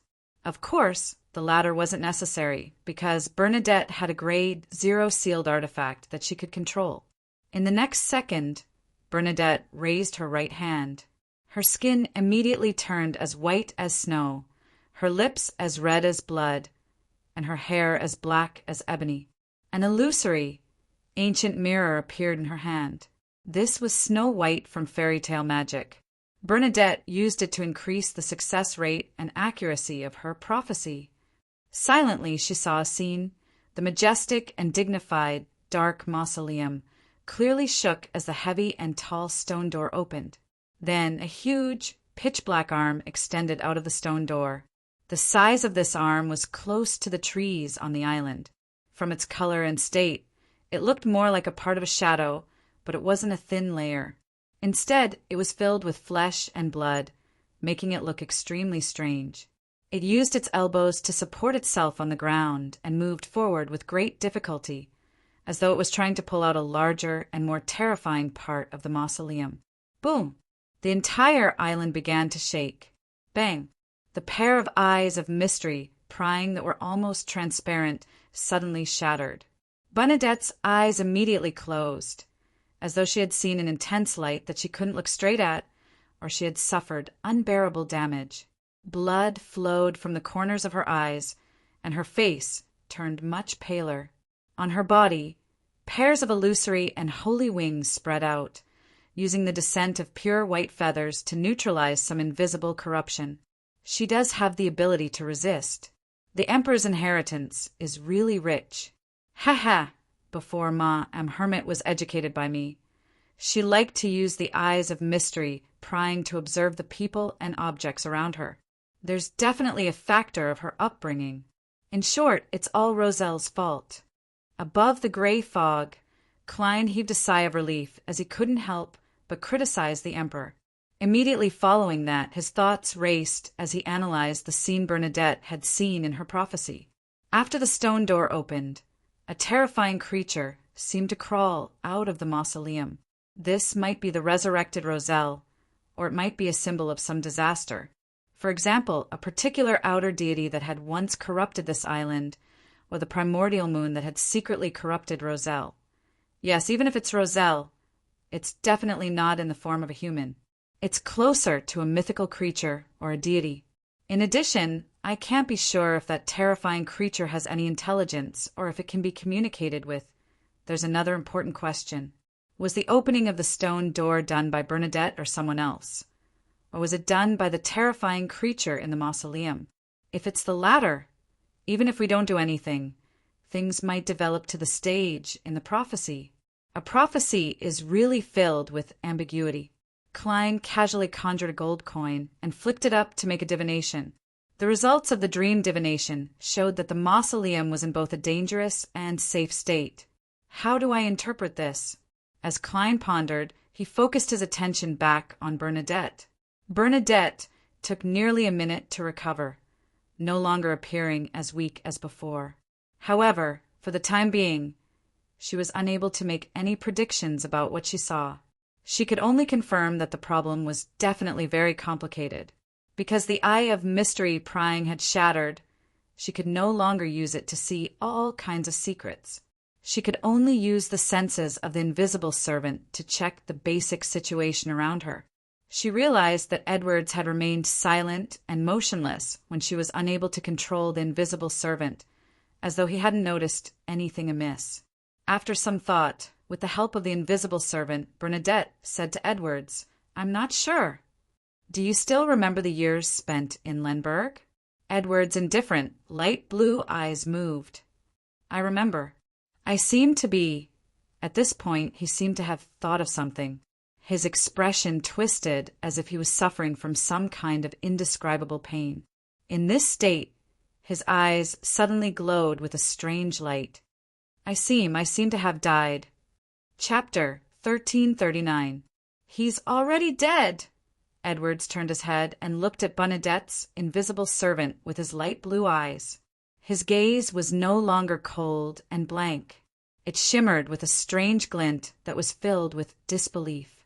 Only at this moment did he realize that he had long died and revived. He was no different from William, Pourlet, and Grimm, who needed to be wary of him. This change only lasted for 2 seconds before Edwards's face suddenly contorted. His already pale skin rapidly dimmed as it tore apart inch by inch. Under his skin, the bright red flesh began to rot at a visible speed, dripping with a pungent, pale yellow liquid. With a whoosh, Edwards raised the iron-black axe in his hand. Uft! He cleaved the axe down on his head, as though he was trying to prevent any negative thoughts from appearing in his mind.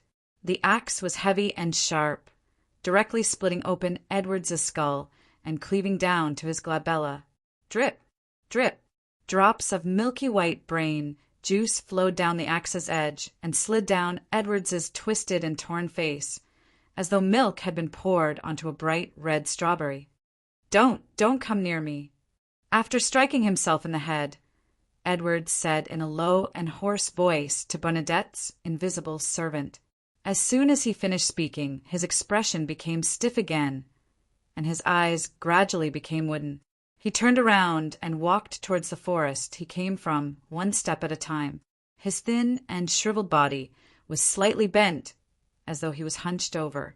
Bernadette had probed him with her question because she had too many doubts and worries regarding entering the mausoleum. All she could do was indirectly point out the problem with Edwards and see if she could find more clues from his answer. To her surprise, this knight, who was famous in the northern continent during the Roselle era, had such an intense and strange reaction. After 2 seconds of silence, Bernadette made the invisible servant say to Edwards's back, "Your descendants are doing well. Your descendants are doing well and have achieved a certain level of success." With his back facing the mausoleum, Edward stopped for a moment before continuing forward. He passed through the invisible boundary and disappeared into the forest. His target seemed to be the stone pillar cemetery where the dead could obtain new life. At the same time, Bernadette looked up at the sky. The faint blackness that permeated the area had clearly dissipated, but there was an indescribable feeling. The entire primitive island had undergone a subtle, indescribable change. Suddenly, Bernadette, who was hiding at the edge of the invisible boundary, touched her back. She felt something heavy there, as though there was something extra. When her left palm touched the target, Bernadette realized that there was an additional strand of hair. At this moment, she was wearing an into-style blouse with a large lace flower on the collar. She was wearing an indigo-patterned captain's suit, beige trousers, knee-high boots, and a triangular hat with a feather on it. She was dressed like the leader of a pirate ship. In this image, her chestnut-colored hair was originally tied into a bun and draped over her back. But now, although her hairstyle did not change, her hair had instantly grown longer, reaching her waist. Right on the heels of that, Bernadette lowered her head and looked at her right palm. She saw that her fingernails were extending out at the same time. This queen mystic wasn't surprised or flustered.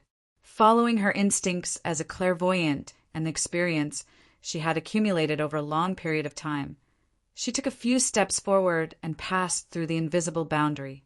She completely left the primitive forest and entered the empty area where the Black Emperor's mausoleum was. During this process, Bernadette even made the invisible servant return to the spirit world. 3 to 4 seconds later, she felt the ground begin to shake slightly. The mausoleum also began to tremble. Subconsciously, Bernadette turned her head to look at the primitive forest. Her gaze froze for a moment as she looked at it. The dark green trees that were nearly black waved their branches and pulled out their roots, one after another. Then, like humans, they approached Bernadette. The entire primeval forest had come to life. Looking at the densely packed trees that seemed to blot out the sky, Bernadette felt like the end of the world had arrived. Every place would be covered by the forest. The gigantic red dragon with flames flowing through its skin rapidly flew into the sky. The 8-legged demonic wolf began to run between the trees. All the Beyonder and mutated creatures on the island became restless as they headed towards the mausoleum. Although she was a clairvoyant, Bernadette never expected that a simple question that she hadn't directly pointed out would bring about such an anomaly. It was as though it was a key that opened the door to the abyss. Above the gray fog, Klein saw more. Combined with his knowledge of mysticism, he had a guess. Edwards's situation is somewhat different from William and Grimm's. It's like a loophole in the order of this primitive island, or rather a shadow. When he realized that he was long dead, this loophole, this shadow, was discovered by the order, and it began to be mended. And the mending brought about an increase in the order, causing the entire island to undergo an anomaly. I can sense that there's a certain level of the Black Emperor's power in here. It was it that affected Edwards, allowing him to maintain a portion of his will after being reborn. And where did the original order of the primitive island come from? As Klein's thoughts raced, he suddenly sensed that Bernadette had undergone a certain anomaly. Ba-dump, ba-dump, ba-dump. Bernadette could vaguely hear her heartbeat. The rhythm of her heartbeat was rather chaotic, as though it was a mixture of two sounds. 2. Bernadette's heart stirred as she calmly focused her attention back on herself. In the next second, she confirmed that the heartbeat she heard came from two sources. One came from her heart, and the other came from her abdomen. It was as though there was an additional heart in her abdomen, expanding and contracting at an unhurried pace. Furthermore, this heart was growing bit by bit. Without needing to use her mystery-prying powers to look at her abdomen, Bernadette directly sensed that there was a fetus in her abdomen. It grew from the size of a raisin to the size of a normal human palm, and it was still growing. It didn't seem like it would take long for it to mature, tear open its mother's abdomen, and crawl out while dripping with blood. Unknowingly, Bernadette had become pregnant with a fetus, and her spirituality and the sealed artifact on her failed to detect it ahead of time and stop it, as though it was powerless to deal with such an influence. Earth Mother, Primordial Moon, Mother Tree of Desire. 3 divine names flashed across Bernadette's mind. According to what she knew, there weren't many mysteries that could cause such an anomaly. Most of them came from domains related to the Earth and Moon pathways. The plantar pathway sequence 0 was called Mother. The primordial moon could allow stones to obtain the ability to reproduce, and the Mother Tree of Desire was suspected to have grasped a portion of the high sequence beyond her characteristics of the moon pathway. Bernadette wasn't in a hurry to deal with the fetus in her stomach. She first made her eyes turn deep once again, using her clairvoyant powers to pry into her best choice. This time, she only took a second to obtain the corresponding prophecy.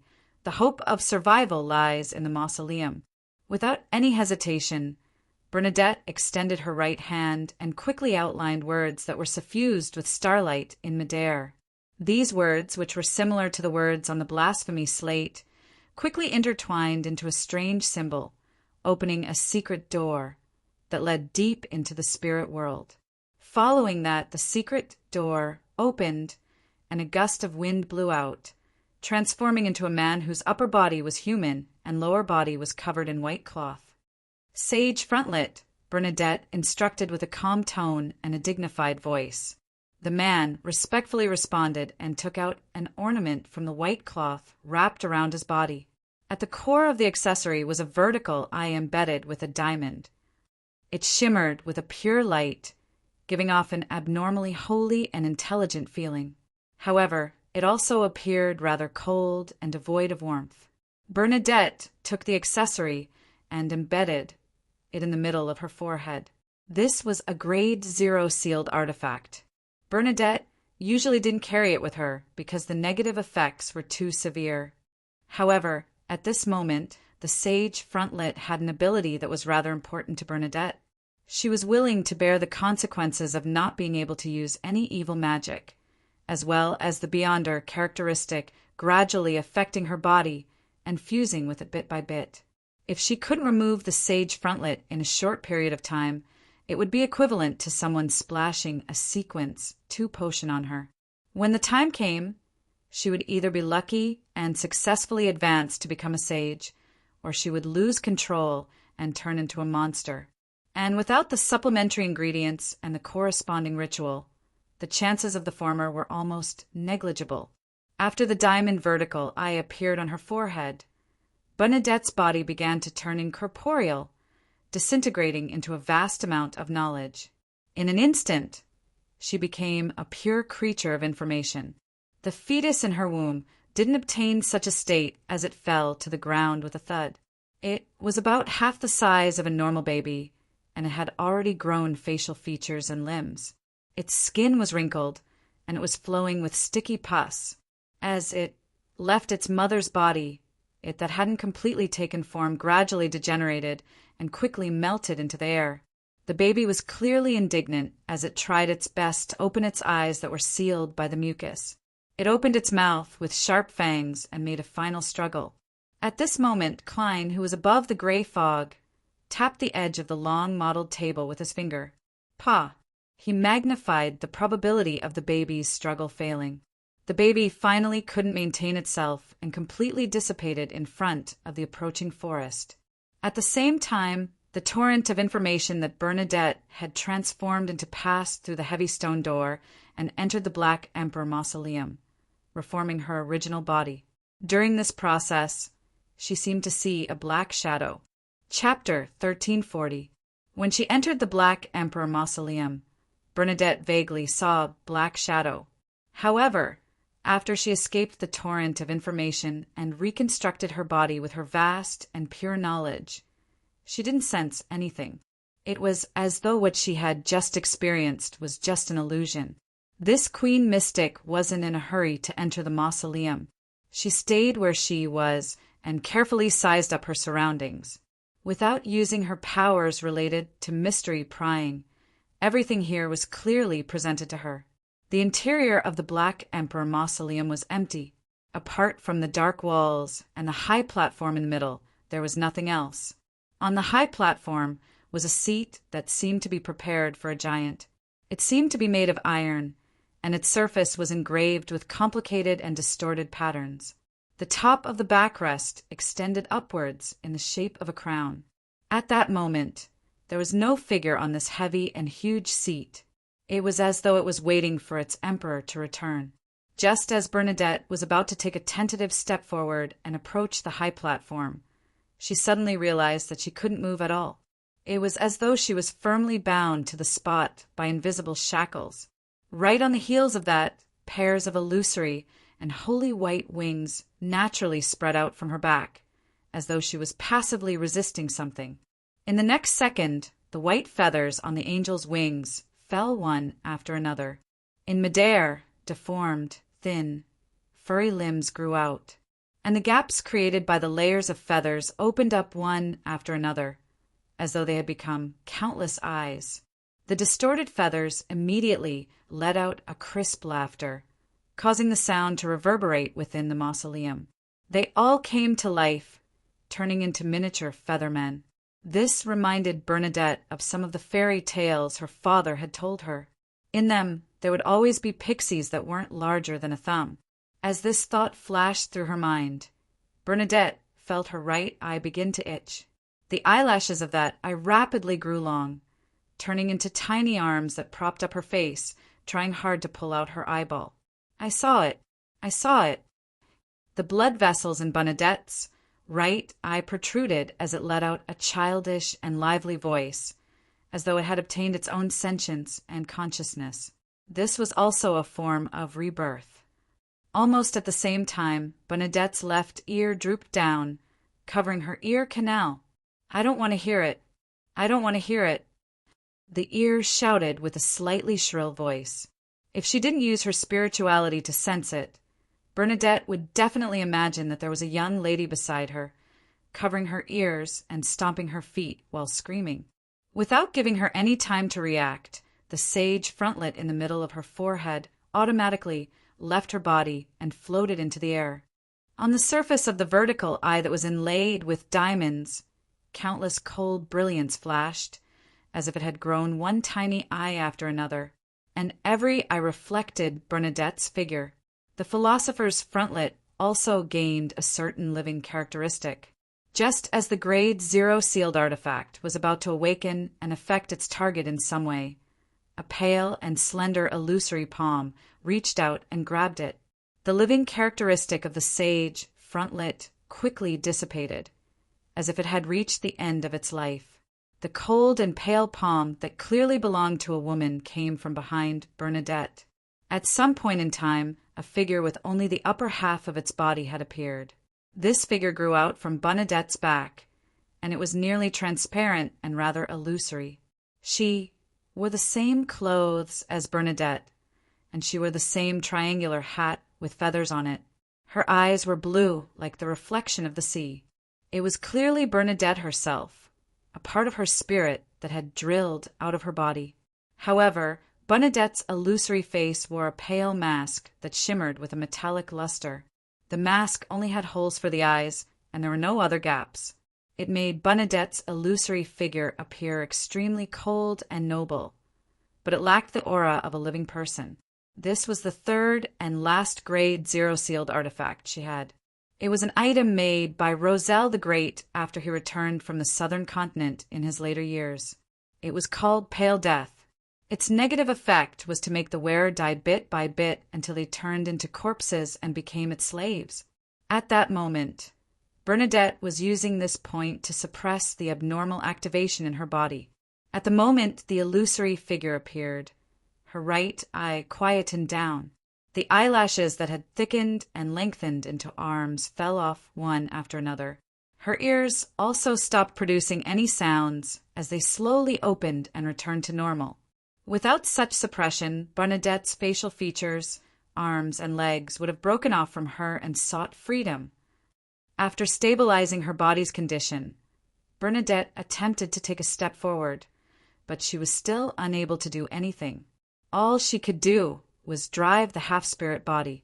After some thought, she got the spirit body behind her to take out a ritual silver dagger from her pocket. Then she bent down and drew a circle in the middle of her right boot. With a ripping sound, the leather boot quickly shortened by half.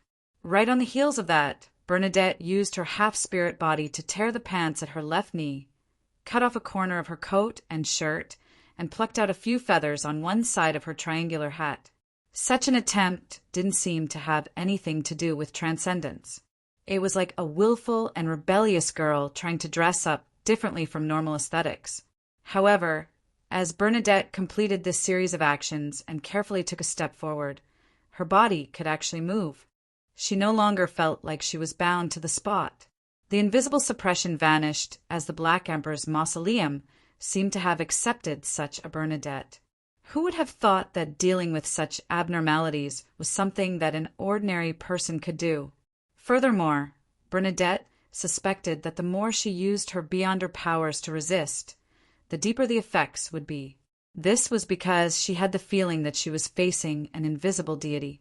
Only by pleasing the other party's aesthetics could she be forgiven. Otherwise, she could only rely on her authority at sequence 0 to bypass it. In addition, fortunately, not only was Bernadette a knowledgeable mysticologist, but she also had a rather deep understanding of the Black Emperor pathway. She knew what the authorities in this domain roughly included, and she knew that it represented the shadow of order, a distortion of normal order. Therefore, Bernadette started with her attire and began distorting the normal order of her body. Then, she obtained the recognition and acceptance of the invisible deity. Yes, in matters related to mysticism, knowledge and train of thought are sometimes more useful than abilities. In that situation, any resistance would be viewed as a provocation to the internal order of the mausoleum. It would trigger an unpredictable and absolutely terrifying change. And once the crux of the problem is found, the negative effects can be easily resolved. Klein nodded slightly above the gray fog. He had learned a lot from Queen Mystic, although he was already a sequence higher than her, and he was equivalent to a king of angels in Sapphira Castle. Having experienced many major events, he had grown too quickly. He was still lacking in many details, and now he could use such observations to make up for it. After taking a step forward, Bernadette began to follow her spiritual intuition and walked towards the platform in the middle, towards the huge unoccupied chair. 1 step, 2 steps, 3 steps. Suddenly, a breeze blew past the back of her neck. The wind was cold and sinister, making Bernadette's body tingle. At that instant, she seemed to feel a shadow appear behind her.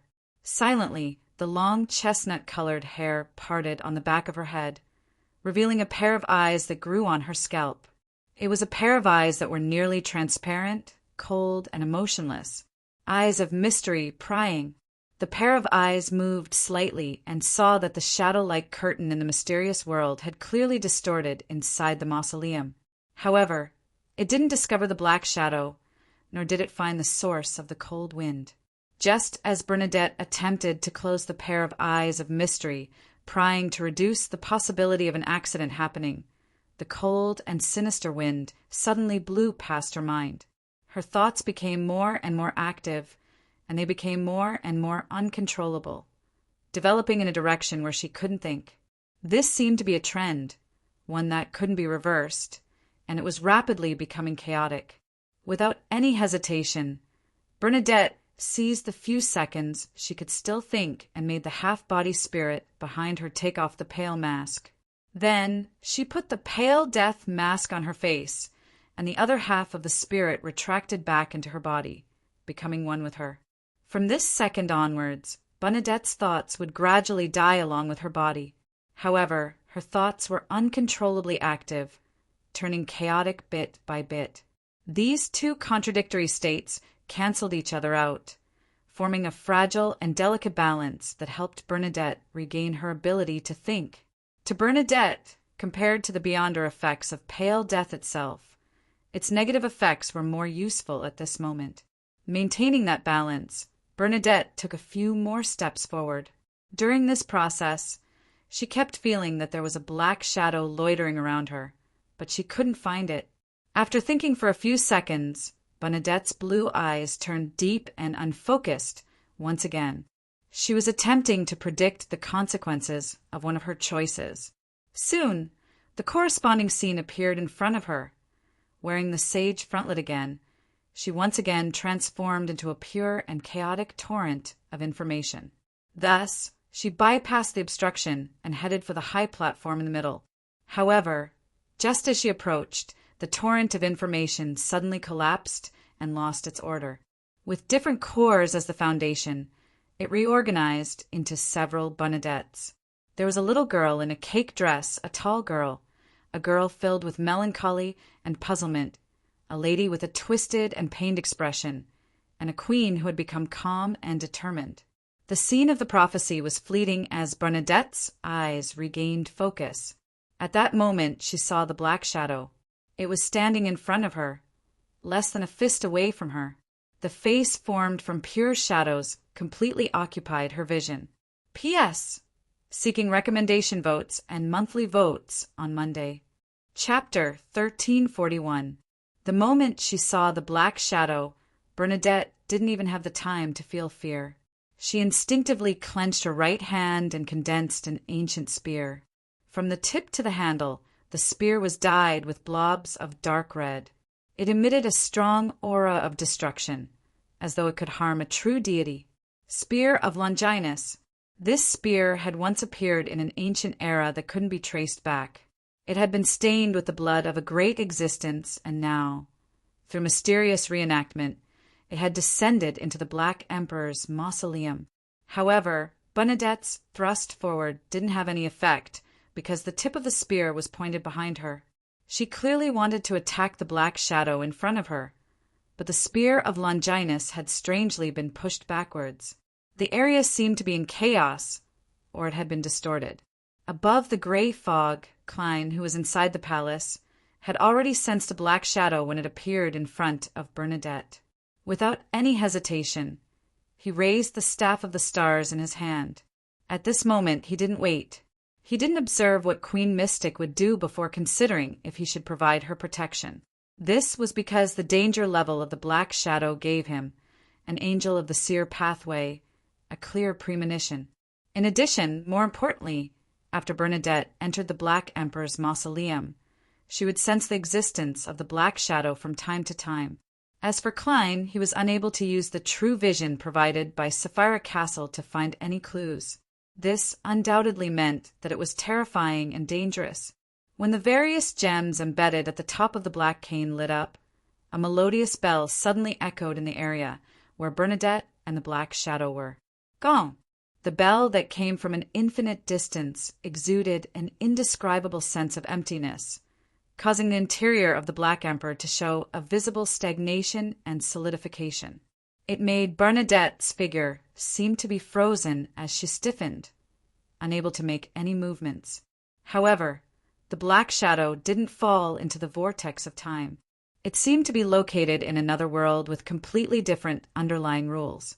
It swam forward like a shadow between the two contradictory rivers of fate that were surging and nearly still.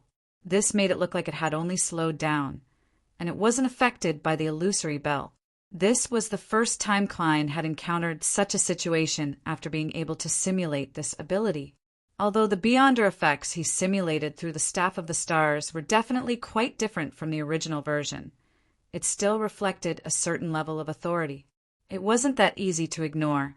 However, the movement of the black shadow slowed down, giving him a second chance to try.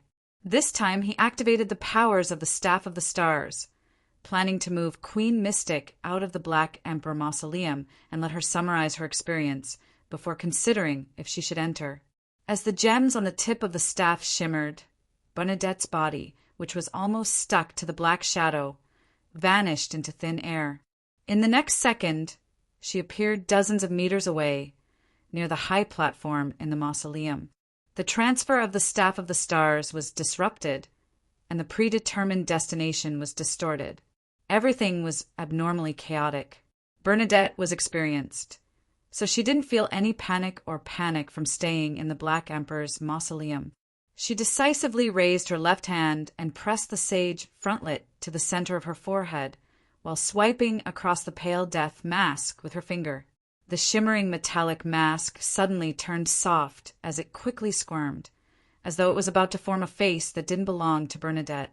The face's facial features were soft, with obvious characteristics of the southern continent, but it gave off an extremely strange and terrifying feeling. It made everyone believe that once the face's outline became clear enough, it would come to life. From ancient times, from the land of eternal darkness where the dead slumbered. When that happened, Bernadette's body, spirituality, and consciousness would all belong to this face. As this face appeared, the stone walls and floor tiles inside the Black Emperor mausoleum began to weather. It was as though they had experienced the erosion of thousands of years in just a few seconds.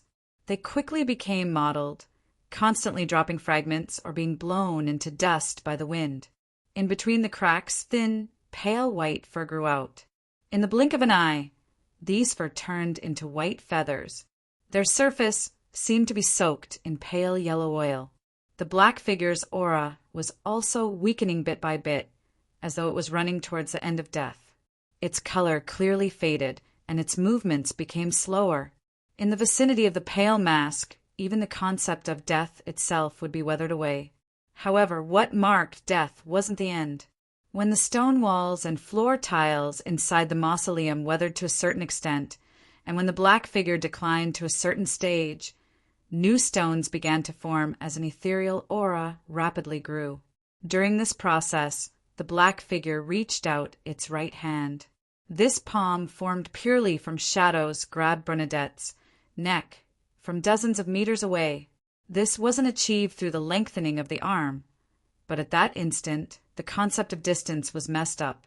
45 meters was equivalent to 45 centimeters. The dark palm didn't exert too much strength, but it made Bernadette feel a chill.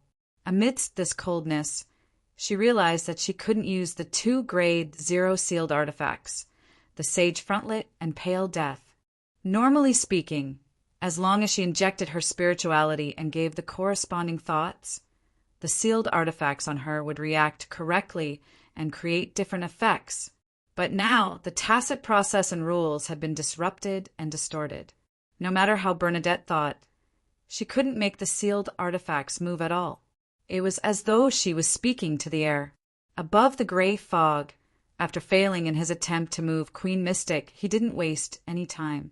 He immediately outlined a series of complicated symbols and magic labels in his mind. He wanted to simulate a secret sorcerer's spatial concealment.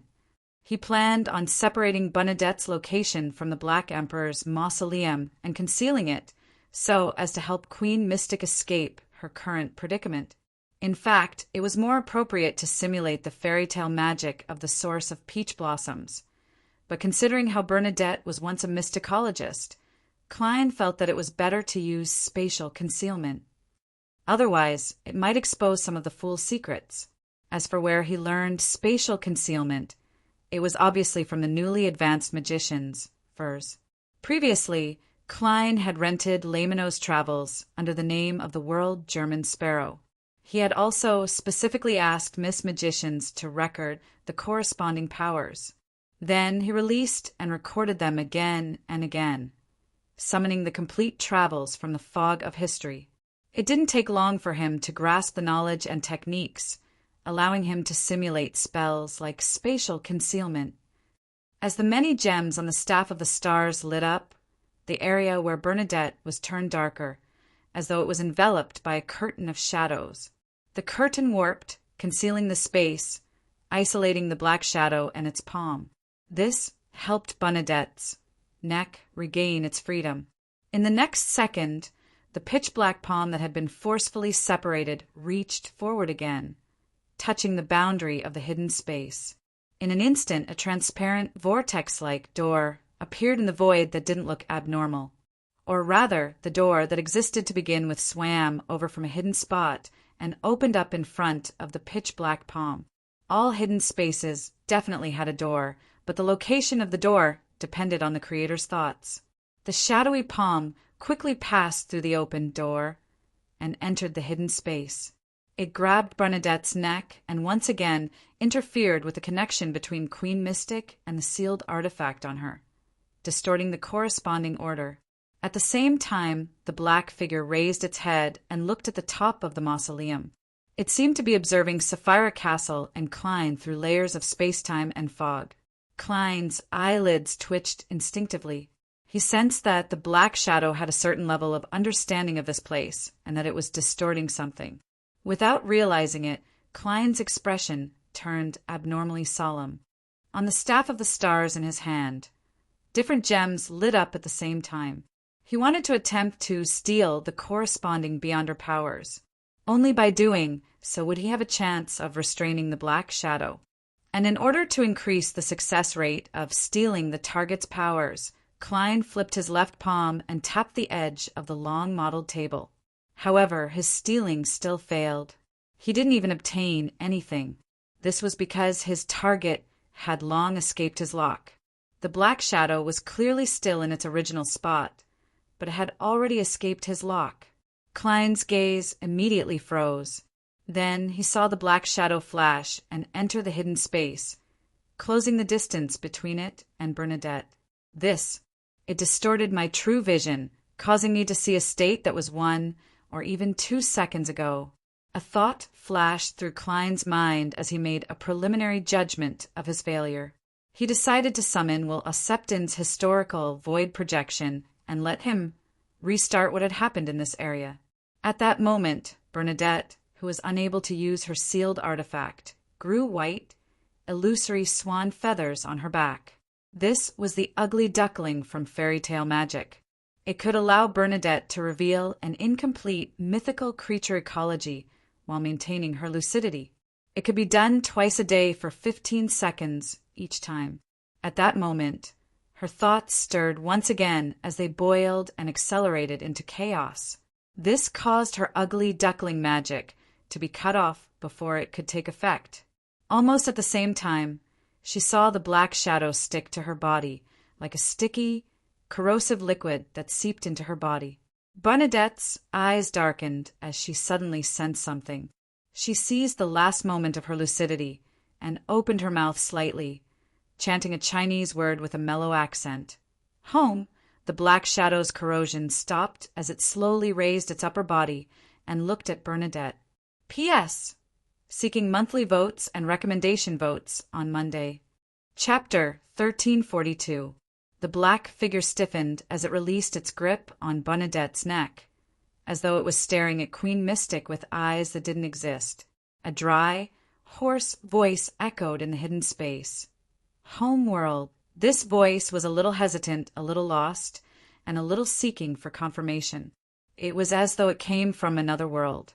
The corruption that Bernadette suffered vanished, and her connection with her sealed artifact was instantly restored. Pale death began to kill her bit by bit again. This helped her resist the gradual chaos in her thoughts and maintain her basic lucidity and rationality.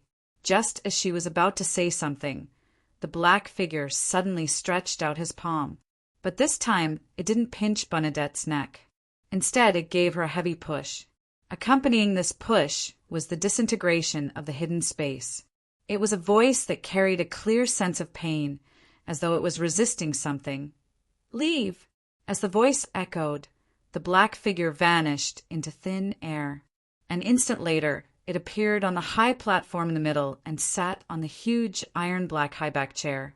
2 slits appeared on its face, as if it had grown 2 asymmetrical eyes. However, the eyes didn't have any pupils. They were blood red. Right on the heels of that, another crack appeared beneath the 2 eyes. It was filled with pure blood-red light. This allowed the black figure to finally have a mouth. It faced Bernadette, and the surroundings echoed with a clear sense of pain, as though it was resisting something. Leave this place! After being pushed more than 10 meters away, Bernadette easily found her footing. However, she didn't follow the voice's orders to leave the Black Emperor's mausoleum. She stood there and stared blankly at the high platform in the middle. Looking at the black figure, her expression revealed an unconcealable sadness. She could sense that she was already certain that the black figure was her father, the man who called himself Caesar, Roselle Gustav. In the next second, more cracks appeared on the black figure. From its head down, blood-red flowers bloomed on different parts of its body. This made Roselle look like he was only left with a layer of shadow, inside of which was a blood-red object that emitted pure radiance. When Klein saw this scene above the gray fog, he naturally thought of the crimson moon in the sky.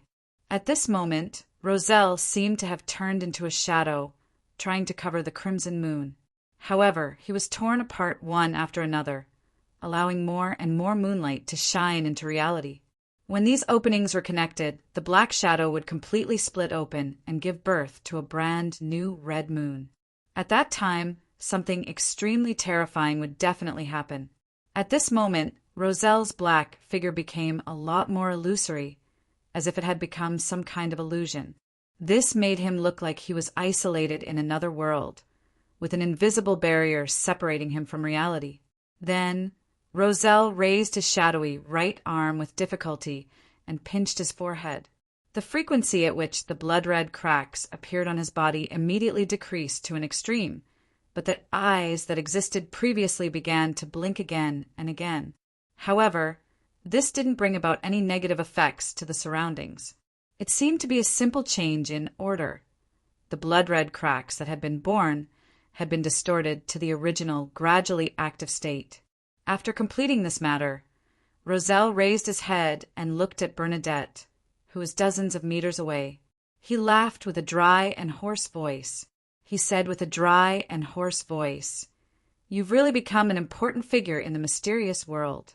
You can come here alone. Come over. Let me see what my little princess looks like now." Bernadette's eyes suddenly turned red as she took a step forward. Roselle chuckled again. "When I made you picture books, compiled teaching materials, and invented all sorts of games, you were only that young. Now, you can save your poor old father. I remember that you liked the clothes I designed for you when you were young. Unfortunately, you can't wear cake dresses when you grow up," the emperor nagged as though he had reached the twilight years of his life. He always liked to reminisce about the beautiful scenes of the past. Bernadette walked faster and faster. Above the gray fog, Klein frowned indiscernibly. Suddenly, Roselle the Great lowered his head a little and said with great force, "Stop!" His voice was filled with indescribable pain. Bernadette was taken aback for a moment before she quickly slowed down and stopped. She looked at the black shadow with an indescribable sorrow in her eyes. Roselle raised his head again and coughed softly. "Do you really want to ask why the Black Emperor's mausoleum is engraved with the order he set up and the fashion he guided? Actually, this isn't necessary. I just want anyone who sees it to remember my greatness." Before he could finish his sentence, the great emperor gripped the armrest beside him tightly with one hand. He suppressed his voice and said in extreme pain, "Don't come close!" "I've been corrupted." The sorrow in Bernadette's eyes intensified. Her guess had finally been confirmed. At that moment, the bright red slits on Roselle's face turned chaotic. They closed and opened from time to time. They no longer had a unified will. The emperor seized the opportunity and straightened his body slightly. He looked at Bernadette and shouted with great difficulty. That's right. He looked at Bernadette and shouted with great difficulty, "Seal me!" "Seal." Queen Mystic Bernadette silently repeated the word. Her blue eyes quickly turned moist and were covered in a faint mist. Even though she had lived for many years, and even though she was no longer the little girl from back then, she still couldn't help but feel the changes in her emotions. However, she didn't ask for the reason, nor did she hesitate. After a slight struggle, she firmly and unwaveringly raised her right hand and pressed it on the pale metal mask. Just like how she had been facing all sorts of major events at the Element Dawn over the years, she calmly made a decision. On the surface of the pale death, the metal instantly softened, forming a new face.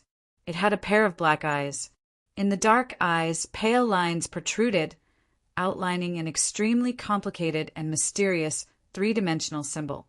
It was like a bird with abnormally long feathers or a feathered serpent with its body coiled up. The symbol absorbed the surrounding light and quickly took on a corporeal form. Then it left Bernadette's eyes, stretched out its body, and flew towards Roselle Gustave, who was sitting on the iron-black chair. Along the way, the strange symbol made the surroundings darken, causing the floor tiles and stone walls to decay once again. It was as though the deity who wielded death had made the final judgment. The falling rubble and dust followed the corporeal symbol and arrived beside Roselle. Then it coiled around the rather illusory black figure that seemed to exist in another world. During this process, Roselle couldn't control himself several times. He attempted to leave the iron-black chair, but he sat back down. He didn't resist the seal that Bernadette had cast. As the symbol fused into his body, he immediately formed a connection with the pale death. He saw the illusory deity that stood high above the countless undead, and he saw the swollen body that lingered in a dark river like a water ghost. Roselle's aura immediately dissipated, and the bright red cracks closed one after another. What awaited this emperor was a peaceful sleep that was as dark as the night, and the symbol would solidify in Roselle's figure, continuing to exert its influence until the pale death no longer responded. In the blink of an eye, a few blood-red cracks grew on Roselle's body. After his aura declined to the extreme, it gradually regained its vitality as it fiercely resisted the corporeal symbol. Above the gray fog, Klein sighed when he saw this. He clenched his fist and held it to his mouth. The curtain draped over his body rose up, and the entire Sapphira castle clearly boiled. Silently, the aura that Roselle had just obtained began to dissipate again. After dissipating to a certain extent, it obtained new life again. Then it was affected by the pale death and continued to dissipate. Klein used the attendant of mysteries beyond her characteristic and the power of Sapphira Castle to directly graft new life and death together, skipping the process in the middle. This way, the corruption that Roselle suffered wouldn't be able to recover to the point where he could break through the pale seal. Following that, Klein stretched out his right hand and mobilized the power of Sapphira Castle. He outlined the mysterious symbol behind the fool's high-back chair. It was formed from half a pupilless eye and half a contorted line. The symbol absorbed the aura of Sapphira Castle and quickly turned corporeal. With a wave of Klein's wrist, it landed in the prayer light representing Bernadette and landed on Roselle's black figure, fusing into his body. Every time the grafting was about to disappear, the symbol that was directly related to the Fool and Sapphira Castle would attract new powers and complete the grafting again. In the state of constantly passing away and gaining new life, Roselle's pure shadow-like face had the outline of facial features. Then he raised his head to look at the top of the mausoleum, as if he was looking at an infinite height. He then retracted his gaze and looked at Bernadette. He smiled with an abnormally weak voice. "This seal is good. I can sleep peacefully now." At this point, he frowned slightly and asked in a different tone, "Why are you dressed like this? Who taught you?" Bernadette fell into a trance as she listened, as though she had returned to her youth. Back then, whenever she dressed up to attend the ball of other nobles, Roselle would use a similar expression and tone to ask a series of questions. The mist in her eyes became obvious. She could no longer control herself as she shouted in a low, repressed voice, "Daddy!" Roselle's face, which only had the outline of his facial features, instantly turned gentle. Then he stiffened and said sternly, "Leave. Never come back." Bernadette opened her mouth, wanting to say something, but her vision darkened as though she had seen the shadow of order. In the next second, she found herself back at the edge of the primitive island. Bernadette stared blankly at the mountain in the middle of the primitive island for a few seconds before slowly turning around and walking towards the sea. This time, she no longer stubbornly refused to turn back. Every few steps, she would stop and turn around to take a look. Soon, she returned to the dawn, walked into the captain's cabin, and opened the room that was specially used for the collection. At a glance, Bernadette saw picture books, stacks of teaching materials, clothes, and skirts. She saw chess, which only a few people in this world knew, and neatly stacked toy blocks. She leaned against the wooden door and slowly shrank down, sitting on the floor. She looked up at the gloomy sky outside the captain's cabin window, pinched her lower lip between the thumb and forefinger of her right hand, and whistled a melodious, mellow, faintly sorrowful, calming melody. As the melody echoed, droplets of water slid down Bernadette's face and dripped onto the surface of the floor. After an unknown period of time, a suppressed voice sounded from the captain's cabin. "Daddy!" Chapter 1343. In the middle of the primitive island, inside the Black Emperor mausoleum. After sending Bernadette off, Roselle didn't immediately fall asleep. He slowly raised his head and looked up into the infinite sky once again. Above the gray fog, Klein sighed silently. He put down the staff of the stars, summoned a paper figurine, and shook it. With a snap, the paper figurine rapidly thickened and expanded. It then flew into the translucent vortex formed from illusory and mysterious symbols beside the Fool's seat.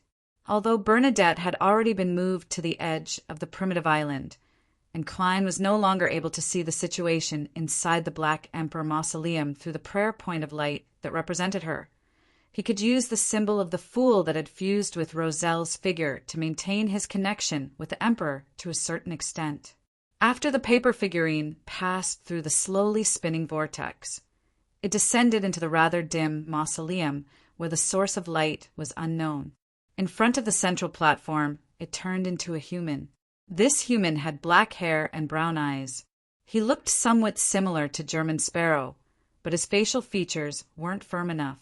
His lines weren't deep enough, and his bearing wasn't cold enough.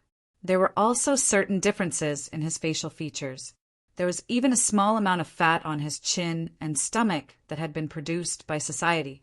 It was none other than Klein's original image of Zhou Mingrue, the Zhou Mingrue who had been Roselle Huangtao Gustav's roommate for thousands of years inside Sapphire Castle. Roselle wasn't surprised by his appearance at all. He pressed one hand on the armrest and leaned forward slightly to look at him. "You're here." "I'm here." Klein nodded indiscernibly. "You shouldn't have come," Roselle said with a sigh. "I'm already here." Klein very naturally picked up on the joke. Roselle had completely confirmed the origins of the fellow in front of him. As he returned his sitting posture to normal, he chuckled. "I originally planned on asking you where you're from to see if there's a need to discriminate against you, but on second thought there's no need. We don't belong to this era. We're pitiful wretches who have lost their hometowns." Without waiting for Klein's response, the Emperor's voice deepened. "Do you know the truth about the apocalypse?" "Got it." Klein gently nodded. Roselle continued to ask, "You know this is Earth?" "N." Klein answered calmly. When Roussel heard that, he laughed self-deprecatingly. "You actually knew about it so early."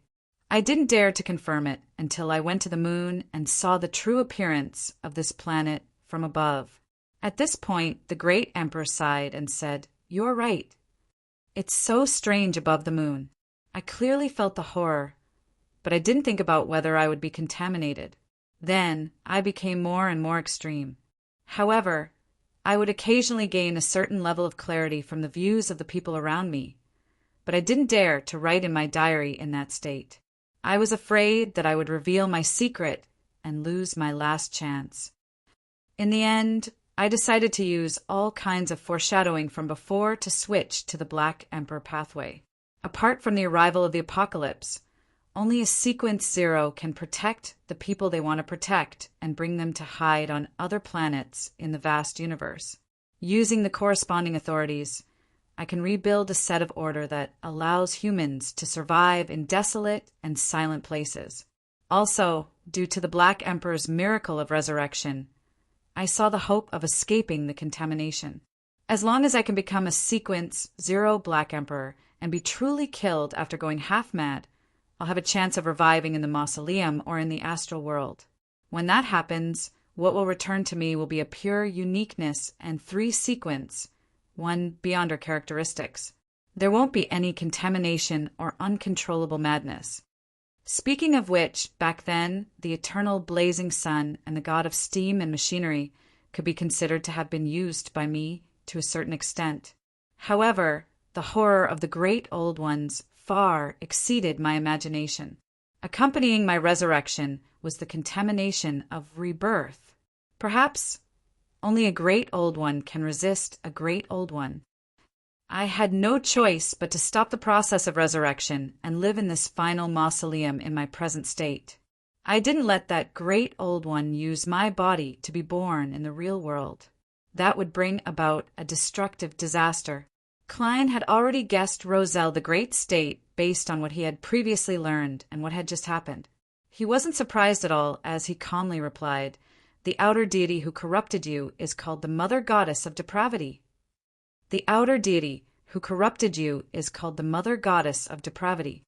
She has bewitched many believers with the incarnation of the primordial moon. The facial features that vaguely appeared on Roselle's face immediately changed slightly. He fell silent for a few seconds. "I know of the primordial moon, but I didn't know that her true honorific name is the Mother Goddess of Depravity. Now that I think about it, it might not be a coincidence that I discovered Mr. Door seeking help." Upon hearing this, Klein was alarmed. He instantly recalled the various situations on the island outside and had a premonition of what Roselle the Great was about to say. Roselle smiled and sighed. "The biggest problem in the first half of my life was that I was too confident. I always had the feeling that I could load at any time and start over. I didn't pay enough attention to the details. Back then, Grimm was corrupted by the strange powers on this island. After his death, he returned here and obtained a new life. Wasn't this the influence of the primordial moon? After that, I went through all kinds of examinations and carried out the corresponding purification. I felt that there was nothing wrong with me, but in fact, fate might have already changed slightly at that moment. This led to me later encountering Mr. Door and being led to the moon by him step by step. This can't be blamed on Mr. Door. His condition might be worse than mine. Does the Emperor mean that from the moment he discovered this primitive island, he had been targeted by the Mother Goddess of Depravity?" Klein sighed. At that time, who would have thought that the problem would be so serious? Before Sequence 2, understanding the cosmos and the great old ones would bring about terrifying corruption. And without understanding them, one wouldn't be able to accurately determine how serious the problem was when encountering certain situations and what needed to be done in the future. This caused Roselle to treat this primitive island as his secret base. He didn't tell the existences who were qualified to understand the outer deities, the great old ones, and the cosmos that had happened here. Yeah, Roselle seemed to be very relieved that he had made a mistake that almost everyone would make. He then said, "In that ancient and secret organization, there is almost no mention of the great old ones and the outer gods." At this moment, Roselle paused for a moment. "You should have read my diary. You should know that the ancient secret organization is a reference." Klein nodded. "I know which organization it's referring to. I never expected that you wouldn't dare mention his organization's name despite having a sequence 0. I have a nagging feeling that he isn't simple. He might have an unimaginable understanding of the outer deities, so it's better to be careful. After all, I'm not a complete sequence 0 true god." After Roselle said a simple sentence, he suddenly frowned. "How much of my diary have you read? If the atmosphere wasn't so oppressive and sorrowful, Klein definitely wouldn't have been able to resist replying, 'Demonis tastes pretty good,' to tease Roselle, his fellow townsman. Finally, he replied calmly, 'A lot. A lot.' After saying those 2 words, he casually added, 'I also found a few cards of blasphemy.' 'Which ones?' Roselle blurted out. Above the gray fog, Klein controlled the paper figurine's expression and said in a flat tone, Above the gray fog, Klein controlled the paper figurine's expression and said in a flat tone, "Phew!" Roselle exhaled as his frown relaxed. "Thankfully, it's not the Demonis card, the Moon card, or Mother card." "Phew!" Roselle exhaled as his frown relaxed. "Thankfully, it's not the Demonis card, the Moon card, or Mother card. You were the one who wanted to mention it." Klein didn't respond as he looked at the Emperor. Only after Roselle said that did he realize something. He hurriedly coughed and said, "All of you have watched the live stream. We've all watched the live stream, so we should know how normal this is." As he spoke, he coughed again and sighed. "Which pathway are you a beyonder from?"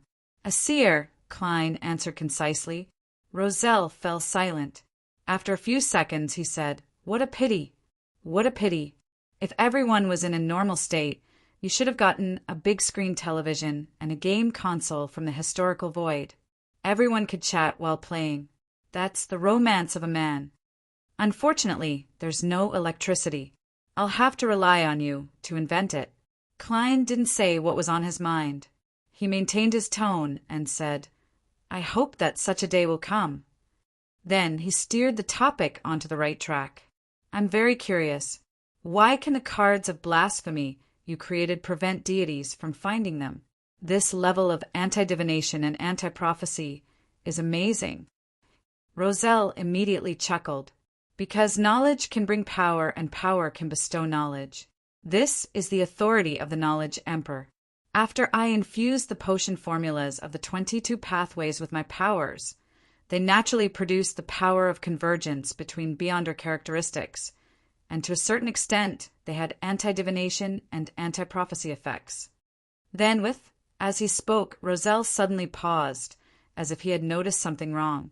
After a second or two, he said in an erratic voice, "I created the card of blasphemy a year before I held the Black Emperor ritual. At that time, I had already been corrupted by the primordial moon, and I didn't have the corresponding knowledge most of the time. Why can't the gods find these 22 cards?"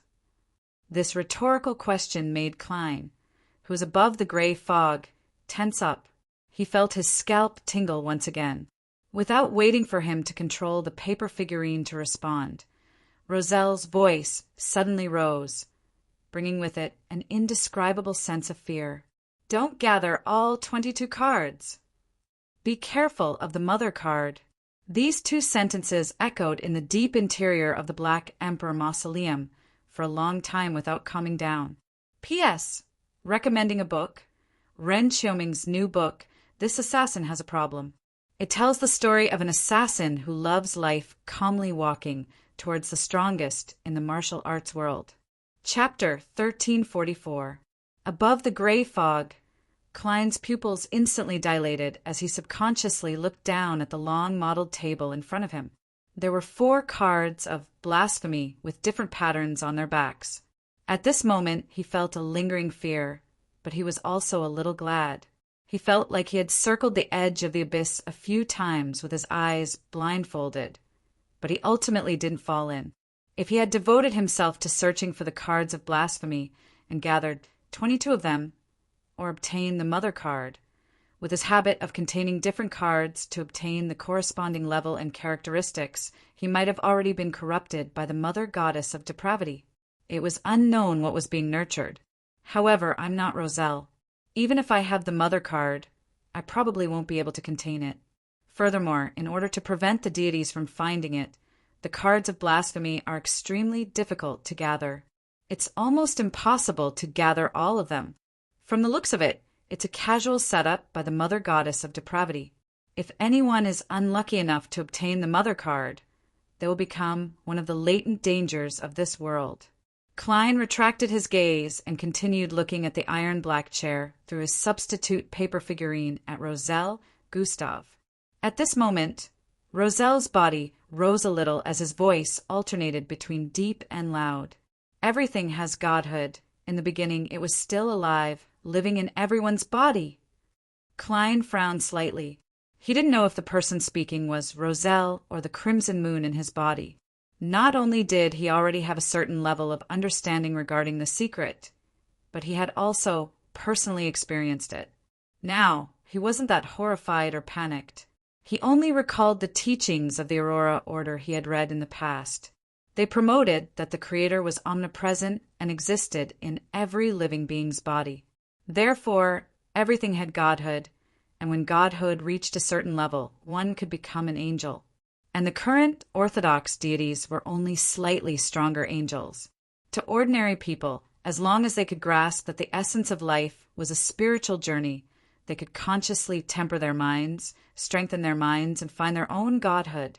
Then they could fuse with more godhood, allowing them to escape their mortal bodies and become an angel. Back then, I only felt that a cult like the Aurora Order had a complete set of mysticism and religious theories, making it as orthodox as the Orthodox Church. Now, I can decipher the truth hidden beneath those words. From a certain point of view, it's really not wrong. The only problem is whether I'll still be myself after fusing with more godhood.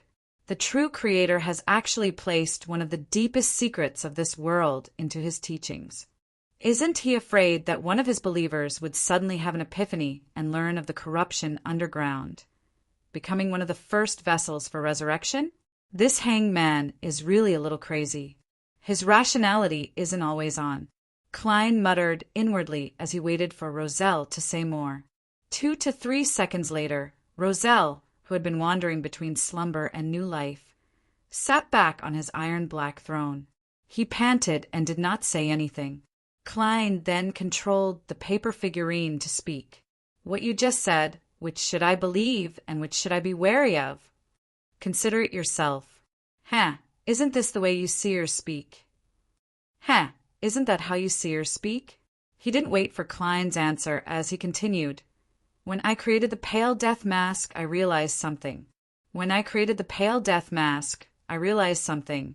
The death of the fourth epoch might not have completely perished. Furthermore, there's more than one resurrection, foreshadowing. A portion of it might be related to the river of eternal darkness."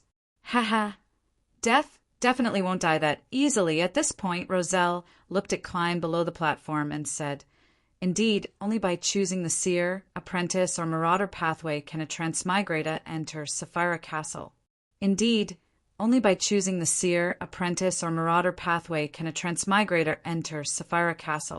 By the time I guessed this factor, it was already too late.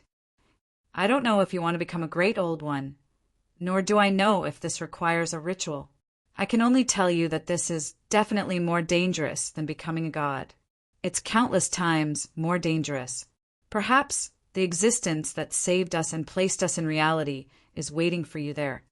The only advice I can give you is to talk to the genie inside the magic wishing lamp before you try to do it."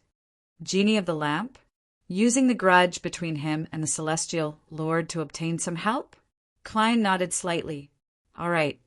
After listening to his answer, Roselle sighed and said with a smile, "If you can really become a great old one, you can consider saving me. Only a great old one can fight against a great old one." At this point, he was silent for a moment, and his speech slowed down significantly. "If even you, who have become a great old one, can't completely free me from the corruption of the primordial moon, then remember to erase me, destroy this mausoleum, and support a new Black Emperor, making it impossible for me to revive forever." The light inside the mausoleum seemed to dim a little. Klein fell silent for 2 seconds.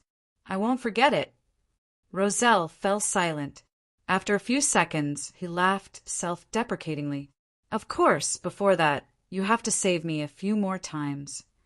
Such humor not only didn't make Klein smile, but it also made his heart heavier, to the point where he couldn't say a word. Roselle didn't continue the topic as he said in reminiscence, "My wife has long passed away. My wife passed away a long time ago. The mistresses I once had must have had their own endings. I'm very sorry for them. I've never truly loved them. I was only greedy for their looks and enjoyed that kind of pleasure. I don't have any illegitimate children. A Beyonder still has the right to speak on such matters. As for before becoming a Beyonder, I believe those ladies must have been like me. They only coveted the looks and bodies of young men, enjoying the kind of pleasure, and wouldn't leave any trouble for themselves. My eldest son, Charles, should have been dead for many years. I don't know how many descendants he left behind. My second son, Bornova, if nothing unexpected happens, is definitely an angel by now. My feelings for him are very complicated. On one hand, I'm very cold, very disappointed, and very hateful. On the other hand, I occasionally secretly care for him. I remember that when he was young, he was really cute when he was just born. You've already met my eldest daughter, Bernadette. Isn't she beautiful? She's been beautiful, obedient, and smart since she was young. She knows how to be filial to her father, love her younger brother, and dote on her mother. Sometimes she's especially upright, appearing a little silly. There were a few times when I secretly cheated to tease her when playing chess or games with her, but she didn't notice. This temper made it very difficult for her to accept some of the things I did. Of course, I can now push the blame to the primordial moon. It's all his corruption. On this point, I still have to thank him. After all, I've never helped you, nor do I have any ties with you. It's just that we're from the same era, the same place, and we have some camaraderie.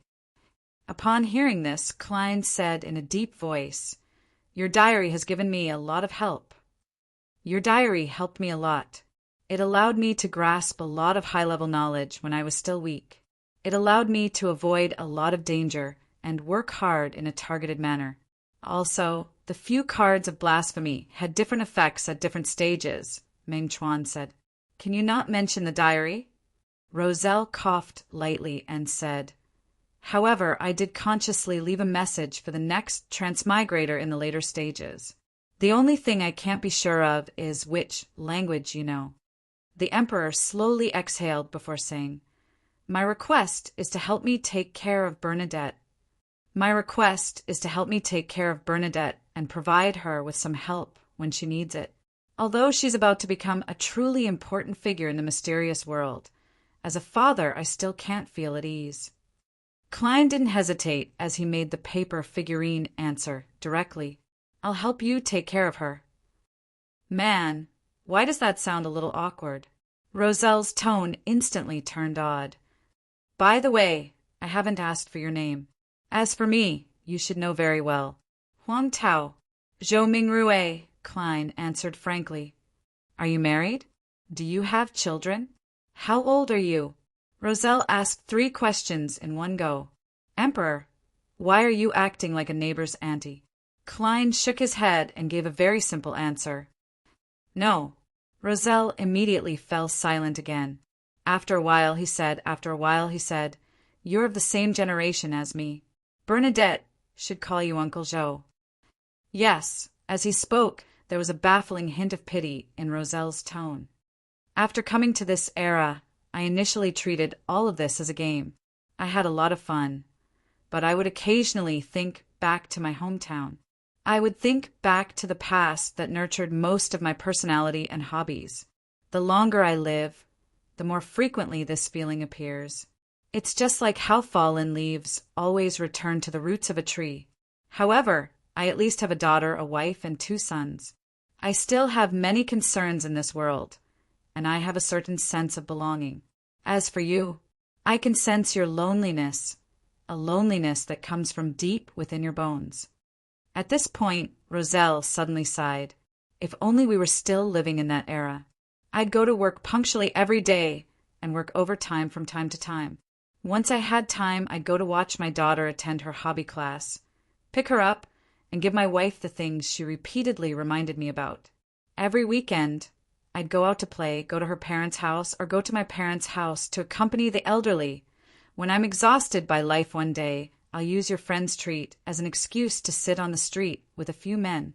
We'll eat skewers, drink some alcohol, brag, scold our superiors, reminisce about our high-spirited youth, and urge you to quickly find a girlfriend.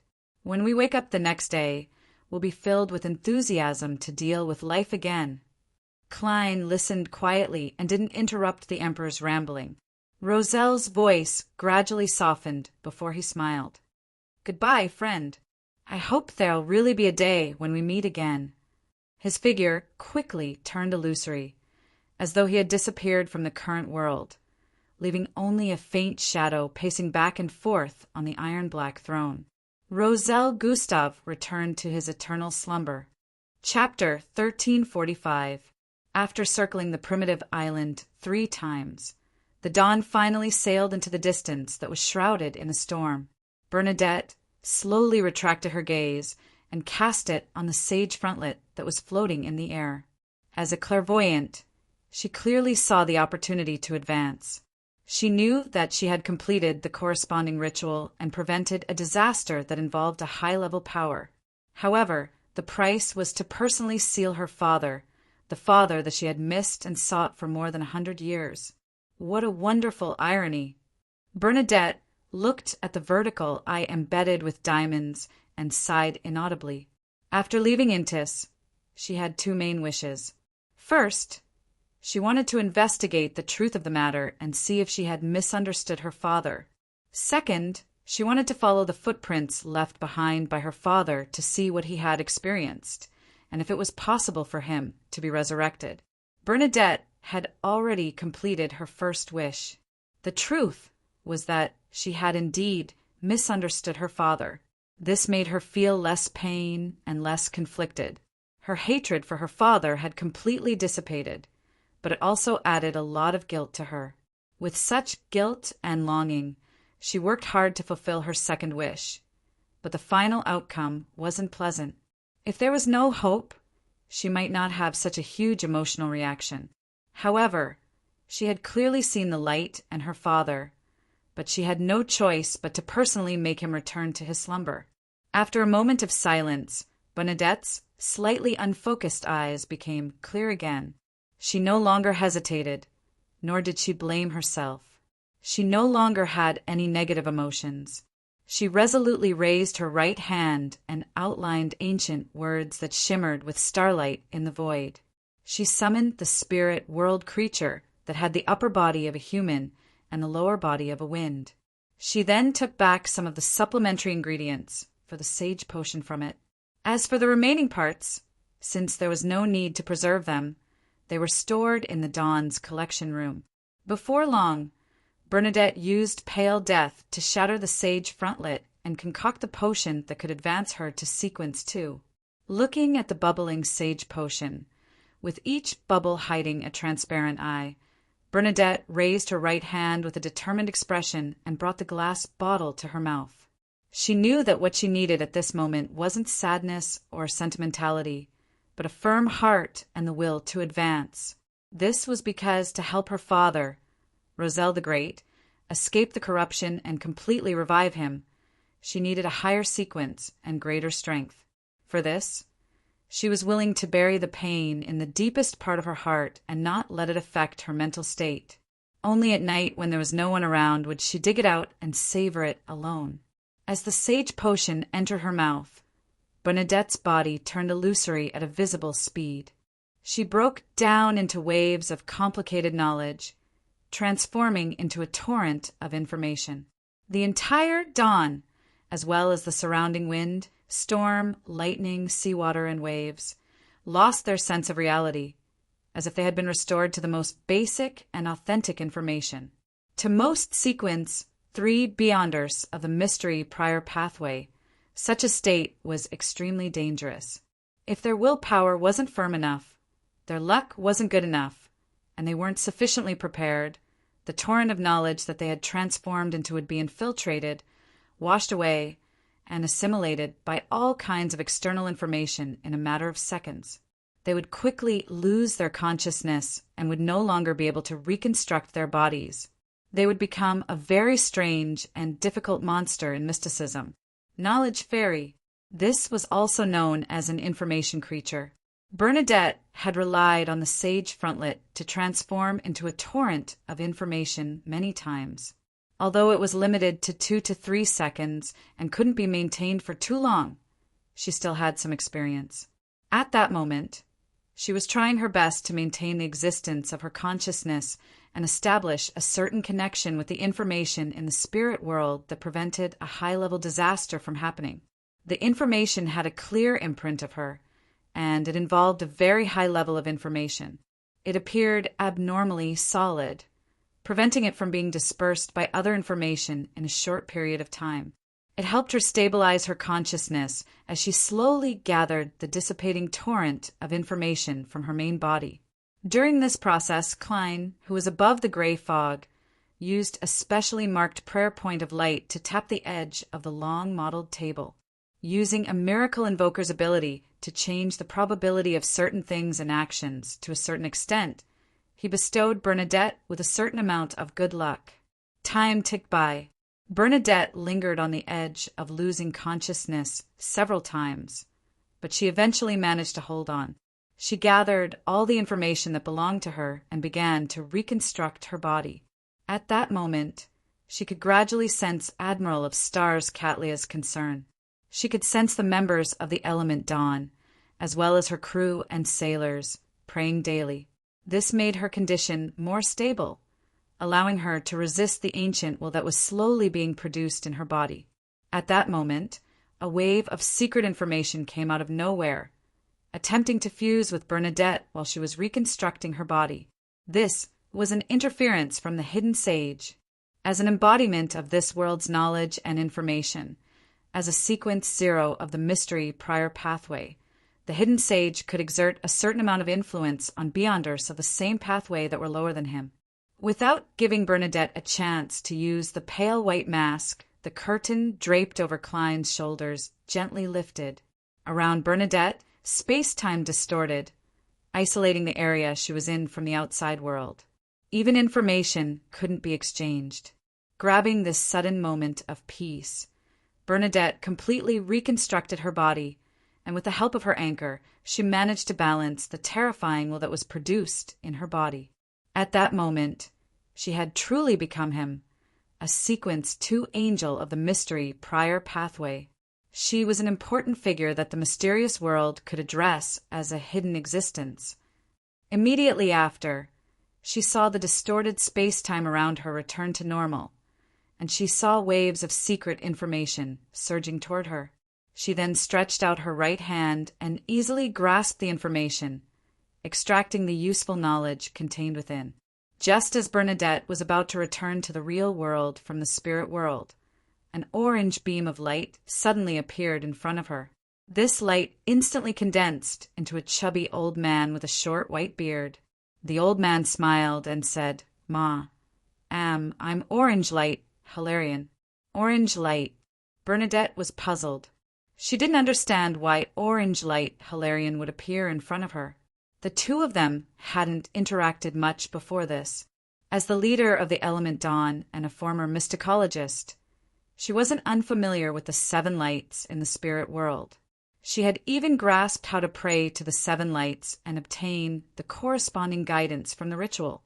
She knew that the 7 pure lights were a certain symbol of the spirit world, containing endless knowledge from different domains. Her level had definitely reached the level of an angel.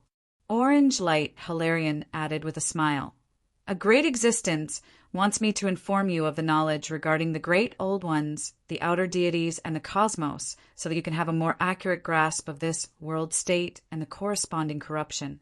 "Which existence?" Bernadette asked in puzzlement and caution. She had vaguely guessed the answer, but she still found it unbelievable.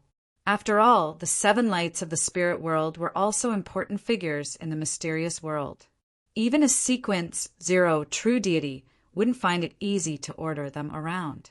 Orange Light Hilarion chuckled and replied, "The great ruler above the spirit world. The great ruler above the spirit world." Bernadette repeated this honorific name as her thoughts surged. Hilarion glanced at her and smiled. "He also has another honorific title, Mr. Fool, in a particular sea region on the future that was traversing a safe sea route." Katlia suddenly jolted awake from her dream as her forehead was covered in cold sweat. In her dream, she saw the queen fall to the ground covered in blood. Her chest had been torn open, and a baby-like monster had crawled out. As a mysticologist, one who had advanced to mysticologist with a drop of the snake of fate's blood, Katlia believed that her dream wasn't without reason. It was definitely an omen. And clearly, what she had just had wasn't a good dream. Feeling unsettled, Katlia sat up and put on her cloak. She attempted to pray to Mr. Fool, hoping that this great existence could give her some hints or protect the queen. Soon, a scene appeared in front of her eyes. Queen Mystic Bernadette walked out of the spirit world and returned to the dawn, allowing the ship to gradually distance itself from the nameless island that could be vaguely seen. Katlia immediately heaved a sigh of relief and sincerely thanked Mr. Fool. After praying, she was in an extremely good mood. She opened the window of the captain's cabin, allowing the starlight to condense into a long bridge that landed on the deck. She then put on her rather heavy glasses and walked along the resplendent bridge of starlight to the deck, leisurely strolling in the quiet atmosphere of the night. When she reached the bow of the ship, Katlia saw Frank fiddling with some bottles. What are you doing?" Katlia unknowingly frowned. Frank raised his head and smiled brightly as he said, "My previous idea encountered a setback, and I can't proceed with it for the time being. I asked Nina to get me some soil from the bottom of the sea to study the microorganisms contained in it." At this point, Frank said with a look of longing, "I've encountered a setback in my previous idea. I want to go to the depths of the North Sea or the Arctic world to take a look during my next vacation. There might be ancient microorganisms from the fourth epoch, the third epoch, or even the second epoch or the first epoch buried under the thick ice. I can gain a lot from that." "You won't have a vacation for the time being," Katlia silently said in her heart. Klein conjured a box and placed the 4 cards of blasphemy inside. After sealing them, he immediately returned to the real world and headed straight for the nearest Evernite cathedral. He planned on informing the Evernite goddess of the hidden dangers of the cards of blasphemy in the form of a prayer, reminding her to pay attention to the relevant problems and not let Earth Mother, Lilith, obtain the Mother card or the Moon card. Chapter 1346. The prayer hall of the Evernite Cathedral was as dark as ever. Only the holes in the walls allowed some light to seep in like the stars in the night sky. Klein sat in an inconspicuous corner, took off his tall top hat, and began praying like a devout believer. He briefly mentioned that Roselle had been resurrected in the last mausoleum and focused on the corruption of the primordial moon. He specially emphasized that in order to prevent the crimson moon in his body from being born in the real world, the Emperor had taken the initiative to stop the Black Emperor pathway's uniqueness and the return of the 3 sequence, one beyonder characteristics. At the end of the prayer, Klein pointed out the latent dangers of the cards of blasphemy and expressed his worry about the whereabouts of the Mother card and the Moon card. In fact, Roselle had only said to be careful of the Mother card and didn't mention the Moon card. However, Klein knew that the Earth and Moon pathways once belonged to the Mother Goddess of Depravity. Therefore, to be careful, he specially added the Moon card. This was also the main reason why he was worried about Earth Mother Lilith. Compared to most of the 22 pathways, the high-sequence Beyonders of the Planter and Moon pathway had a huge advantage. They didn't need to worry about the primordial one awakening in their bodies. They didn't need to be afraid of having a split personality when approaching the underground. This was because the Beyonder characteristics they possessed didn't directly originate from the primordial one, so they didn't have the corresponding mental imprint. If they directly entered the underground and entered the chaos sea, no matter who it was, they would be corrupted. The only difference was the degree and manifestation. This advantage was very likely the reason why the sanguine ancestor, Lilith, was more special than the other ancient gods in ancient times. After all, she didn't need to divert a large portion of her energy to resist the will of the primordial one's awakening. And back then, the invisible barrier that protected this world was still sufficiently strong.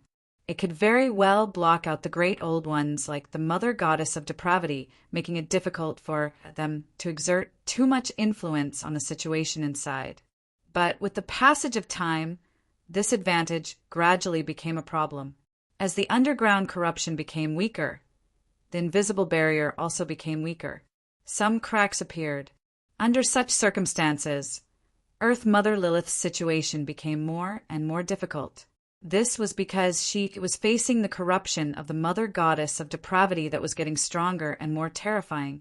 In this aspect, the original dead creator was definitely inferior to the living Mother Goddess of Depravity. Considering the influence of a Beyonder sequence outer deity on his pathway, Klein believed that he absolutely couldn't be negligent in the corresponding matters. After praying, he waited for another 5 minutes. After confirming that there was no response, he stood up, put on the top hat of the wandering magicians, and walked out of the church that belonged to the night. To him, this was mainly an obligation to inform her. As for what the Evernight goddess planned on doing, or if she would warn him, it was completely out of his control. In short, Klein could only temporarily believe that the Evernight goddess knew the difference in priorities. Bakeland, South of the bridge, Harvest Church. Emlyn, white, walked out of his carriage, looked at the sun that was obscured by the clouds and fog, and put on his half-top hat. On the way to the church's entrance, he gently rotated the ring on his left hand, as though to announce his identity. The ring was translucent, as though it was made of light red amber. At the top was a blood-red gem. It was the reward Emlyn had received a long time ago, Lilith's ring. After becoming a demigod, Emlyn was able to suppress the bloodthirst syndrome that came with the ring to a certain extent. He only needed to drink 3 bottles of human blood a day, and he wouldn't suffer the corresponding negative effects. Therefore, in order to reflect his special identity as the ancestors blessed, he began wearing this ring permanently. After entering the Harvest Church, Emlyn automatically took off his top hat. At this moment, Cosme, Ernst, and the other Bakelin sanguine, who were waiting for Bishop Utravsky's sermon, stood up one after another. They looked at the ground in the aisle and said softly, "Good morning, Your Grace." Emlyn looked ahead and nodded indiscernibly. "Is Mistral not here yet?" Count Mistral set up a small chapel in his house, Ernst explained simply. Emlyn didn't comment on this behavior as he walked forward and casually said, "That's right. But you must come here when Mass is said." He looked to his left and right before continuing. "What about Bishop Utravsky? The bishop is waiting for you behind. The church's envoy has arrived." Ernst controlled his expression and answered Emlyn's question rather respectfully. "An envoy of the church." Emlyn twirled the light red ring on his left hand and walked to the back of the cathedral. Soon he saw Father Utravsky and the church's emissary with curly black hair, a high nose, and deep eyes in the reading room. "This is His Excellency, Archbishop Loretto," Father Utravsky introduced to Emlyn. He stood by the window, blocking most of the light. "Good morning, Your Excellency Loretto," Emlyn replied with the etiquette of the Church of Earth God. Loretto smiled in a rather awkward Rouen accent. "There's no need to address me as Your Excellency. Although you aren't an archbishop, you have the status of an archbishop. From today onwards, you will be the church's clergyman and high-ranking deacon in charge of Bakelin's matters." Without giving Emlyn time to digest the news, Loretto continued, "There's no need to address me as Your Excellency. I came to Bakelin under the Holy See's instructions to inform you of some matters that need to be taken note of within the church." "Please speak," Emlyn said politely, suppressing the smugness in his heart. Loretto's expression immediately turned serious. "First, and most importantly, be it the clergymen of the church or the believers of Mother Earth, as long as they claim to have received a revelation, they will be tempted by the devil. There are no exceptions. If anyone reports such matters to you, or if you yourself have received a revelation, please inform Bishop Utravsky as soon as possible and report it to the church." Father didn't mention this before.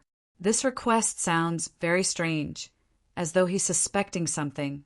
Emlyn frowned slightly as he looked at Father Utravsky by the window. The bishop didn't mention anything about paying attention to such matters at all. Before he could finish his sentence, Emlyn suddenly felt as though he was criticizing Bishop Utravsky, but he was in a rush to find a better excuse. Almost at the same time, he understood why Archbishop Loretto's words were strange. This is to tell everyone that the mother you sensed might not be the real mother. This is basically saying that a large portion of the revelations we sanguine receive from the ancestor are fake. They come from devils or evil gods. Emlyn's eyes darkened as he tried his best to maintain his composure. At this moment, Loretto didn't mind at all and smiled. "Bishop Utravsky didn't tell you because he doesn't know either. The priest doesn't know." In that instant, Emlyn actually felt a little sympathy for Bishop Utravsky. He felt that as a Fasak, a clergyman who had converted to Catholicism, he had been ostracized by the rest of the Church of Earth Mother Earth. Sensing the change in his eyes, Loretto added, "That's because he's a blessed. He doesn't need to care about the temptation of devils and evil gods." Bishop Utravsky nodded and said calmly That's because he's a blessed. The revelation of the Mother Goddess is in her Holy Bible, in those teachings. Apart from that, everything else is heresy. Emlyn was somewhat puzzled, but he felt that there was nothing to ask. He tersely acknowledged and said to Loretto, "Don't worry." He tersely acknowledged and said to Loretto, "Then what's the second point to take note of?" Loretto's expression returned to seriousness. "If you receive a revelation, don't blindly believe it. Immediately seek confirmation from Bishop Utravsky." Why? Emlyn was increasingly puzzled. This was as though telling him that the ones who would respond to him were evil gods or devils. Loretto deliberated over his words and explained in detail. In this world, there are many evil existences. They will pretend to be gods, bewitch the clergy, and deceive believers.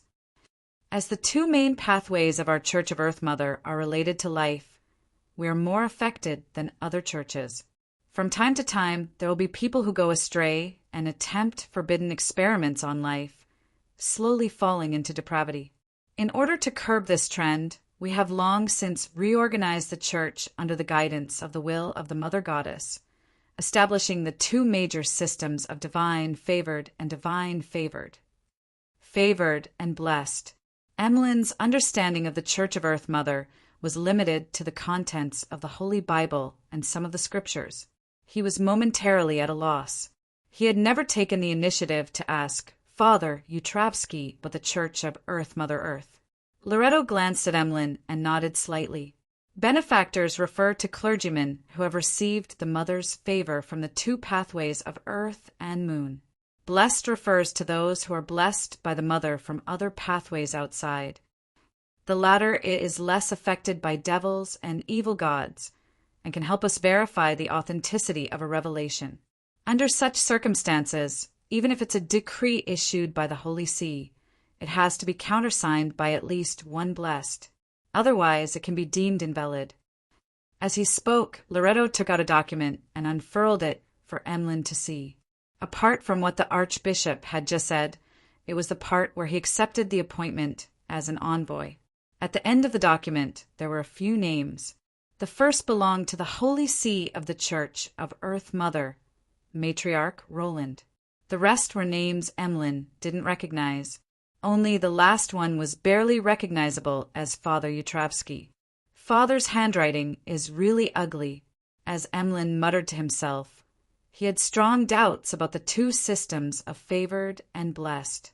Why are blessed less tempted by evil gods or devils? Why can they verify the authenticity of a revelation, but not a favored?